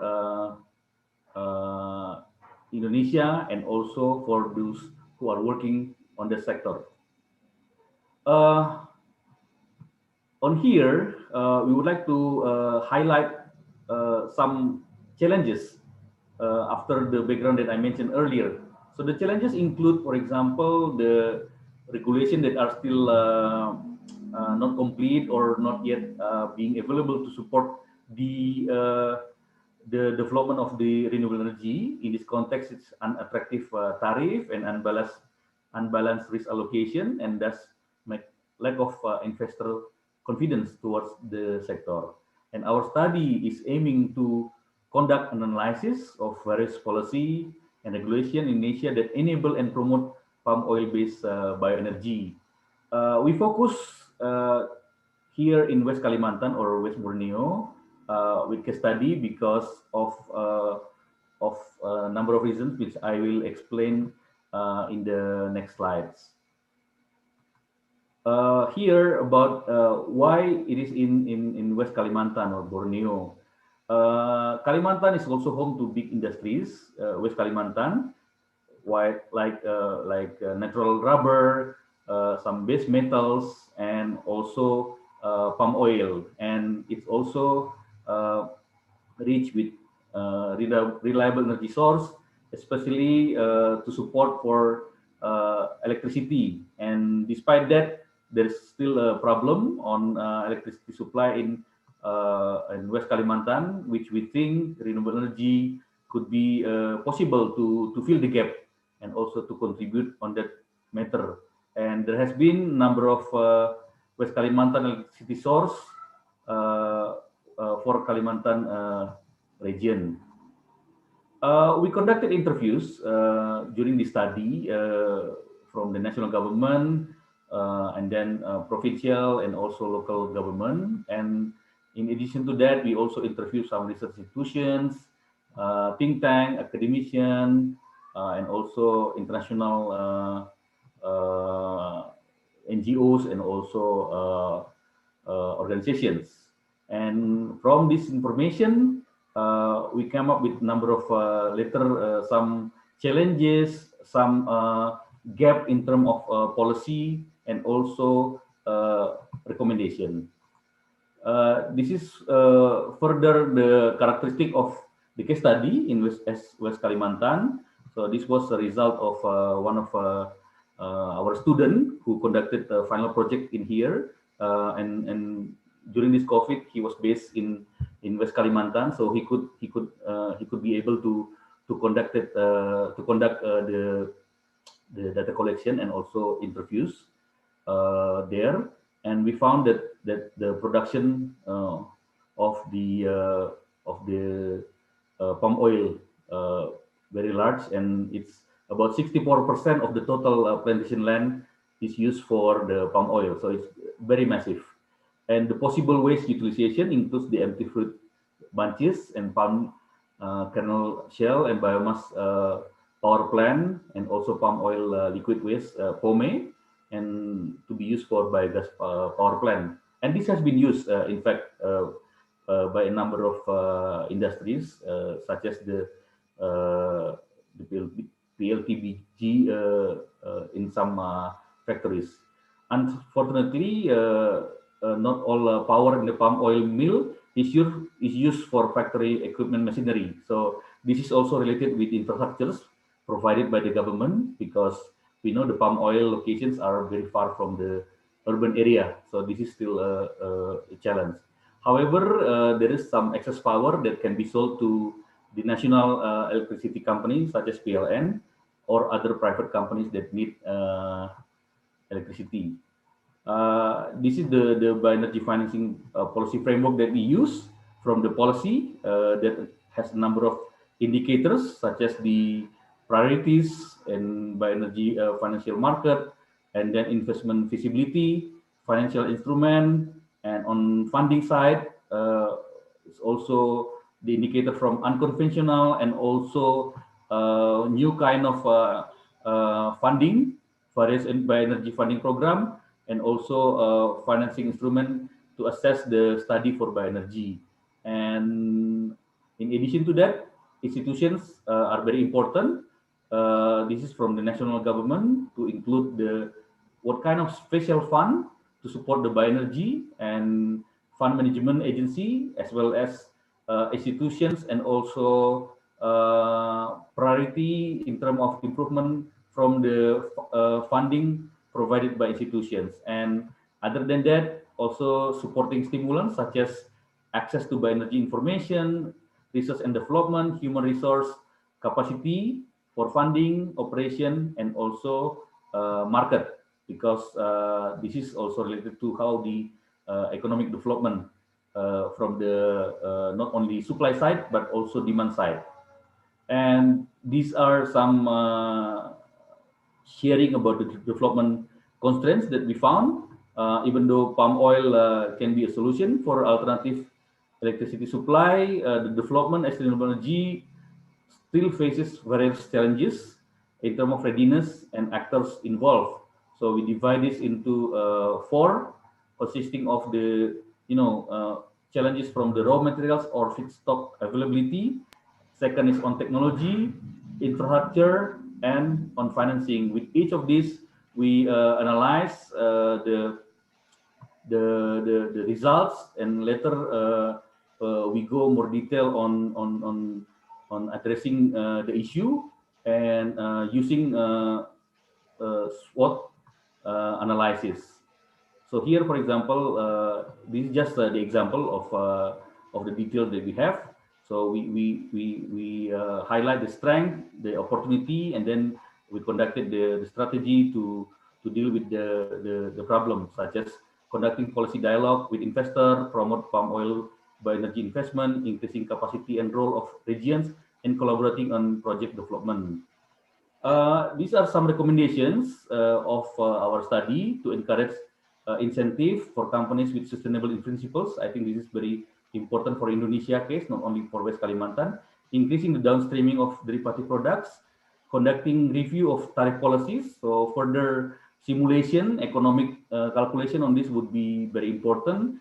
Review on investment requirement and incentive that are considered for the current condition on project stakeholders, and increasing the banking capacity. And banking capacity still, of course, less attractive compared to other type of investment.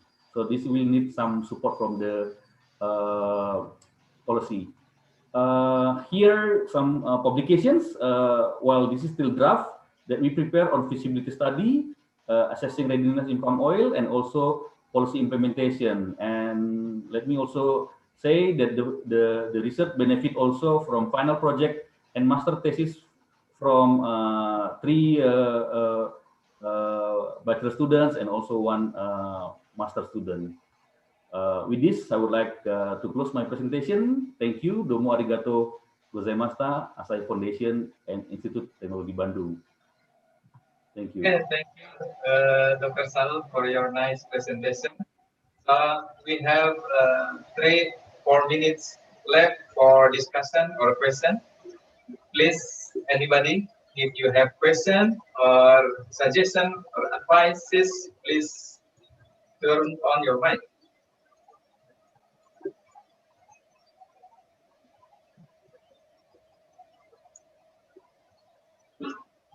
Asahi sama. Onga. Doza. Tahu sama ga Nihongo tabu dekimasu yo. Moshi. Asik sensei. Nihongo sundeimasu. Tak. Saud sangga. Hai. Doza. Everybody, if you have question.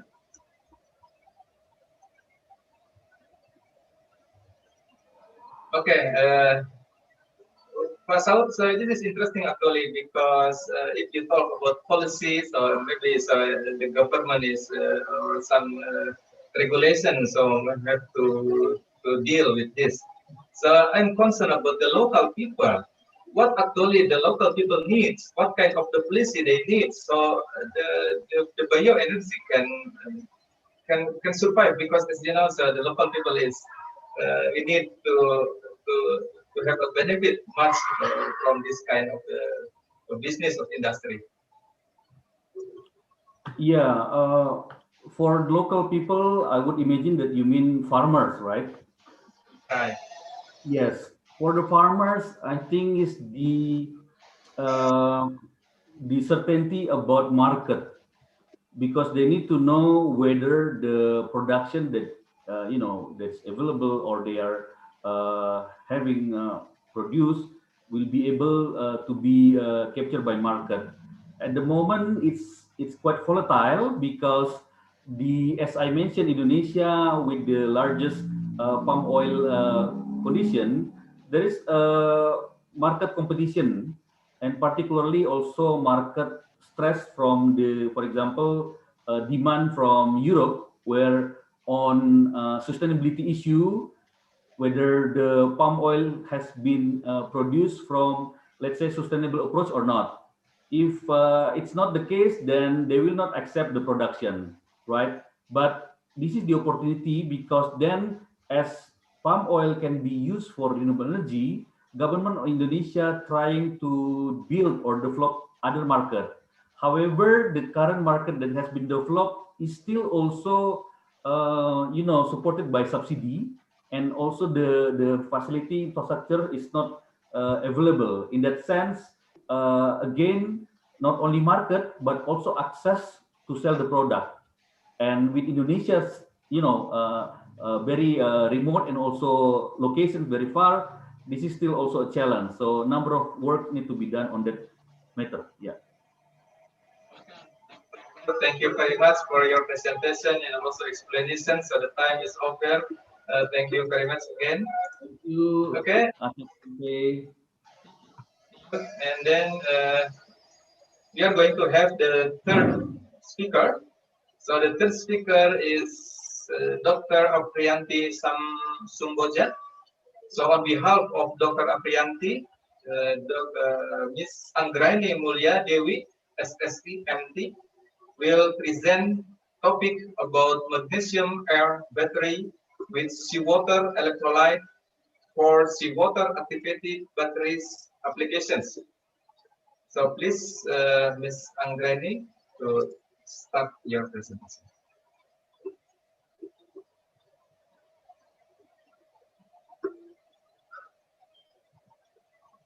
The speaker still mute.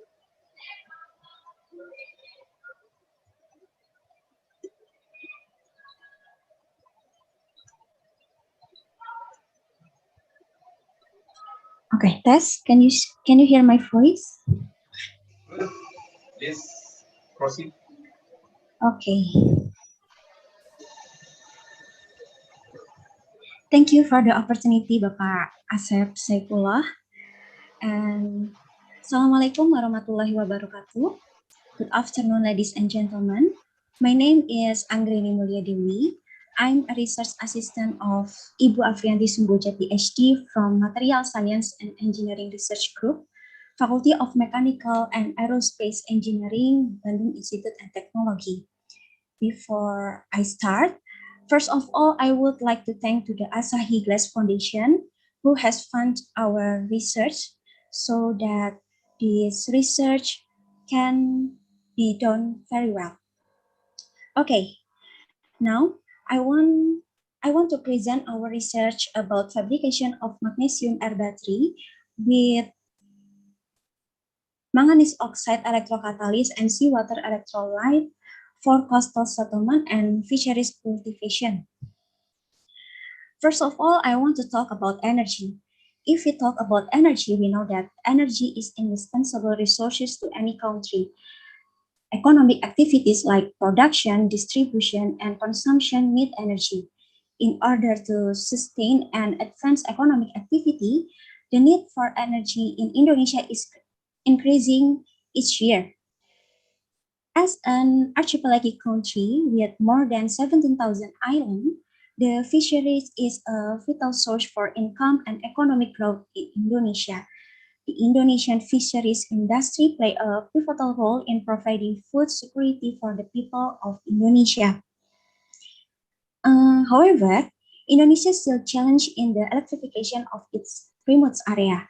Although fishers in remote region mainly use diesel power motor for marine transportation, the transition to electric motor is beneficial to reduce the dependencies on fossil fuel. So there is an urgent need for a battery pack with sufficient power output and consistent performance and capacity. So what is the solution? The development of aqueous metal air battery with seawater electrolyte might be presented as a solution for the electrification of Indonesia remote area, especially for the fishing village. This battery generates electricity via the redox reaction between active metal anode and oxygen at cathode, and they are considered as promising alternative to conventional battery owing to the low cost, safety, and high theoretical energy density originate from infinite supply of oxygen in the air cathode.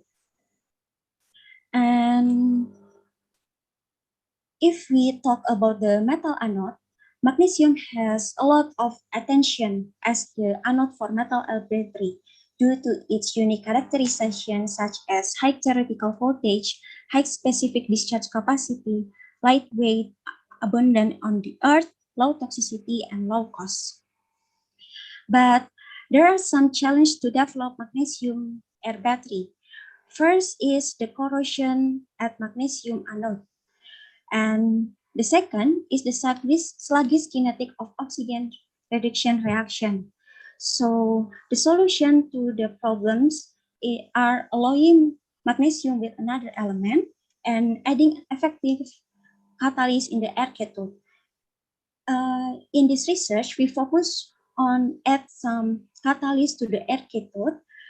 There is manganese oxide, and we develop magnesium air battery with manganese oxide as the electrocatalyst to accelerate the oxygen reduction reaction, and use seawater from Ranca Buaya Beach as the electrolyte of battery. And then the manganese oxide ground directly on the porous carbon paper and then used as the air cathode. So the next part is experimental method. In general, the first thing to do is synthesis of manganese oxide on carbon paper. And then the surface morphology and microstructure of manganese oxides, we investigated using scanning electron microscopy, and the crystal structure of manganese oxide are investigated using XRD. And then atomic absorption spectroscopy is used to investigate about elemental characterization of seawater. And the last is battery performance. Battery performance test includes open circuit voltage, discharge test, AES, and the last is full discharge test. So, the synthesis of manganese oxide. The synthesis of manganese oxide, firstly, the carbon paper immersed into potassium permanganate and sulfuric acid, and then rinse with distilled water and then dried for 24 hours. And the last is immersed into a solution of naphthalene and ethanol for 1 hour and dried at 60 degrees Celsius for 1 hour. So then next is result and discussion. This is the scanning electron microscopy of manganese oxide on carbon paper and the carbon paper without treatment. And after the synthesis, the large amount of manganese oxide nanoparticle can be seen on the front and the back of the carbon paper. Besides that, the nanoparticle are well adhered without blocking the pores on the carbon paper. The pore in the carbon paper helps the electrolyte and the oxygen to diffuse within the air cathode. The next is XRD result. The XRD pattern of the manganese oxide on carbon exhibit peaks that are related to carbon. And then the manganese oxide has two insignificant growth peaks at 35 until 40 degree and 57 and until 60 degree, indicating poorly crystalline or amorphous alpha manganese oxide based on GGPDS database. The low crystallinity of manganese oxide has reported to possess high bifunctional catalytic activity than other crystalline structure of manganese oxide. And then this is the result of the characterization of electrolyte using atomic absorption spectroscopy. The water quality test is carried out to intensively analyze the effect of seawater and sodium chloride electrolyte in magnesium air battery performance. It is well known that sodium chloride aqueous solution is the most suitable electrolyte for magnesium air battery, and we know that seawater has a neutral pH, so it is suitable to be an alternative electrolyte for magnesium air battery. And then the salinity level needs to be considered in preparing an appropriate electrolyte for the magnesium air battery. When dissolved into the water, electrolyte produce an ion that can conduct electrical current. The more ion in the solution, the better ability of the solution to conduct electricity. Despite the presence of other ion, most the constituent of seawater are sodium and chloride. As we can see, the amount of sodium and chloride in seawater comparable to sodium chloride that prepared with high purity solution dissolved in distilled water. The number of ions dissociated in the electrolyte solution will be proportional to the electrical conductivity of the electrolyte. To prove the result of the previous characterization, a battery test was carried out. And this is the first test, that is open circuit voltage. This is the result of the open circuit voltage for all battery with different electrocatalyst and electrolyte. The results show that the octane of theoretical value has relatively low in this work if we compare with theoretical voltage of magnesium air battery.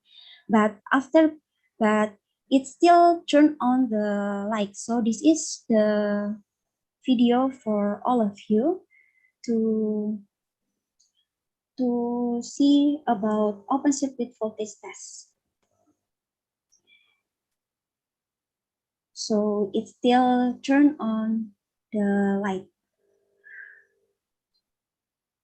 Okay, and then this is the result of the galvanodynamic test. The galvanodynamic test discharge, the galvanodynamic discharge curve and the corresponding power density of the battery are given in the slide. Lower position and transfer and relatively low.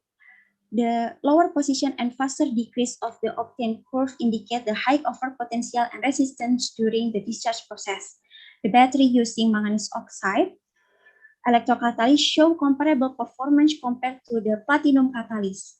This indicates that manganese oxide has good performance and potential as an alternative electrolyte to increase the performance of battery.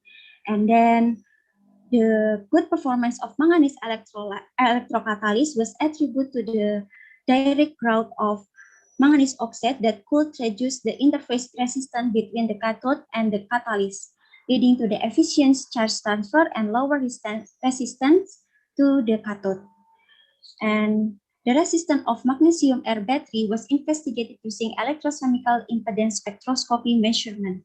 The obtained Nyquist plots of all prepared batteries exhibit a semicircular shape that can be fit to be equivalent circuit consists of solution resistant and charge transfer resistant. It should be noted that the difference performance in battery impedance with manganese oxide and platinum carbon electrocatalyst is not significant. This can be caused by a structural contribution of manganese oxide, which is directly ground on the air cathode without blocking the pores. This condition might reduce the cathode's internal resistance, leading to rapid reaction between electrolyte, oxygen, and catalyst. And the last is full discharge test. Magnesium air battery with manganese oxide electrocatalyst and seawater electrolyte are able to provide a stable and high discharge voltage of 1.34 for 24 hours of discharge time at current 1 milliampere. This result can be used as further evidence of the promising application of manganese oxide as a sustainable and efficient ORR catalyst for magnesium air battery. And the last is conclusion. For all the battery performance tests, we know that we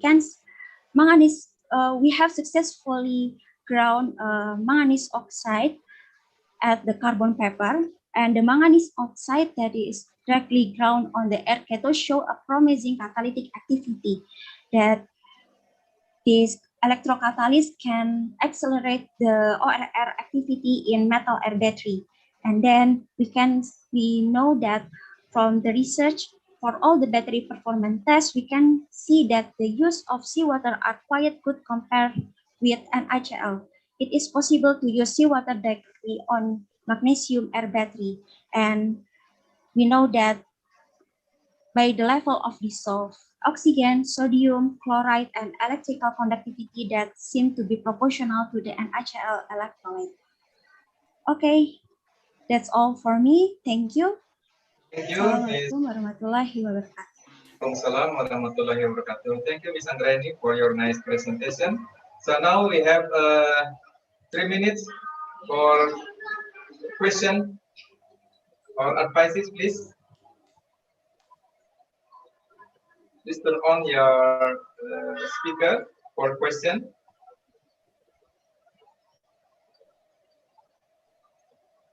From researcher, from ATV, or from Asahi. Asahi sama. Dozo, sisomonga. Terima singkat. This is the committee remind us to fill the presence in the link. Please check your chat. Okay.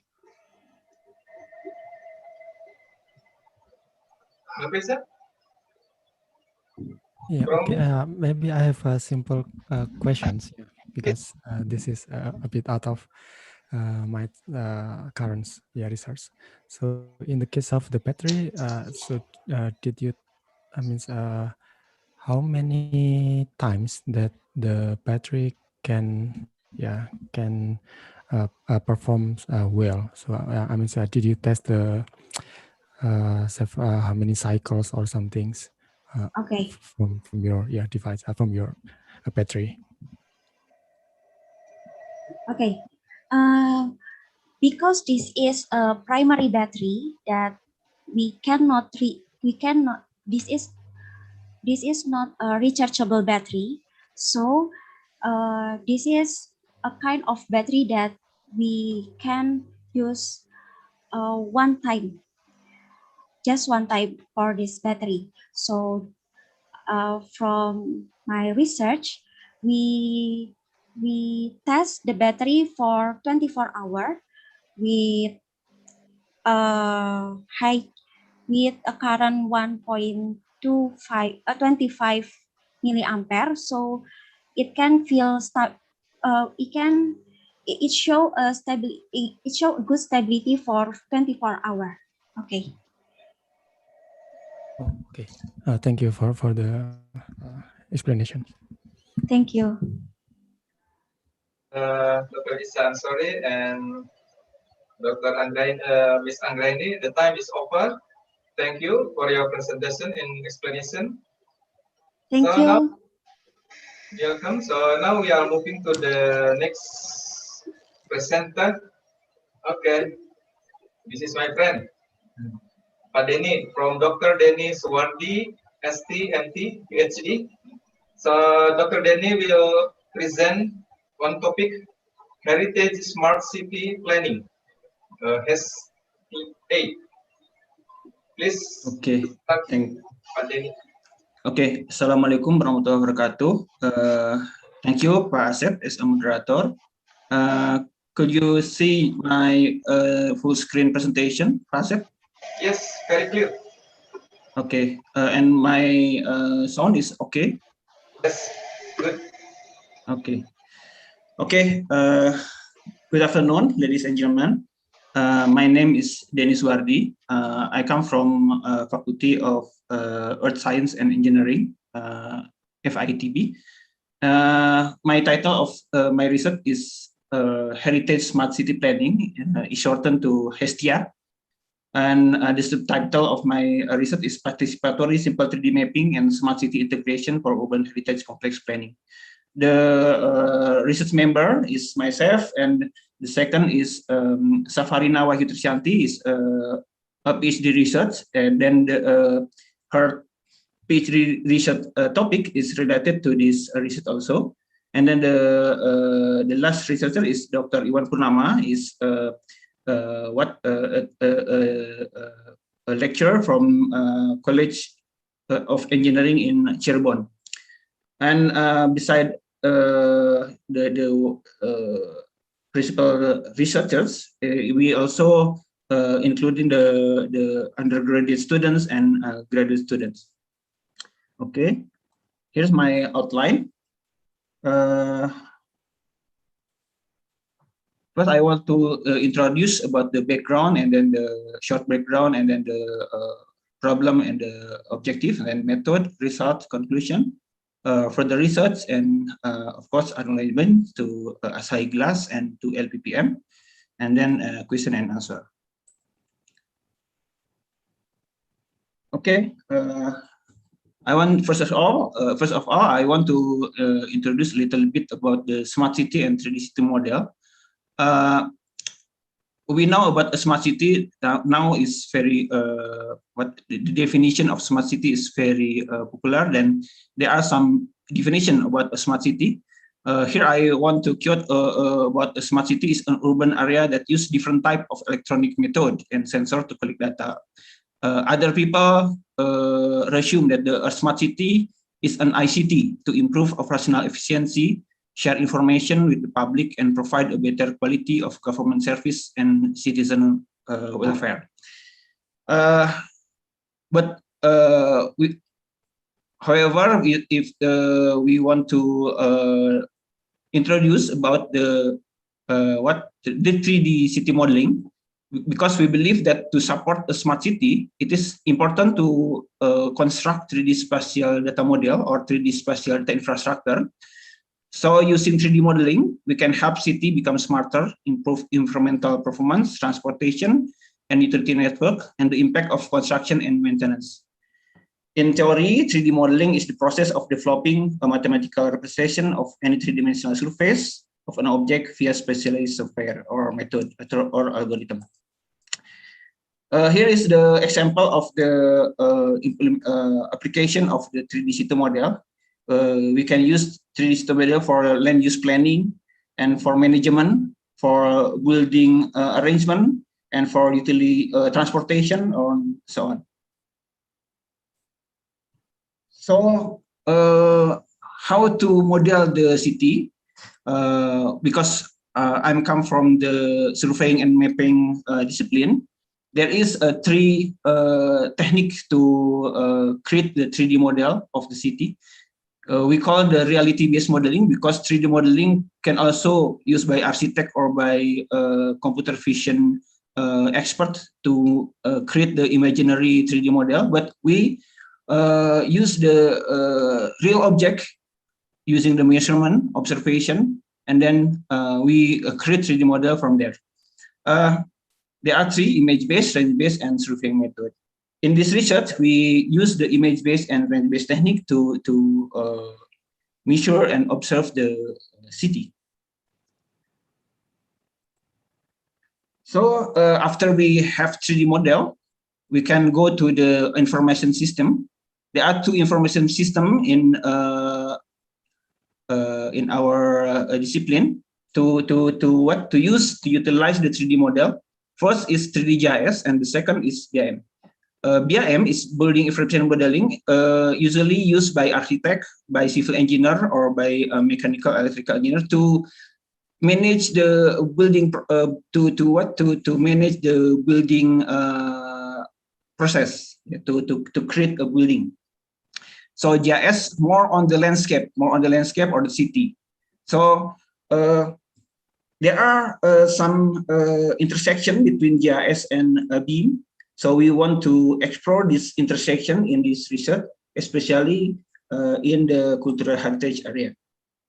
So problem statement is: how is the geometry, semantic, and level of detail of 3D city model that's suitable for planning and management, especially for a city that have a cultural heritage area?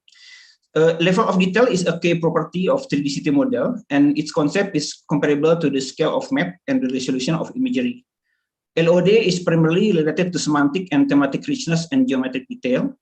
LOD1, for example, in the presentation, we can show the building with LOD1, show building as a block with flat roof, while LOD2 show finer details such as roof shape and facade of the building. And LOD3 denotes the architectural model with detail wall and roof structure, balcony, doors, and window of exterior.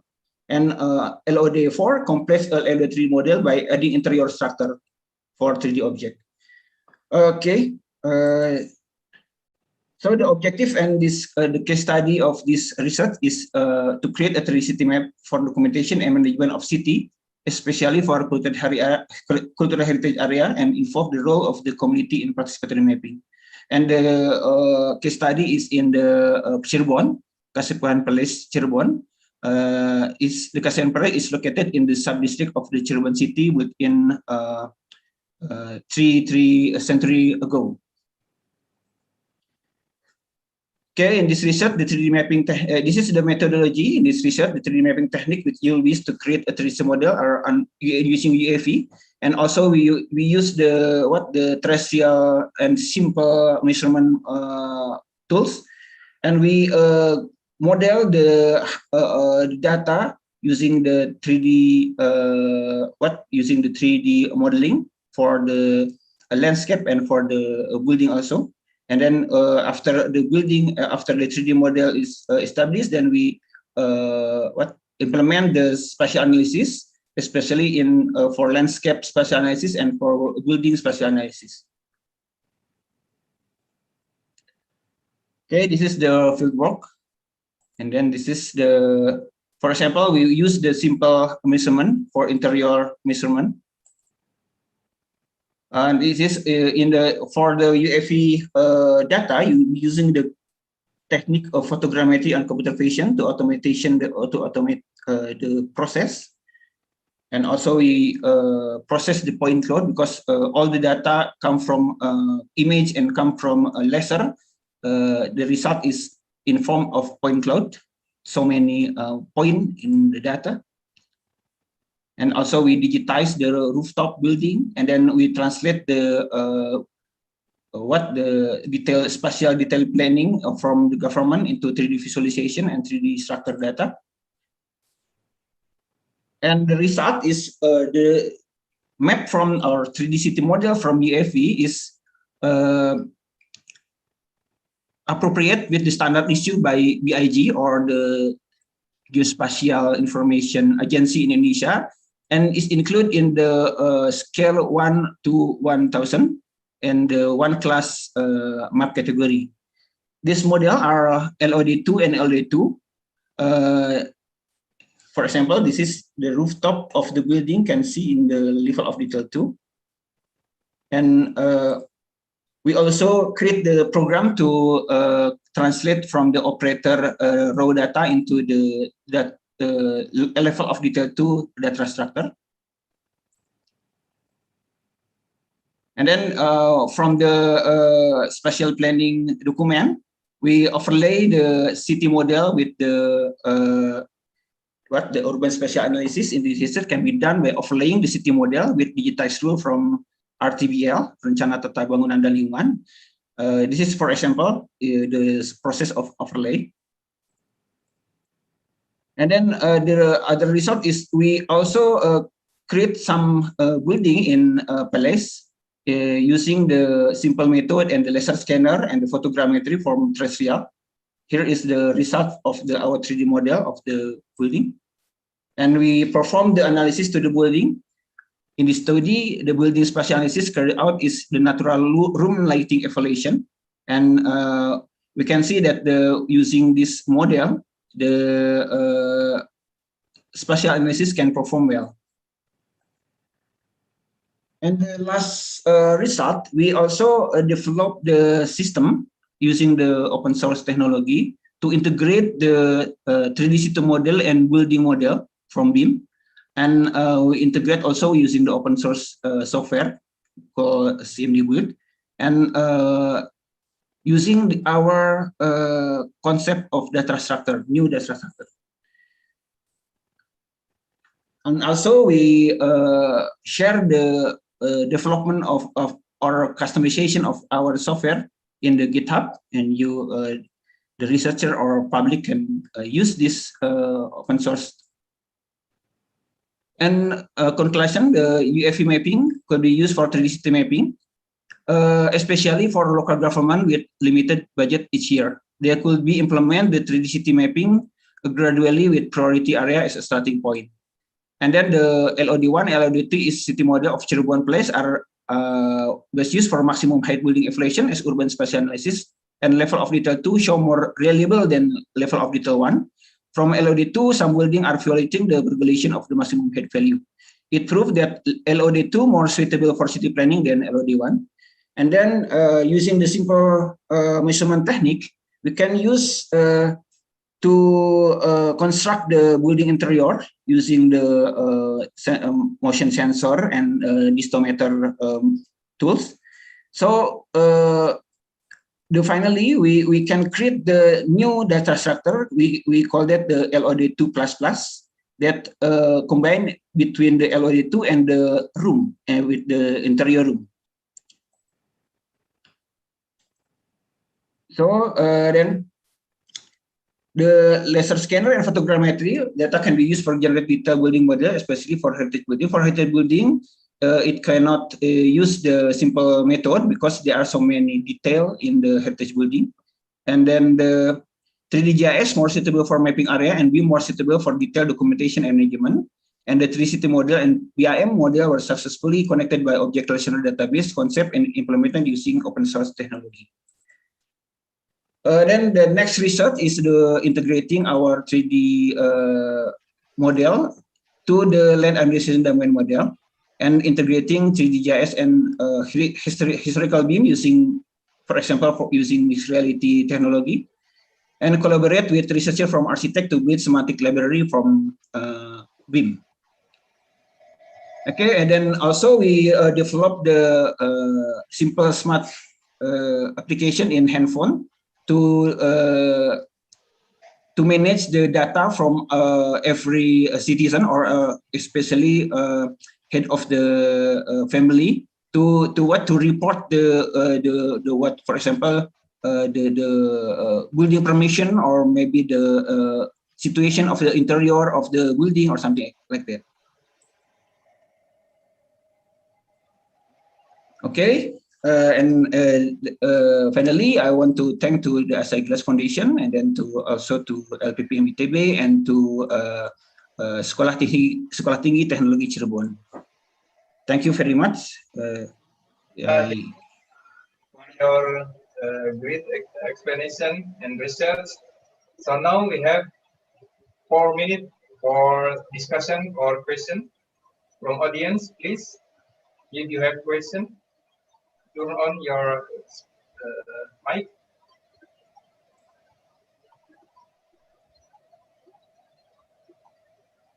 Any question? I think it's okay for Padini. Please.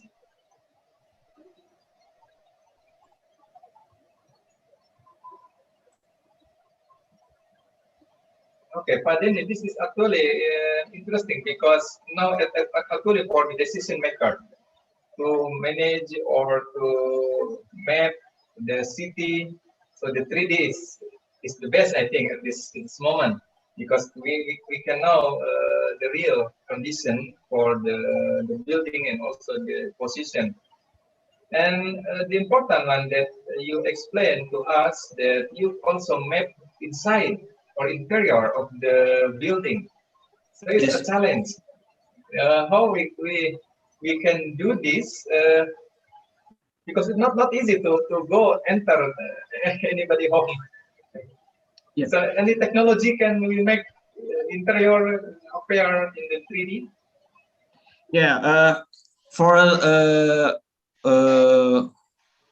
public housing, I think using the simple method that we developed using the distometer. Distometer is the laser tools to measure the distance, and plus the motion sensor tools.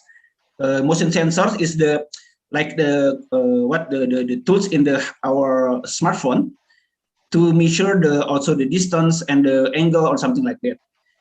Using this technology, we prove that we can publish to citizen. They measure the room by room, and then to distribute to the government, to report to government using our application. So from the data from the citizen, they integrate into the 3D city map database in the local government, or maybe from the national agency.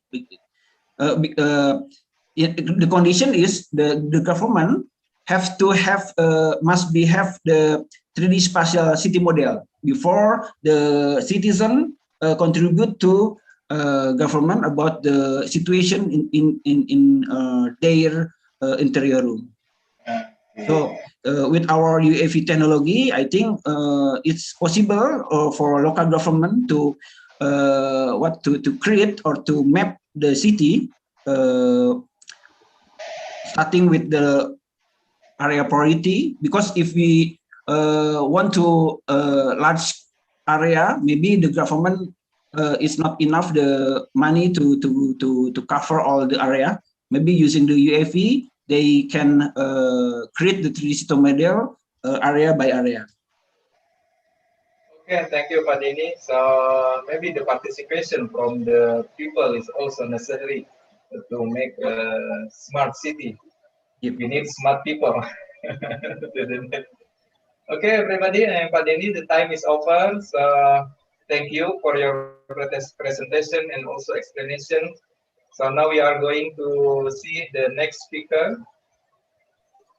I check the next speaker is Dr. Dudi Darmawan Wijaya, ST, MSc. So he's also my friend. So on behalf of Dr. Dudi, so Ms. Nabila Putri will present the topic entitled Establishment of Space-Based Atmospheric Water Vapor Monitoring System for Meteorological Disaster Management in Indonesia. Please, Ms. Nabila, if you're ready. Thank you. Is my voice heard? Yes, clear. I hope my presentation is also visible already. Good. Please proceed. Please make full screen. Yes. Okay, good. That's Okay, right. yes. Thank you for the opportunity. My name is Nabila Putri. I'm presenting today on behalf of Dr. Dudi Wijaya. My presentation is about our research, the establishment of a space-based atmospheric water vapor monitoring system for hydrometeorological disaster management in Indonesia. Indonesia experiences a lot of natural disasters every year, and one of the most frequently occurring natural disasters is hydrometeorological disasters. And these disasters can appear as many forms, from flooding, flash floods, droughts, extreme waves, and forest fire. And these disasters are exacerbated by the climate change. So we need to be able to study the long-term change in climates in Indonesia. Climate change itself is driven by the greenhouse gases. And of all these gases, atmospheric water vapor is considered to be one of the most important ones. So we need to be able to monitor water vapor. And there are several ways to monitor atmospheric water vapor. We can use ground-based observations, or we can use space-based observations. Ground-based observations tend to be quite costly to operate, and they also have low resolutions. So in this case, we chose to use space-based observations. In this research, we used data from the Global Navigation Satellite System, or GNSS, and also satellite altimetry. Both systems works in a similar way. Electromagnetic waves from the satellite is transmitted to the receiver or the object. And from this, what we want to get is the straight distance. However, straight distance can only be obtained if the atmosphere is vacuum, but the atmosphere is not vacuum. So the actual path of the signal is curved and the signal itself is delayed. With respect to propagation, we typically divide the atmosphere into two layers, the ionosphere and the troposphere. In the troposphere, the delay is affected by the presence of dry gases and water vapor. We still want to get the straight distance, and therefore we need to take these atmospheric effects, which we will call the atmospheric delays, into account. For geodesics, these delays are considered to be a nuisance. It's a noise that we want to eliminate from our observations. However, for atmospheric studies, these effects can actually be a signal. We'll focus our research on the tropospheric delay because water vapor exists in the troposphere. So the tropospheric delay is typically divided into two different layers, different parts, the dry part and the wet part. The wet part of the delay is usually estimated along with other parameters of interest in the analysis of GNSS observations. So because the wet delay is dependent on the amount of atmospheric water vapor, if we know how much a wet delay is, we can actually estimate the amount of water vapor in the atmosphere around the station. In this case, the water vapor is often expressed as precipitable water vapor. There are three main research objectives. The first one is theoretical work, how to convert the curved path or this wet delay into precipitable water vapor. In order to do this, we need the so-called water vapor weighted mean temperature. The second objective is to study the seasonal characteristics of water vapor using space-based geodetic data. And the last objective is to develop a system to provide water vapor information for the public and related agencies. So the first objective is to determine TM.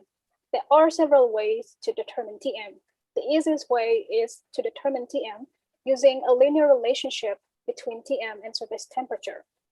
There are several models where you can use surface temperature to calculate TM, but these models were usually determined from meteorological observations in mid to high latitude regions. And we find that these models are not always applicable in Indonesia.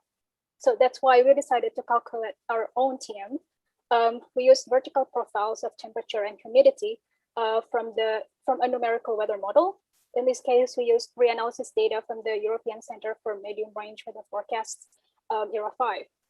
And the result is a gridded TM. And we find that TM in Indonesia does not vary much throughout the year, unlike TM in mid to high latitude regions. So Indonesian TM has a unique set of characteristics. And in the second objective, we want to learn the seasonal characteristics of water vapor in Indonesia using space-based geodetic data. However, we need to make sure that these data are sufficiently accurate. So here, we compare tropospheric delays from GNSS observations from two different analysis centers. The first one is from BIG, the Indonesian Geospatial Information Agency, and from the International GNSS Service, or IGS. We compare these delays with meteorological data, with the delays that we obtained from meteorological data. So when we're talking about tropospheric delays, we usually divide them into two parts, as I have mentioned earlier, the dry part and the wet part. So the dry part can be modeled a priori before the analysis, and the wet part is usually estimated. And the patterns of the total tropospheric delays follow the wet part. On the top figure, we compare all the tropospheric delays from all three sources, and we see that the seasonal characteristics can be captured quite accurately, and the patterns are also very similar. We also calculated the correlation coefficients. So data from IGS and BIG have very, very high correlation coefficients, but that is to be expected because both data came from GNSS observations. We also compared the BIG data with ERA 5 data, the meteorological data, and the correlation coefficients are also still very high, between 0.95. So this concludes that tropospheric delays from GNSS are actually sufficiently accurate compared to meteorological data. So we can actually proceed to estimate water vapor using this. This is an example of time series of water vapor from GNSS stations at a permanent GNSS station in Bogor. We can see the seasonal variations very clearly. So during the dry season, the water vapor decreases and then it increases during the rainy season. And if we have a long enough time series, we can also calculate increase of water vapor in the atmosphere at the station. Here, we find that the increase of water vapor has a rate of 0.14 millimeters per year. In Indonesia, water vapor, precipitable water vapor usually ranges between 30 and 60 or 70, or maybe even 80 millimeters. So from another set of data, we determined precipitable water vapor using satellite altimetry. The top figure has similar patterns as the one from GNSS observations. So we see the seasonal characteristics. We also see the increased rate of water vapor. On the bottom left, we overlaid yearly time series of water vapor, and we see that the seasonal characteristics are pretty much constant throughout the years. So during the dry season between May and October, water vapor has a low values compared to during the rainy season between November and April. On the right side, we calculated the monthly mean of water vapor. We show an example of 3 sets of monthly mean. So the red one shows the all year monthly mean water vapor. So we averaged the monthly mean for all years. And then the blue one shows the monthly mean of water vapor between the years 2010 and 2011. We see a very interesting pattern here is that the water vapor was uncommonly high during the East monsoon or during the dry season in Indonesia. And that was because between 2010 and 2011, Indonesia experienced La Nina year. So during La Nina year, Indonesia experienced heavier precipitation than usual. On the other hand, the yellow line shows the water vapor between 2015 and 2016, which was lower than usual. and it was during El Nino year, which was the opposite of La Nina year. So we experienced drier season than usual. So the results from both GNSS and satellite altimetry show that we can capture seasonal variabilities of water vapor, and also even if we have long enough time series, we can also see the El Nino Southern Oscillation or ENSO signals as well. So we can conclude that this should be very helpful when we want to study atmospheric water vapor and also its role in climate change in Indonesia. The last objective is the system development. So for this, we are working with the Indonesian Geospatial Information Agency to create a system where we can publish water vapor information for the public and also for related agencies using data from GNSS.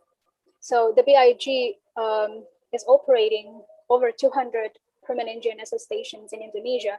And if we can retrieve water vapor information from those GNSS stations, then we can have a very high resolution atmospheric water vapor information for the whole of Indonesia. So hopefully this system will be fully operational soon. And some of the research results have been presented at the European Geosciences Union General Assembly last April. We have also submitted a paper to the Journal of Advances in Space Research.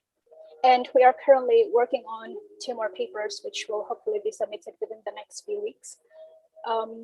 And this research will be continued with the next round of funding by Asahi, where we can hopefully create a more optimum method and also to automate all the data processing and analyzing of water vapor information.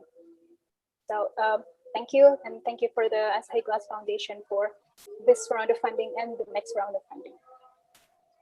Okay, thank you, Ms. Nabila, for your nice presentation, and also congratulations because you continue, right? Continue to get funding from Asahi. Yes. Okay, everyone, if you have questions, please, it's time for discussion and question. Please open your mic. Then start with the question.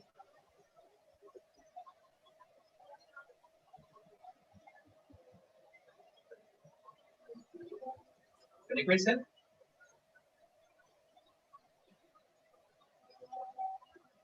Okay. Ms. Nabila, so we have 4 minutes. So if there is question, please raise your hand or open your mic for audience. So I have one considering about this topic because this is interesting, you know. As I know that when we predict kind of the prediction for the moisture or rainy or not, so we use the radar for moisture detection of the radar. But in your research, it's interesting because you measure the distance, right? The distance from the radar, the sensor from the space to the ground. And when the distance is different, so we address, you are addressed to the light from the atmosphere, right? Yes, yes. So this is a good approach. Is there any superiority about this method compared to maybe the usual method using the radar moisture or precipitations? Yes, thank you for the question. So we have a very limited number of stations of radar stations, and also, for example, radio sound stations that measure water vapor more or less routinely because they are quite costly to operate. However, we have more than 200 permanent GNSS stations all over Indonesia, and they measure data every 30 seconds, 24/7. So we have a very high amount of data, and they are spread all over Indonesia, so very dense. And if we can take advantage of that, then we will be able to provide another way to monitor atmospheric water vapor with high resolution, with high resolution observations. So we do not expect to replace the more traditional methods, but we hope to complement the traditional methods with this because if we have certain areas that are not covered or that do not have routine observations of radar, then we can place a permanent GNSS stations over there, and then we can monitor atmospheric water vapor in addition to more traditional applications of GNSS. So we have a lot of uses for GNSS data, and I think it would be very useful if we take advantage of everything that we can get. Yes, thank you for your explanation. So it's good research. So please continue.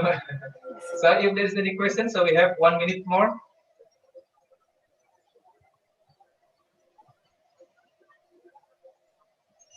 If there is no question, so thank you, Ms. Nabila. So please continue your research and get a good result for this. Thank you. So now we are going to have the last, the last presenter from Professor Dr. Ing Mitra Jamal. So Dr. Mitra Jamal will talk about development of trivalent rare earth ion doped glasses for solid state lighting applications. Okay, Pak Jamal, ready? Okay, ready. Go ahead. Good. Thank you, Pak Ayab Saifullah. Thank you very much for the time. Bismillahirrahmanirrahim. Asyhadu an la ilaha illallah wa asyhadu anna Muhammadar Rasulullah. Assalamualaikum warahmatullahi wabarakatuh. Waalaikumsalam. Good afternoon, ladies and gentlemen. So I have time to speak. May I show my presentation? Yes, please.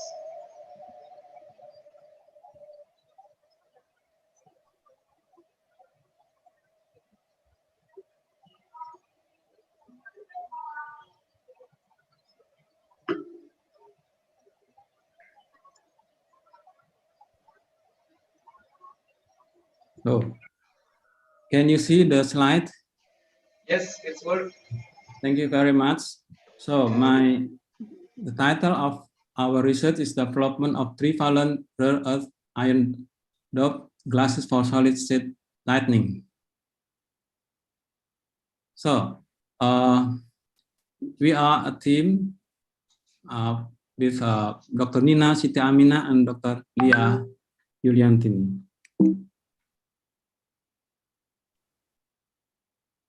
So the topic consists of 3 introduction and objective, methods, results, and discussion and conclusion. So we have researched 3 kind of material: europium, erbium, and gadolinium. Yeah, this is all rare earth material.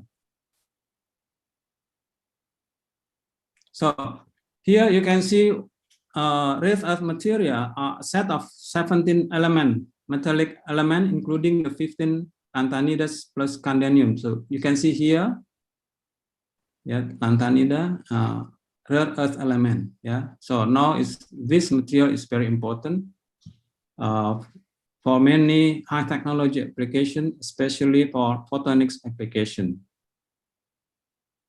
So rare earth could be developed as an active medium. You can see here some application of rare earth in photonic application for technology, laser, display, lighting, medical technology, and data transfer.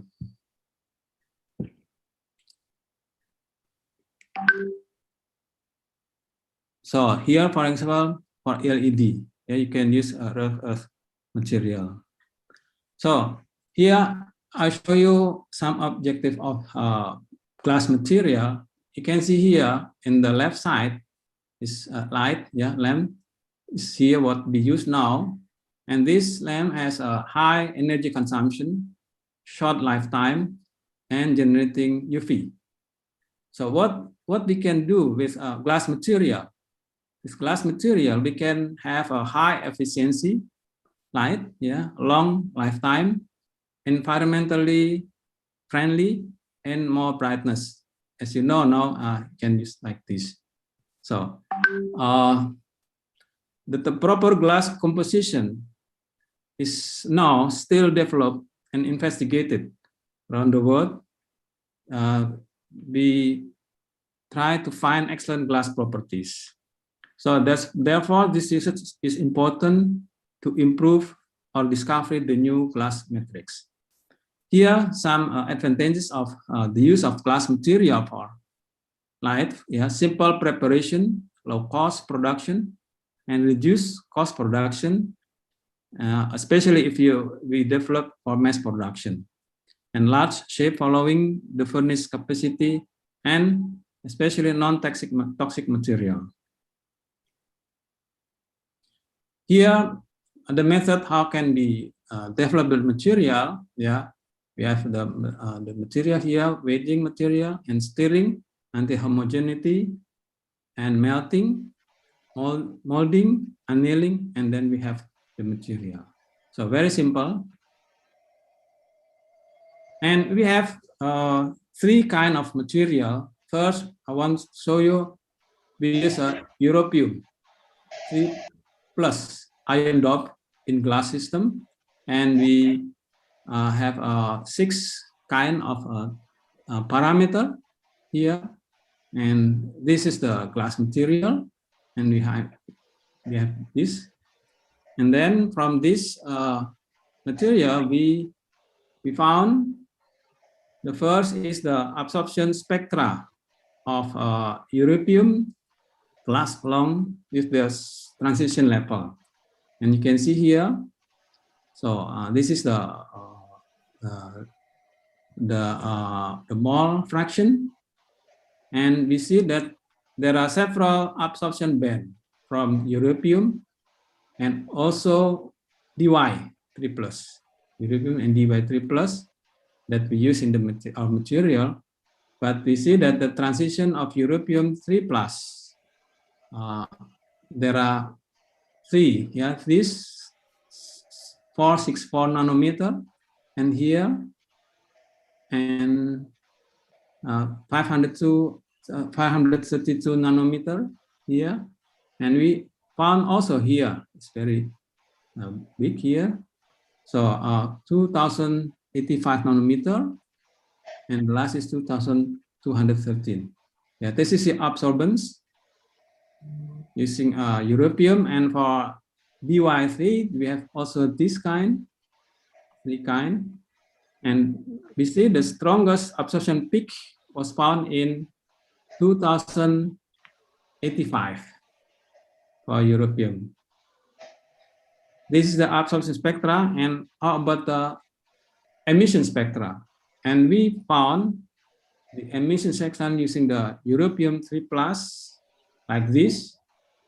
Now we use lambda excitation 395 nanometer, and then we found like this, and here the highest intensity.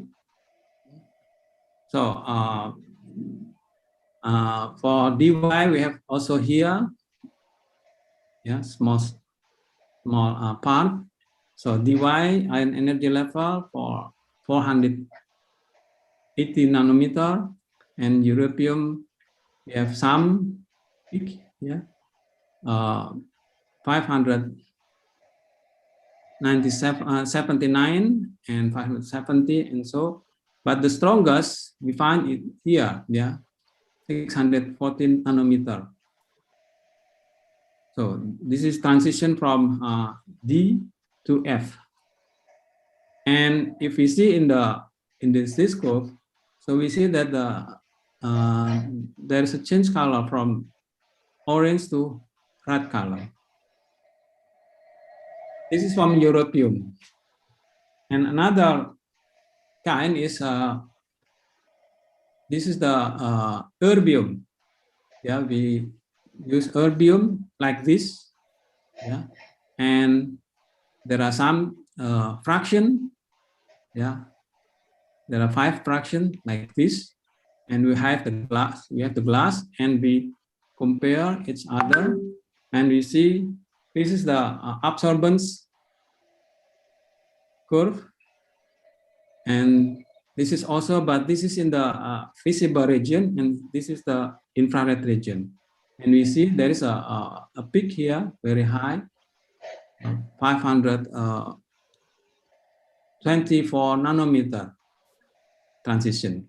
This is in the visible region, and the infrared region we have this kind, yeah, in 1525 nanometer for infrared region. So this is for erbium, for absorbance, and then we want to know the emission spectra for erbium, and we have like this. So the emission spectra we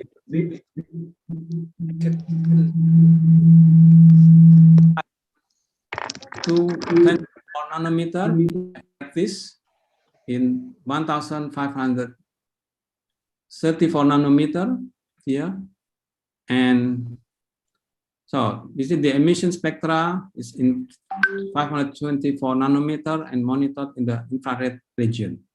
This is for the erbium. And the last, we use the gadolinium material, 3,5 ion doped in glass system.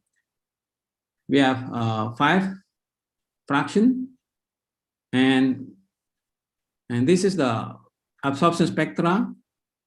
And we see that the absorption spectra of the glass show the high transmittance in the visible infrared region, here in the visible infrared region. And the addition of GD2 oxide content leads to color transformation from dark brown to yellow. So we can see here, yeah, from dark brown to yellow.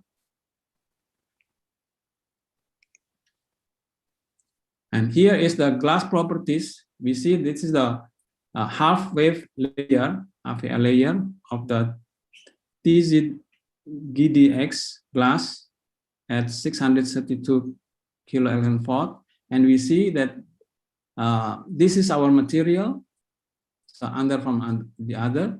So here, and this is the mass attenuation coefficient from the material. So we see that the TZ-GDX glass possesses better HVR value, yeah, than ferrite concentrate, barite concentrate from this commercial window, ordinary, and barite. Yeah, we have here, so very small. Yeah, and then the mass attenuation coefficient glass is better than commercial window. This is a commercial, and this is our material. So we can see that from 3 kind of material, we have 3 conclusion. Yeah, the first for europium, we found that using this erbium, we can have glass appear at 640 nanometer under lambda excitation 395 nanometer. Due to the transition from D to F, we have color coding from europium glass sample from shift from orange to red coordinate. So we can have a shift color, yeah, from orange to red. This is for erbium. And for europium, for erbium, we have the emission spectra of erbium glass produced in 1534 nanometer, transition by excitation 524 nanometer, long radiative lifetime. Yeah, this is the radiative lifetime. And then for the last material, the TZ-GDX glass, we have the half value layer of TZ-GDX glass is better than the ordinary, like barite, ferrite, concentrate, and commercial window. But the mass attenuation coefficient is better than the commercial window. So the conclusion is for europium glass, that have a high potential, yeah, to be developed for orange to red active medium solid state lighting application.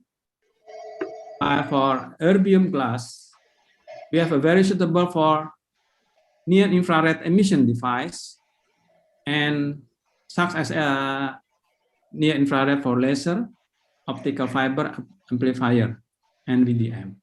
And for TZ-GDX class, that possesses high potential for radiation shielding material. So each material have a special application, special application. So the output of from this research, we have first we have a manuscript, yeah, for journal. This is the title, and still in preparing, yeah. And then we have one manuscript submitted in the International Conference on Science, Mathematics, Environment, and Education, and this is accepted for the presentation. So, last but not least, we want to thank to the Asahi Glass Foundation that have funded this research, and thank you for the LPPM that has managed this research.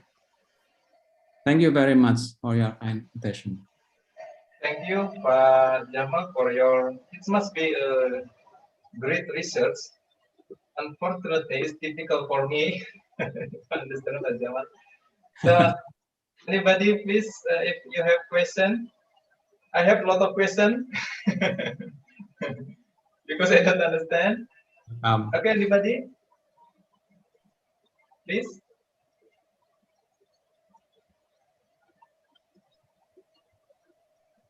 Okay, Prof. Jamal, so yeah, please talk about rare earth. So is so I'm in geology. So in geology, we familiar with rare earth. Rare earth element we always finding it, but in everywhere we have rare earth, but in some place only collected and also be possible to extract. In your research, you show us the really rare earth. Difficult to. How can I find such kind of rare earth in Indonesia? Yeah, glass material is very important. Rare earth material, yeah, very important. We can do many things using glass with rare earths. Therefore, nowadays this research is very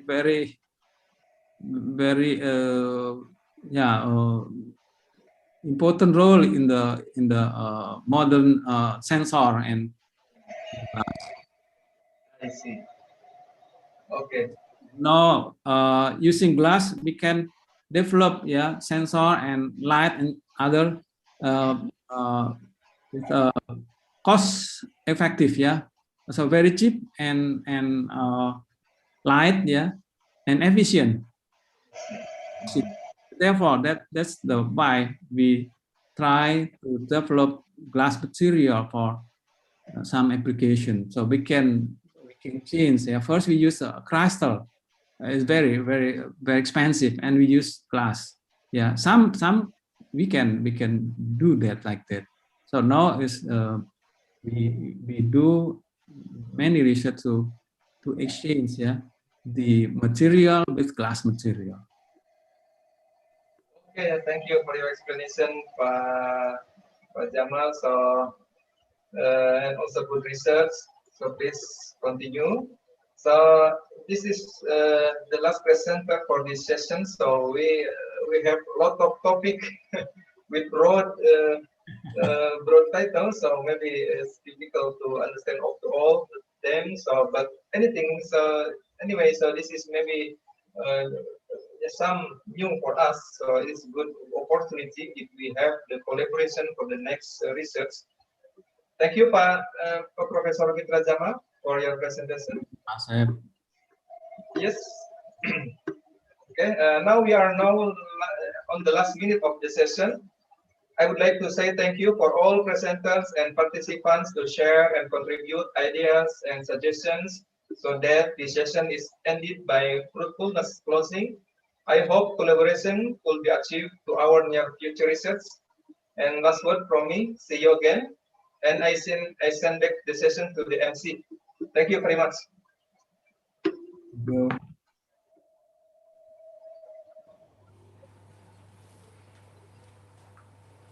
Thank you, Dr. Saipullah. Ladies and gentlemen, before we officially close our seminar, please welcome the Secretary for Research of LPPM ITB, Dr. Rino Rahmatamukti, to give the closing remarks. Thank you, MC. Good afternoon still, everybody. Thank you so much for joining us today.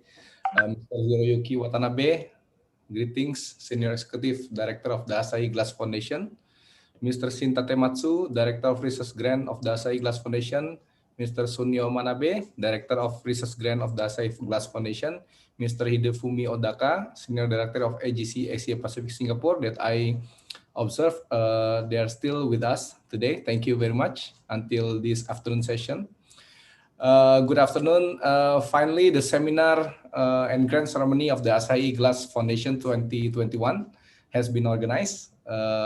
It is with regret that we are still unable to organize normally, but we still hope that this virtual activity has brought us to a new knowledge and experience. I observed today, today's discussion has been very fruitful. And also the signing of MOU has also had been successful. Congratulations to both parties, ITB and Asahi Glass Foundations. On behalf of LPPM, I would like to congratulate to all ITB researchers and their team who have just accomplished the research work. We wish you a great success in the future.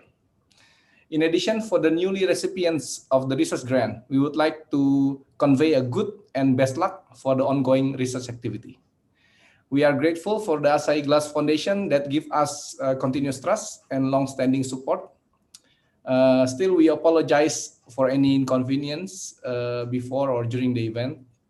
I thank you, first of all, to the organizing committee, the LPPM staff. Thank you for the hard work. You have done a great job in such a difficult time of pandemic. And for our moderators, Dr. Chatur and Dr. Asep, thank you for patiently moderating the two sessions and keeping the time punctual. So we thank all the participants for sharing your precious time to listen to our seminars and grand ceremony of the Asahi Glass Foundation 2021. And last but not least, the Asahi Glass Foundation staff, thank you that you have followed the Indonesian time zone. We apologize that you worked very late in Japan. I wish you good health and success. See you next year in 2022. Back to MC. Thank you very much.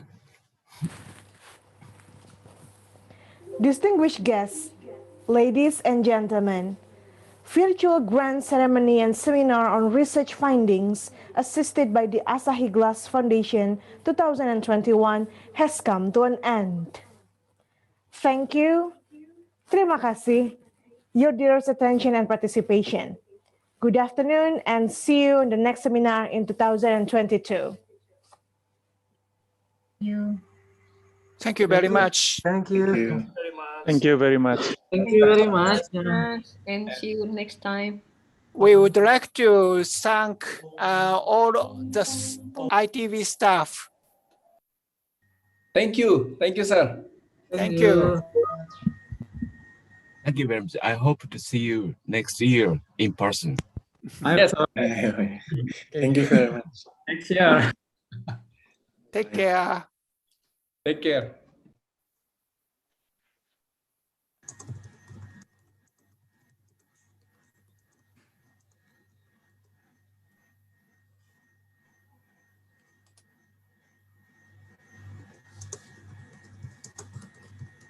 Masih mute lagunya. It's easy if you try. No, there will be no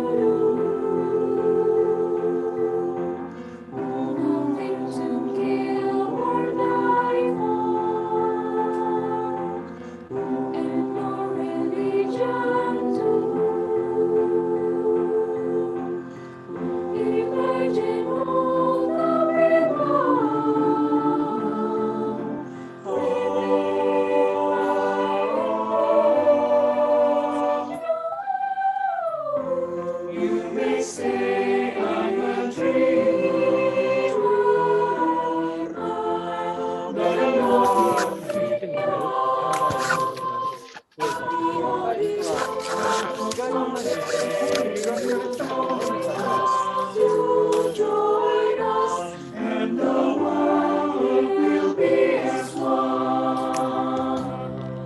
Imagine conversations. I wonder if you can. No need for greed or hunger. A brotherhood of man. Imagine all the people sharing all the world. You may say I'm not dreaming, but I'm not the only one. Not the only one. I hope someday you'll join us. You'll join us, and the world will be as one. You may say I'm not dreaming, but I'm not the only one. Not the only one. I hope someday you'll join us. You'll join us, and the world will be as one.